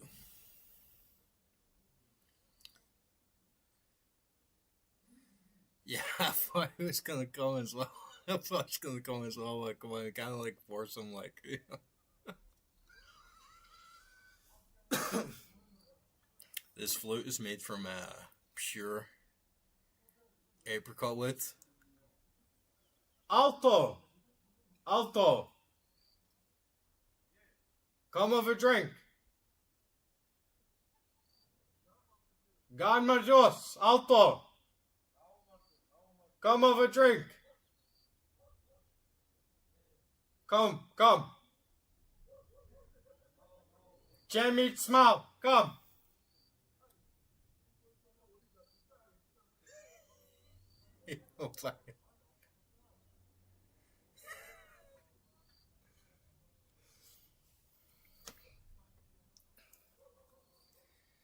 But this is like my apricot flute, the Salamuri, it's called. And man, it's a really nice instrument as well, like handcrafted out of like one piece of wood. Like these guys have like such a good heritage, like such a good culture.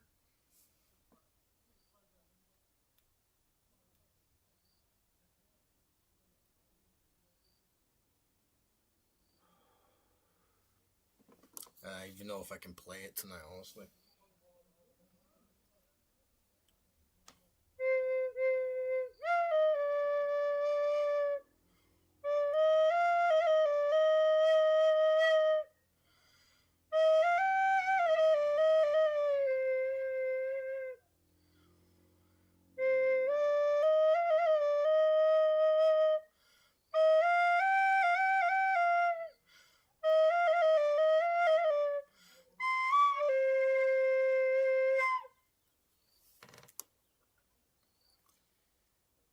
It is Oriental. If you kind of get into it, you know, we're kind of like on the border of like Asia and Europe here, so it's kind of Oriental, right? Like,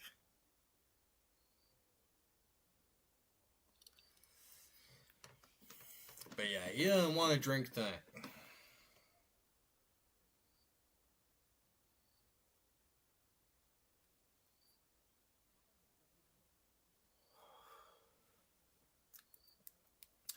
I kind of low key feel they should honor me tonight when I have such a like nice bouquet of drinks to go around, and I'm like playing the Panduri and I'm playing the Salamuri, and I'm like honoring his culture and shit. But you know, like you have to just take it as it comes. He's like with his family right now, you know. But like absolute peak neighbors.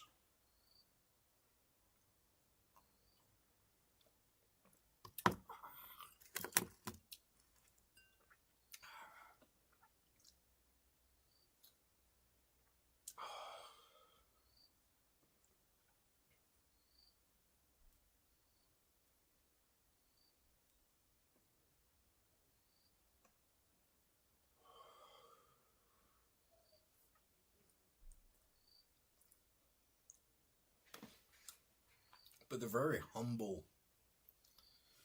They're very humble people.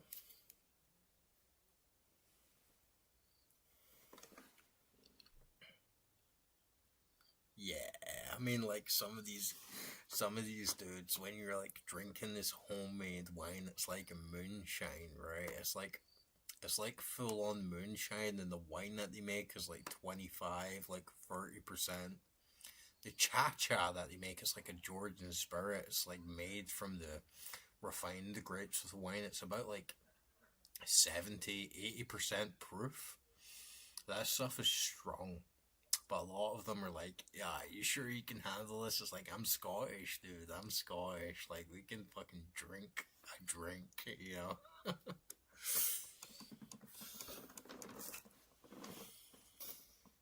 But yeah, I do feel like you should come and drink. If they offered me a drink, I wouldn't care what the fuck I was doing at all. If he or anyone else in the village offered me a drink, 100%, I would be there right fucking now, here now, no questions asked. I will drink, yes.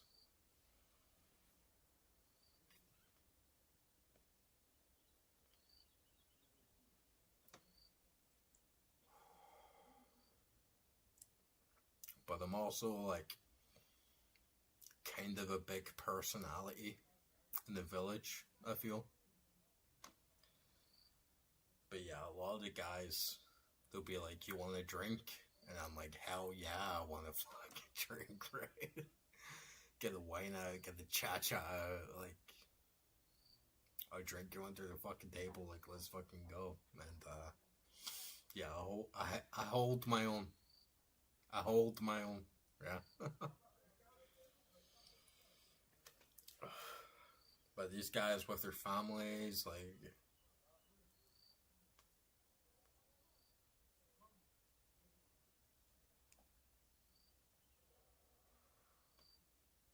oh, that's a good cigar.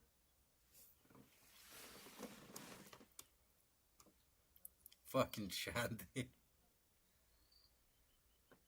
I ain't buying no lemonade, bro.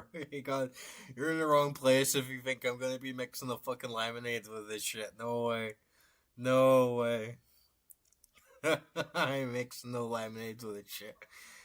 I drink it straight out of the bottle.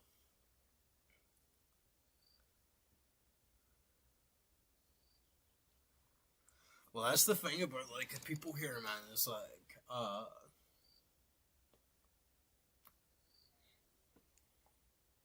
even, like, so many people drink wine, it would actually be extremely rude of me to buy a bottle of wine as a present for one of them. Because it would basically be saying that your wine is shit.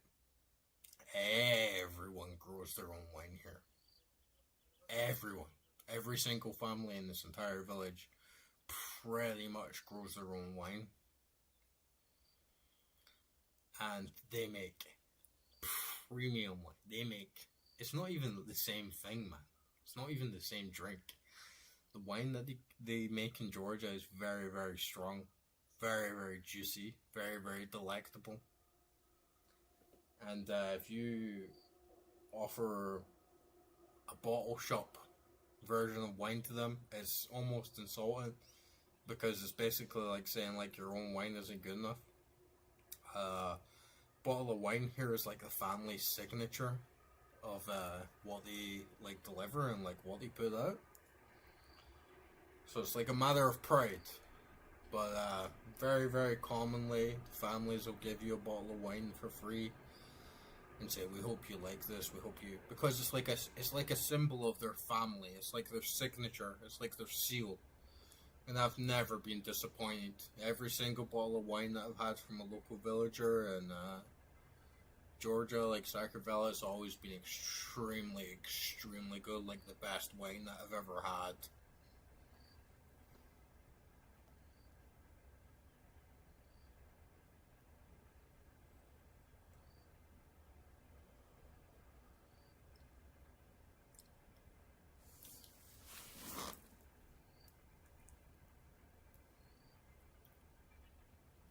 It's real wine. It's none of this bottled corporate shit. It's genuine, real wine. Like 100%. Like the genuine article. It's absolutely phenomenal wine. And they are the manufacturer. They are the manufacturer. Like 100%.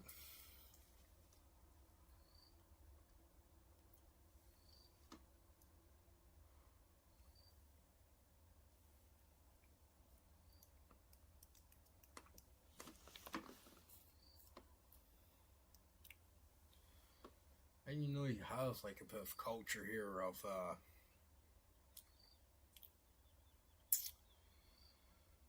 they all like grow their own wine. If you drink their wine, if they offer you a bottle of their wine, you're like part of their family. And the cha-cha that they make is legit moonshine. There's cha-cha out there that's like 80-90% proof. Extremely, extremely strong.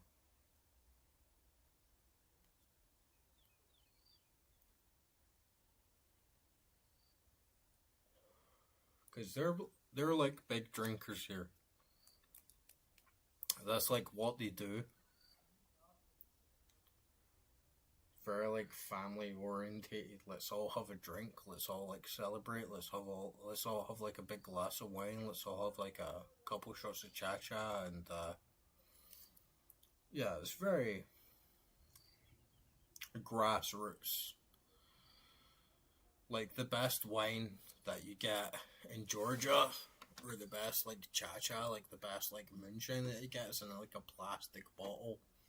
Like an old bottle of like Sprite or like Coca-Cola or like the generic like brands of like water over here. They just like fill up with a bottle of wine and give it to you. That's the real shit. If you get like a bottle of Georgian wine and it's in like a glass bottle, it's not quite the same thing. Like if it's made for the mass market, as compared to like home brewed, like natural cha-cha or like natural wine, like very, very good.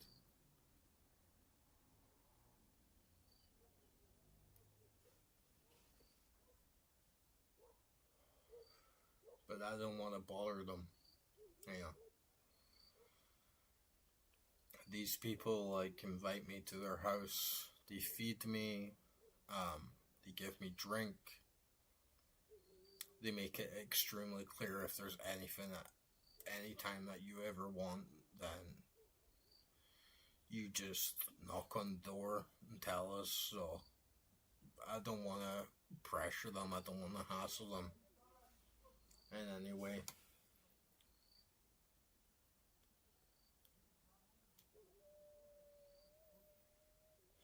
Even though it would be an extreme honor to me for one of them to come across and take my food and take my drink, that's like the sort of power play, power dynamics that goes on in these like rural villages. If they drink my wine, if they drink my drink, it's basically like almost a submission to say like, we are of the same blood, we are family, you like owe me. So by like denying me to take from my drink is almost like taking the higher ground to say like, no, we give you drink, you don't give us drink. It's very noble culture.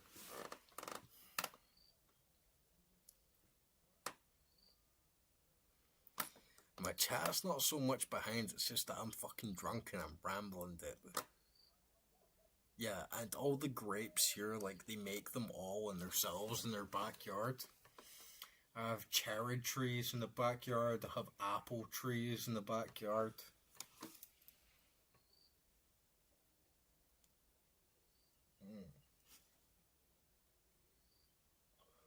And it's like a really, really good feeling to take fruit fresh off the tree in the backyard. It feels like fucking the system in a lot of ways when you take like fresh cherries off the tree. You take like fresh apples off the tree and you just eat them. It's like, we're winning, dude. We're fucking winning. We don't use no pesticides. We don't use no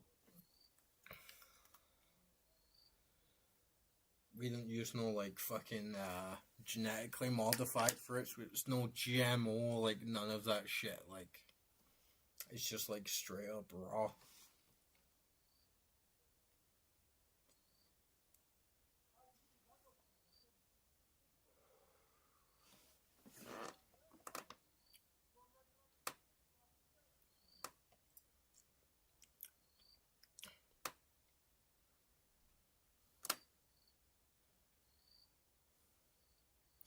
Bro, I feel like watermelons, Georgia is peak because they sell like full on like massive non-GMO like huge watermelons with like all the seeds in them. And Georgia's like pretty agriculturally based.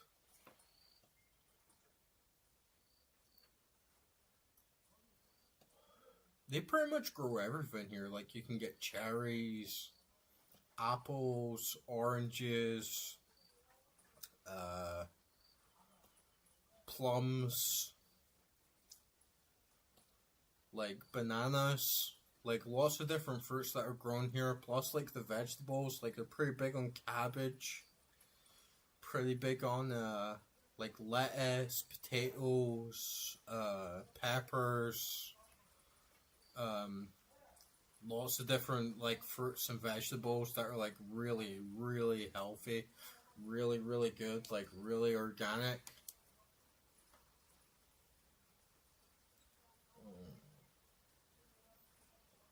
Oh man, this cigar. But honestly, like one of the things that has been on my list for a while. I got my landlord a cigar to smoke. I don't know if that's his thing. I don't know if he likes cigars, but because Georgia's such like a big smoker country, I got like my landlord a cigar to see if he likes it, and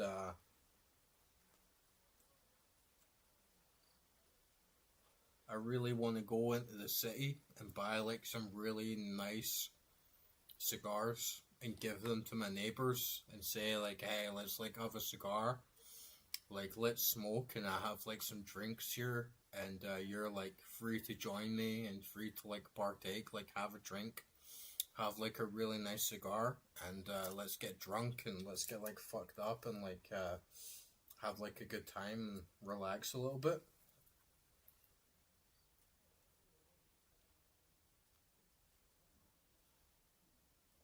So that's like on the list of next like shit to do, like next trip to the city, is I'm going to get like a bunch of cigars for the neighbors and say, hey, like let's have a like good smoke up, and you're all my friends, you're all my family.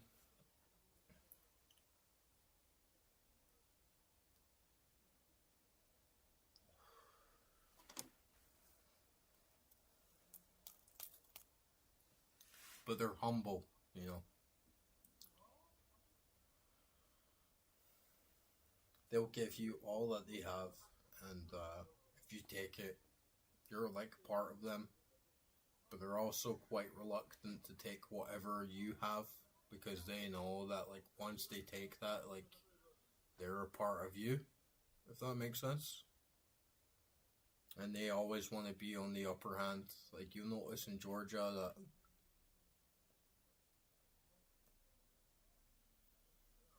there's a fight for who pays for everything. If you go out for a meal, you go out for drinks, there's always a fight for who pays for everything, and it's always sort of seen as the noble, benevolent option that the stronger hand pays.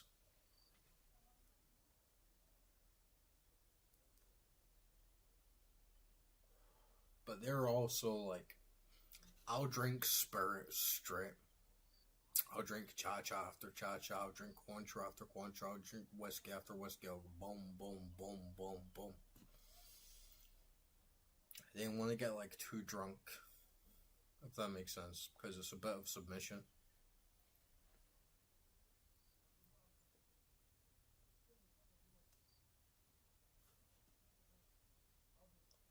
But I really hope I can bring them into my fold, if that makes sense, with a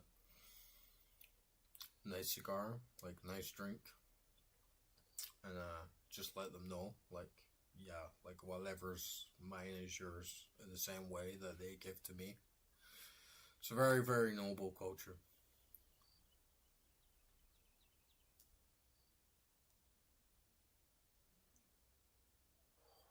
Man, this cigar is getting rough, like right past the band.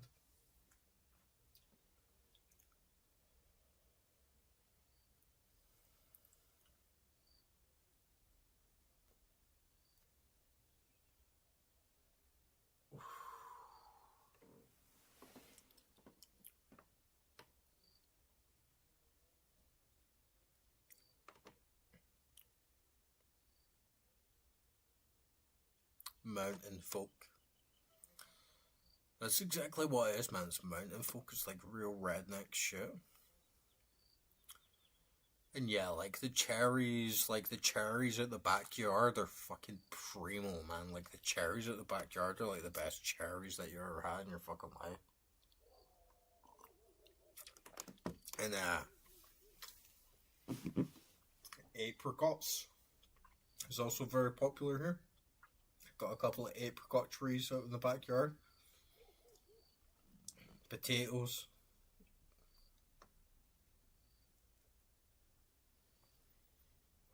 Plus, like the herbs, like like dill and like parsley and basil and stuff like that. One of the really like unique things about here is that they'll, we use dill to season things, enhance things. Whilst like here, you have a big piece of chicken, You like eat the chicken, and then you have a big handful of dill. You eat the whole handful of dill at the one time. Like you take a big bite off a big stalk of dill, and it's like one after the other. It's a different vibe for sure.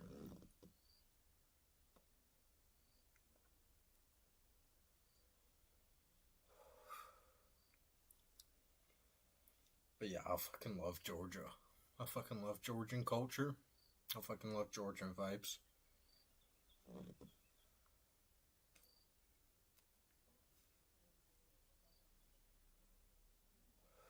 Sitting out on the porch, like drinking, smoking. It's a really nice, like, accepting culture for like that OG, like raw humanity shit.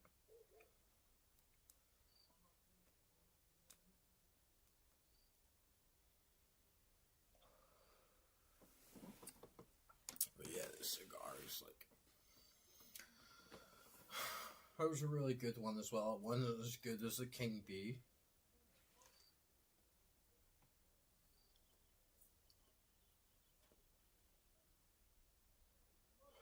And I can feel myself getting the hot lip now of like the end of it because it's like so fucking potent. I feel I didn't like savor this one as much as I should have, but it was such a faster burn, and like the leaf, like rolling leaf, was so much thinner and drier.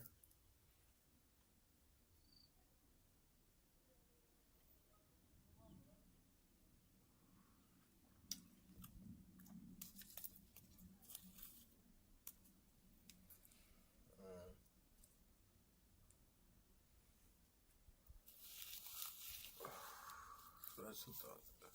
That's a dud.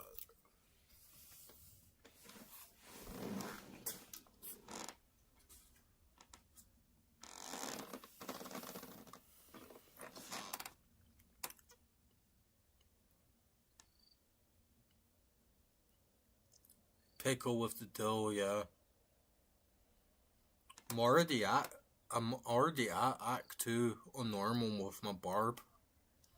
I'm at Act 2 with my paladin as well. I'm kind of like vibing more with the paladin because the paladin just does like so much more damage. Pickled chicken and fried onions, yeah, like for sure, that is a good combo. Man, Georgian food is like so good, it just like does not fuck around. Like Georgian food is like cheese, meat, bread, boom. Cheese, meat, bread, wine, cha-cha, boom. Like you're done. Like fucking, it's pretty much what everything's all based around, and then you have like a handful of fruits or like herbs to like complement like the whole experience. Is really, really nice, man.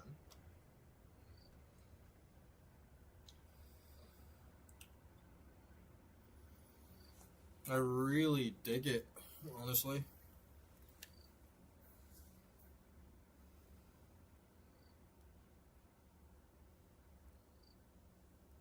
And slowly, over time, I'm like learning more of the language. I'm like learning more of the culture, like more of the traditions, like more of the norms. And it's going well, I think. Like, it's in terms of, if I like move to America, at least like everyone like speaks the same language and everyone's like on the same page. In Georgia, it's like everyone's on like a bit of a different wavelength to me because I'm actually speaking a different language and because I actually come from like slightly different culture, but I'm growing, like for sure. Like I'm actually integrating into the place pretty well, and I'm becoming like a bit more of a known name, and people are recognizing me a lot more. So it's a really, really good vibe. Like I have no regrets like moving here.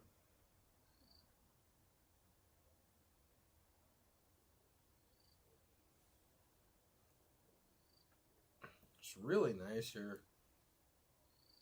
Even though I hate dogs like so much. And like dogs are like my biggest pet peeve. I hate barking. I hate dogs, and I'm still here. Like I honestly could see myself like living the rest of my life here. Honestly.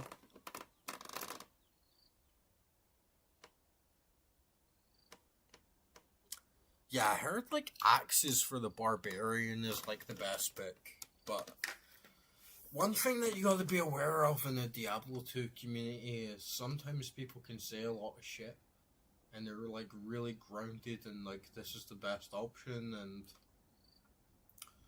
this is what's optimized and this is the best build, but you kind of just have to like see it for yourself. I think like Double Axe Barb is really really good, but at the same time, like since I started rolling a Paladin at the same time, I think like Paladin is so much better, at least for now in normal, because not only am I tanking, not only am I doing like serious amounts of damage, but I'm also healing, I'm also buffing on like a really really good level. Was Barbarian, at least at the moment, maybe it's just my build, maybe it's just what I've like optimized in. It's doing like a really good job, but it's not quite like compensating on the resistances and healing and doing like everything else to make it foolproof. But yeah, I'm gonna start playing Diablo 2 in like 10 minutes. I'm just gonna go for a piss. I'm gonna like wrap everything up here. I'm gonna like clear my table and then I'm gonna get like on Diablo 2 like full time. So like I'm just gonna go for a piss and like bear with me. I'll be back in a little sec. Fucking redneck's gonna redneck, right? This is redneck shit.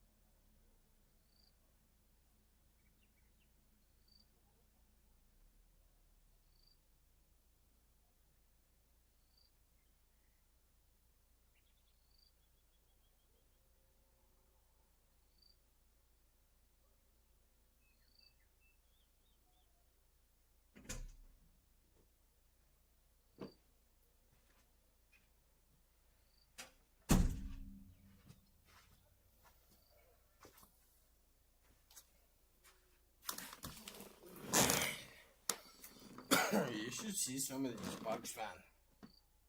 Like, I got this fucking huge cricket right in my front door. It's like this size, man. Like, this fucking massive cricket. It's like a praying mantis or some shit.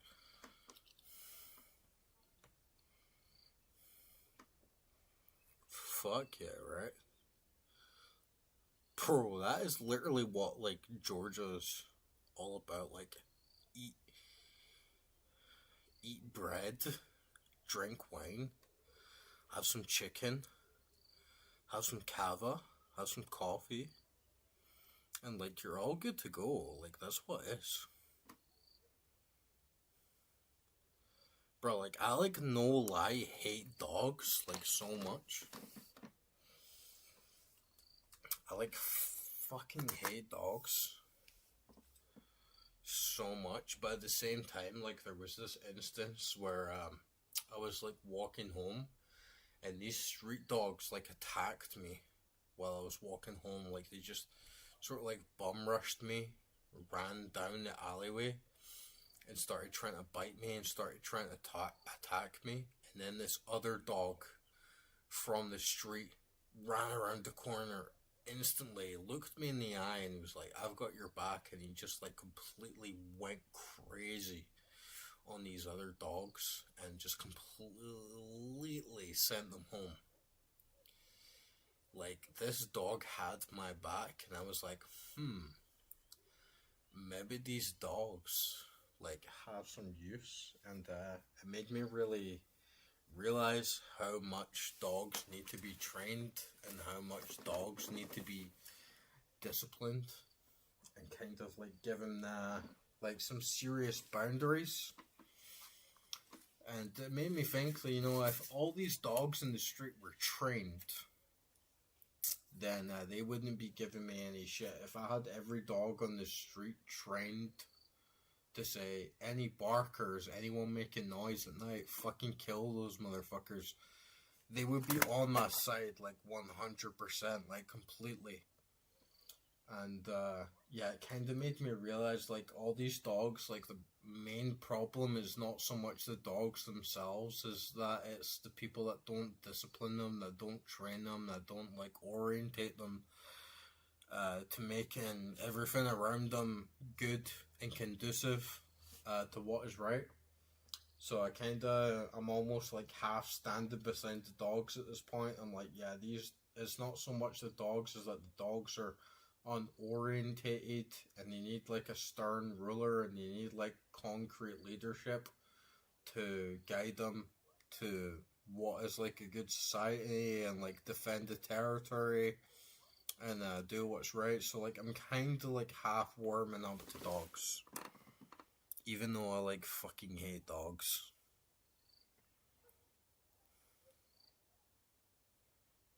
Yeah, honestly, Corey, like, if you train your dogs and your dogs are smart, I have, like, massive respect for that. Like, if you're actually out there, like, training your dogs and you're teaching your dogs, like, right from wrong, like, massive respect, man. Massive respect.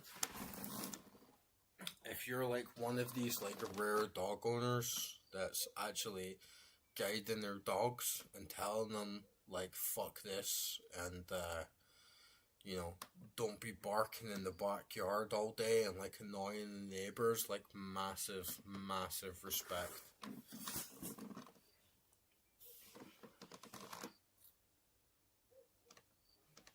Because my main issue, honestly, at this point is not so much the dogs, it's just the people that own them, and they're just, like, letting them run, like, rampant, like, out of control, and going, like, all around the street and shitting all over the place and pissing all over the street. And it's like, no, dogs need discipline, dogs need leadership, dogs need, like, a stern hand to tell them, like, fuck no to this and fuck yeah to that.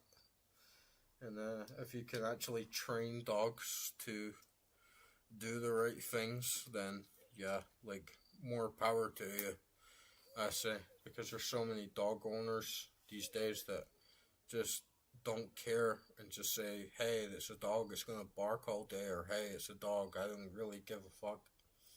But if you're actually out there on the front lines and you're, like, training their dogs, disciplining their dogs, like, teaching them, like, making them learn, then yeah, like, you're a benefit to society, as far as I'm concerned, man.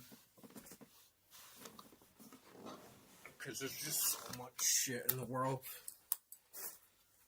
that's just, like, run by, like, fucking dumbass, like, fucking dogs, like, barking all night. Like, who the fuck in their right mind wants to be woken up at, like, 3 a.m. or, like, I can't go to sleep at 3 a.m. because these dogs are, like, barking like absolute fuck. bro. That's literally one in my fucking front yard, like right now. Like, no shit.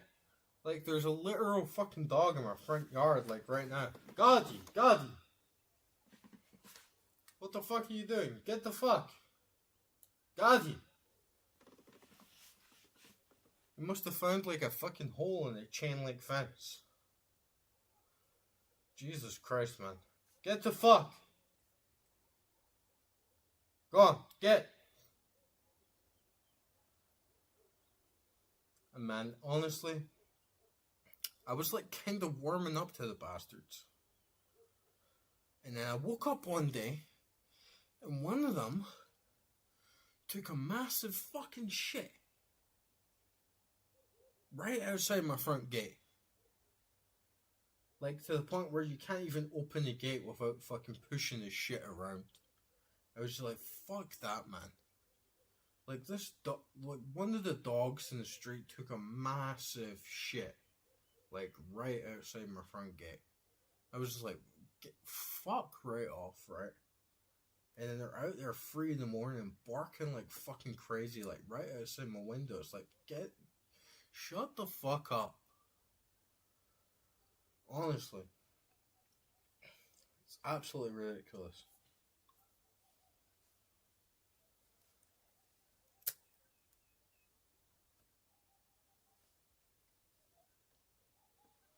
I don't have any time for that shit, man.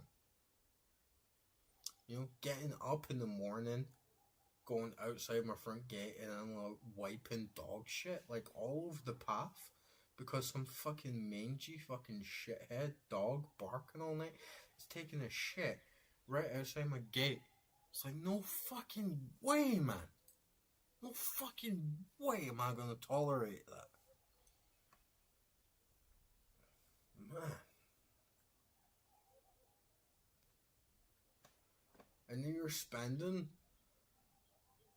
10-15 minutes of your day like pouring bottles of water and pouring water all over the shit just to like dilute the shit and like get it the fuck away?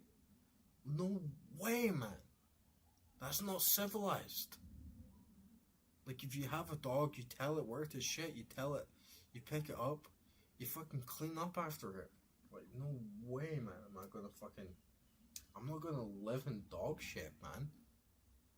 You know what I mean? It's like, who's the boss? You think I'm gonna live 3 AM?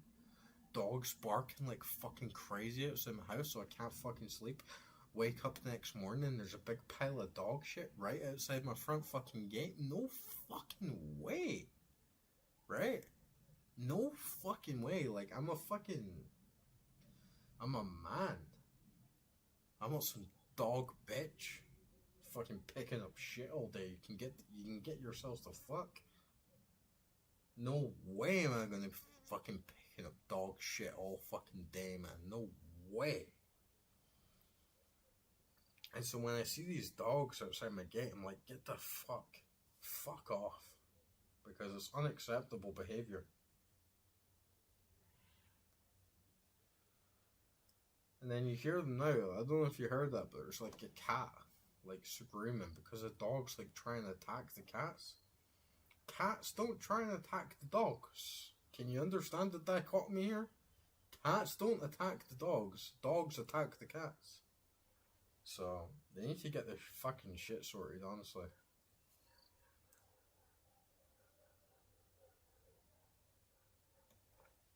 Unacceptable behavior.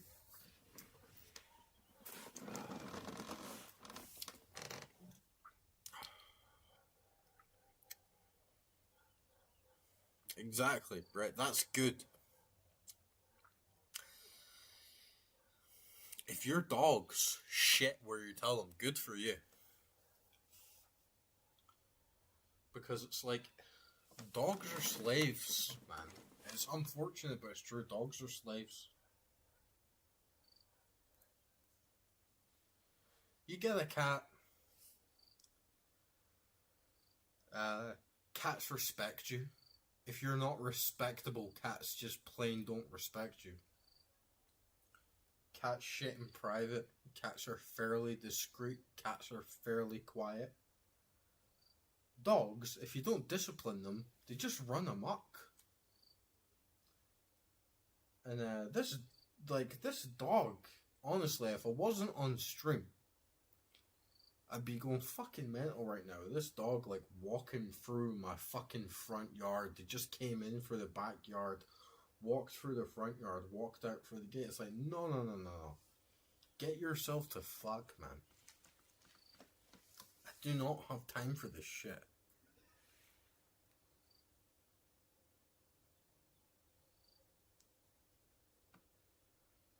Waking up first thing in the morning, going out to get some groceries down at the store, and there's this big massive pile of dog shit lying outside my house. Like, fuck right off. Barking all fucking night at 3 a.m. It's like, no. They have no master. They need a master.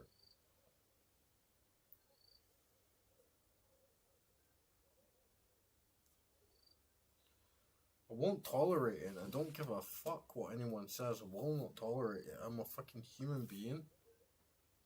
And, you need to learn some fucking respect, and I need to learn some fucking boundaries, right?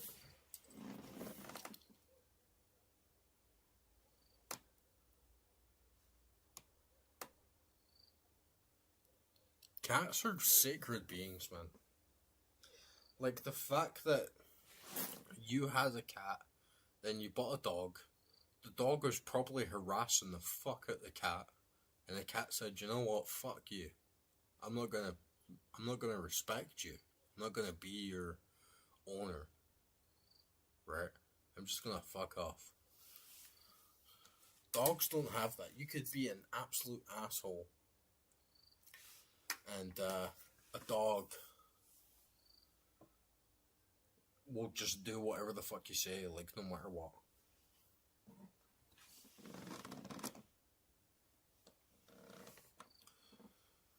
Dogs are slaves, man.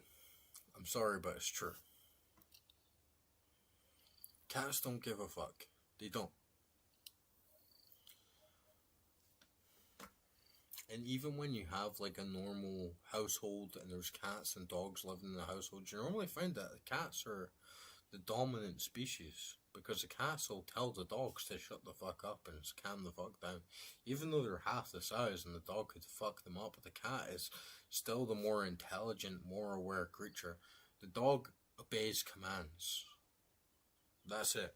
If you don't give the dog commands, it's not gonna obey. End of story. The dog's just gonna run around chaotically. And you'll find as well that the more you give commands to a dog, the more it obeys. The more you give commands to a cat, the more it disobeys, right? Yeah, dogs have loyalty, but at the same time, cats have immense loyalty. Like, dogs, there's all those sorts of stories. If your house is on fire, a dog runs away, a cat will stay and burn alive with you. That's really powerful, man. Exactly, you are the dominant species. If you don't give them commands, if you don't become the alpha, they'll walk all over you and do whatever the fuck they want. And that's why it's such a problem with dogs is women. Because a man tells a dog, shut the fuck up now. Right? Shut the fuck up now. Or you're not getting fed. Or you're getting a fucking slap over the lug. Women don't do that. Women are, oh, it's just a dog. Cats. You try to do that shit with a cat, even if a cat's like fucking this fucking size, man, the cat will attack you back. Because the cat's like, I'm gonna take shit from you. If you're gonna be a fucking asshole, then that's it. I'm gonna fucking fuck you up. I'm gonna shit all over the house. I'm gonna fucking meow all night. You have to earn respect from a cat, because a cat is an independent creature. The Egyptians knew this shit, man. The Egyptians knew this shit. But dogs, man, like, if you're not willing to properly take care of a dog, you know, dogs in their natural habitat, right? you have the alphas. Dogs are pack animals. You have the alpha bitch, and they will attack, they will bite, they will throw down with them. Cats are solitary creatures, you understand? Cats just go about their day. Cats don't hold around in groups. Cats don't hold around in packs. Cats are cats. But a dog, even with the street dogs, there's always the alpha bitch and there's always the betas that follow their suit. If you're a dog owner, you have to be the alpha. Like, when I'm walking up the street, this is kind of an old story. This is like 1 month, 2.5 months ago, sort of time period. But these dogs were like coming up to me when they saw me coming up the street, and they were barking like crazy. They were baring their teeth. They were bowing their heads down. I'm gonna fuck you up, because they're testing dominance. As soon as I picked up a stone, and I was like, I'm gonna fucking throw this fucking stone at your head right fucking now if you don't fuck off and stop trying to attack me. Ever since I did that, the dogs will obey me. They won't come up and ransack me. They won't come up and bum rush me. They won't come up and attack me, because I'm stating my dominance. I'm stating my position in the hierarchy, right? Cats don't have that at all. And so, like, honestly, Corey, if you're a dog owner and you're like actually training your dogs, and you're actually doing like a good thing to like help them orientate to like a good position, like, good for you, man. Cats, you don't need to do that. Cats are naturally good. But dogs, like, you need to hold your own. You need to be able to say, I'm the king, I'm the leader, you do what I say. If you don't do what I say, you're gonna get fucked up. End of the fucking story.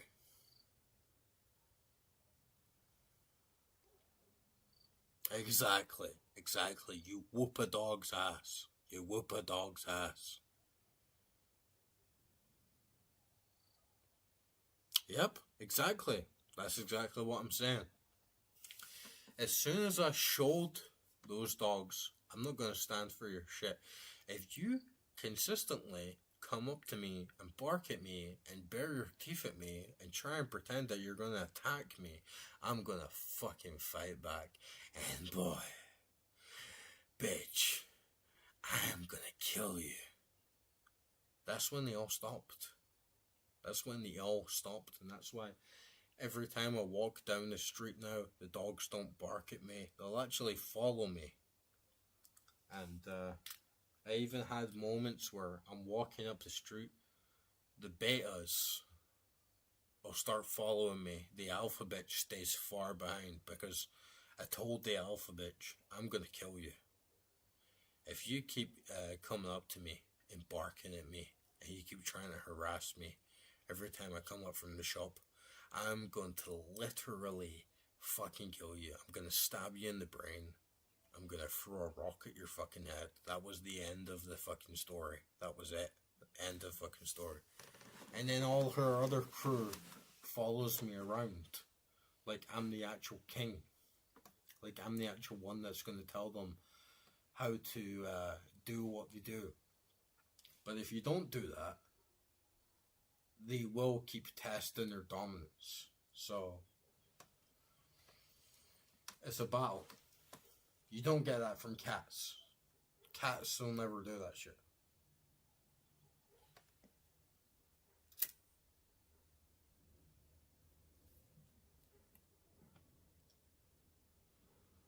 Like I was saying, like the time that I got attacked by a couple of street dogs and then one dog saved me, it kind of made me realize, maybe if I keep feeding this dog food, maybe I keep telling this dog what to do, it's going to actually start like obeying and being like civilized and actually acting appropriately. But without that, it's just going to be endless chain of shit.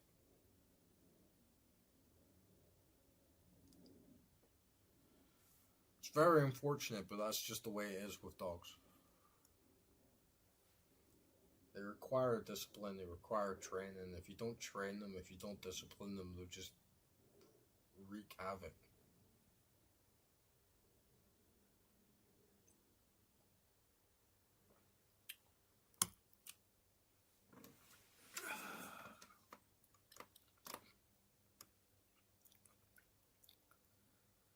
Bro, that's actually quite an insightful statement. Every man is gifted by God to control every and any animal on this earth. It's actually quite an insightful statement.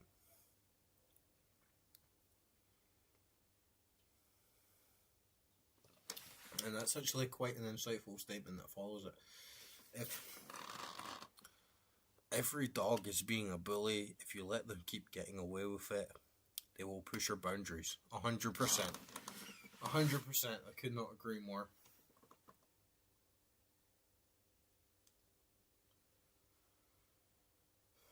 And it's actually a revelation when you have these dogs.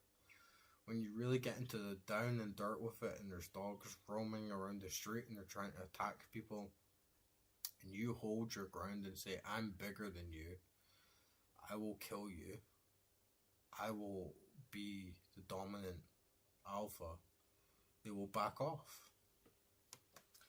If you don't do that, they will always test you.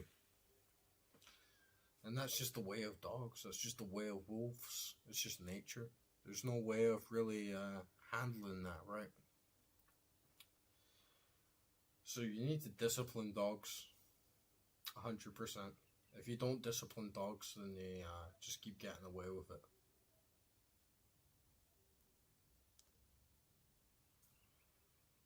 You're 100% right, guys. 100% right.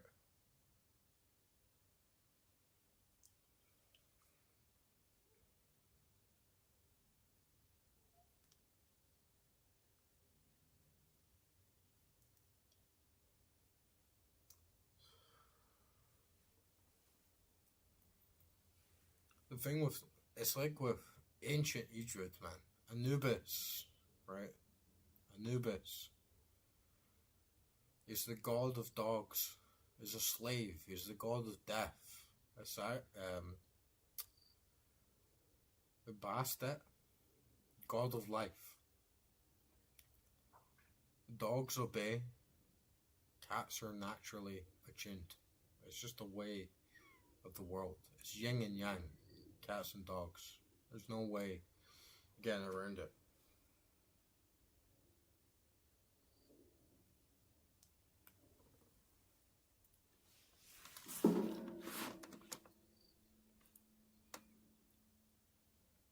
Bro, I fucking hate XL bullies.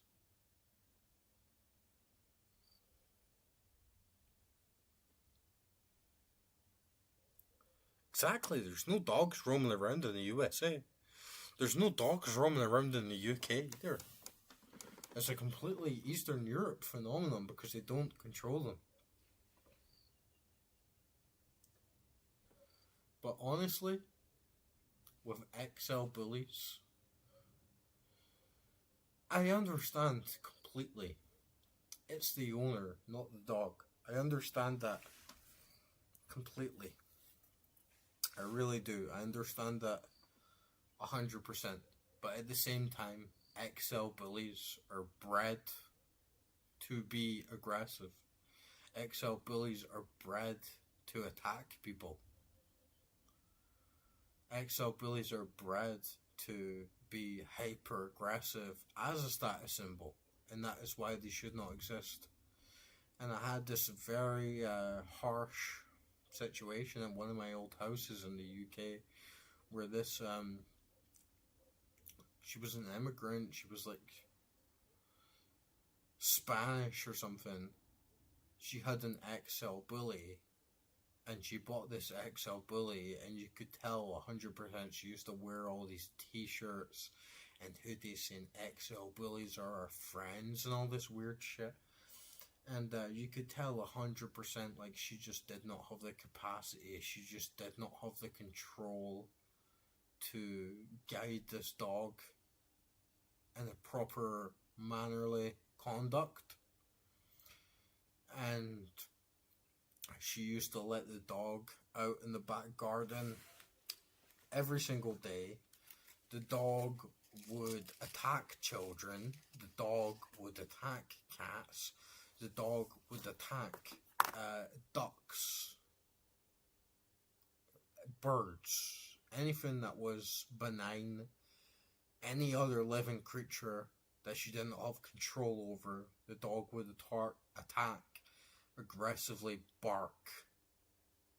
And this is the point where it's not really so much the owner as this dog just like really shouldn't exist. And there's a lot of breeds of dogs that just should not exist and should not be in human hands, because dogs are wolves. And it was like I was saying like hours ago, if you go out into the mountains, there's wolves, there's bears, there's scorpions, there's snakes, there's all sorts of shit that can kill you. They won't kill you because they respect humanity. They understand humanity's place in the food chain. These XL bullies, these like Caucasian shepherds, they have no sense of like respect. They have no sense of like boundaries. So they're constantly barking, they're constantly attacking, and people can say, it's not the dog, it's the owner. But then when you have, 95% of the attacks against children being XL bullies, it's like, we really should just ban this breed of dog completely and not have anything to do with it, because this breed of dog is just too unruly and it's getting in the hands of too many people that just should not be holding a dog. Like, you never see Pomeranians or fucking like Labradors like mauling the faces off of children. It's only XL bullies and doggo Argentinos and shit like that, right? So it's like, you should just full on flat ban that breed of dog. You got a bully and a shepherd, yeah, but you're from Kentucky.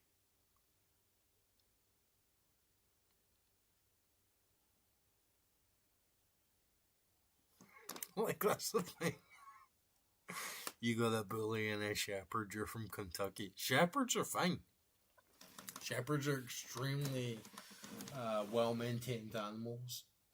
Bullies, XL bullies, I don't know if it's the same type of dog that you have, but XL bullies are extremely violent, they're extremely vicious.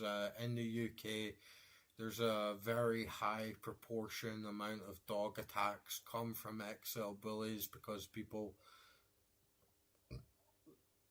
buy them as a status symbol, because people buy them and train them to be like a violent deterrent. And it just should not happen, like, whatsoever. And I do believe that if we are to have dogs, we should not be having these breeders, like, like pugs and stuff, you need a cesarean section just to be able to breed puppies. That's not right, man. Like, dogs should be regulated in a way higher regard, in my opinion.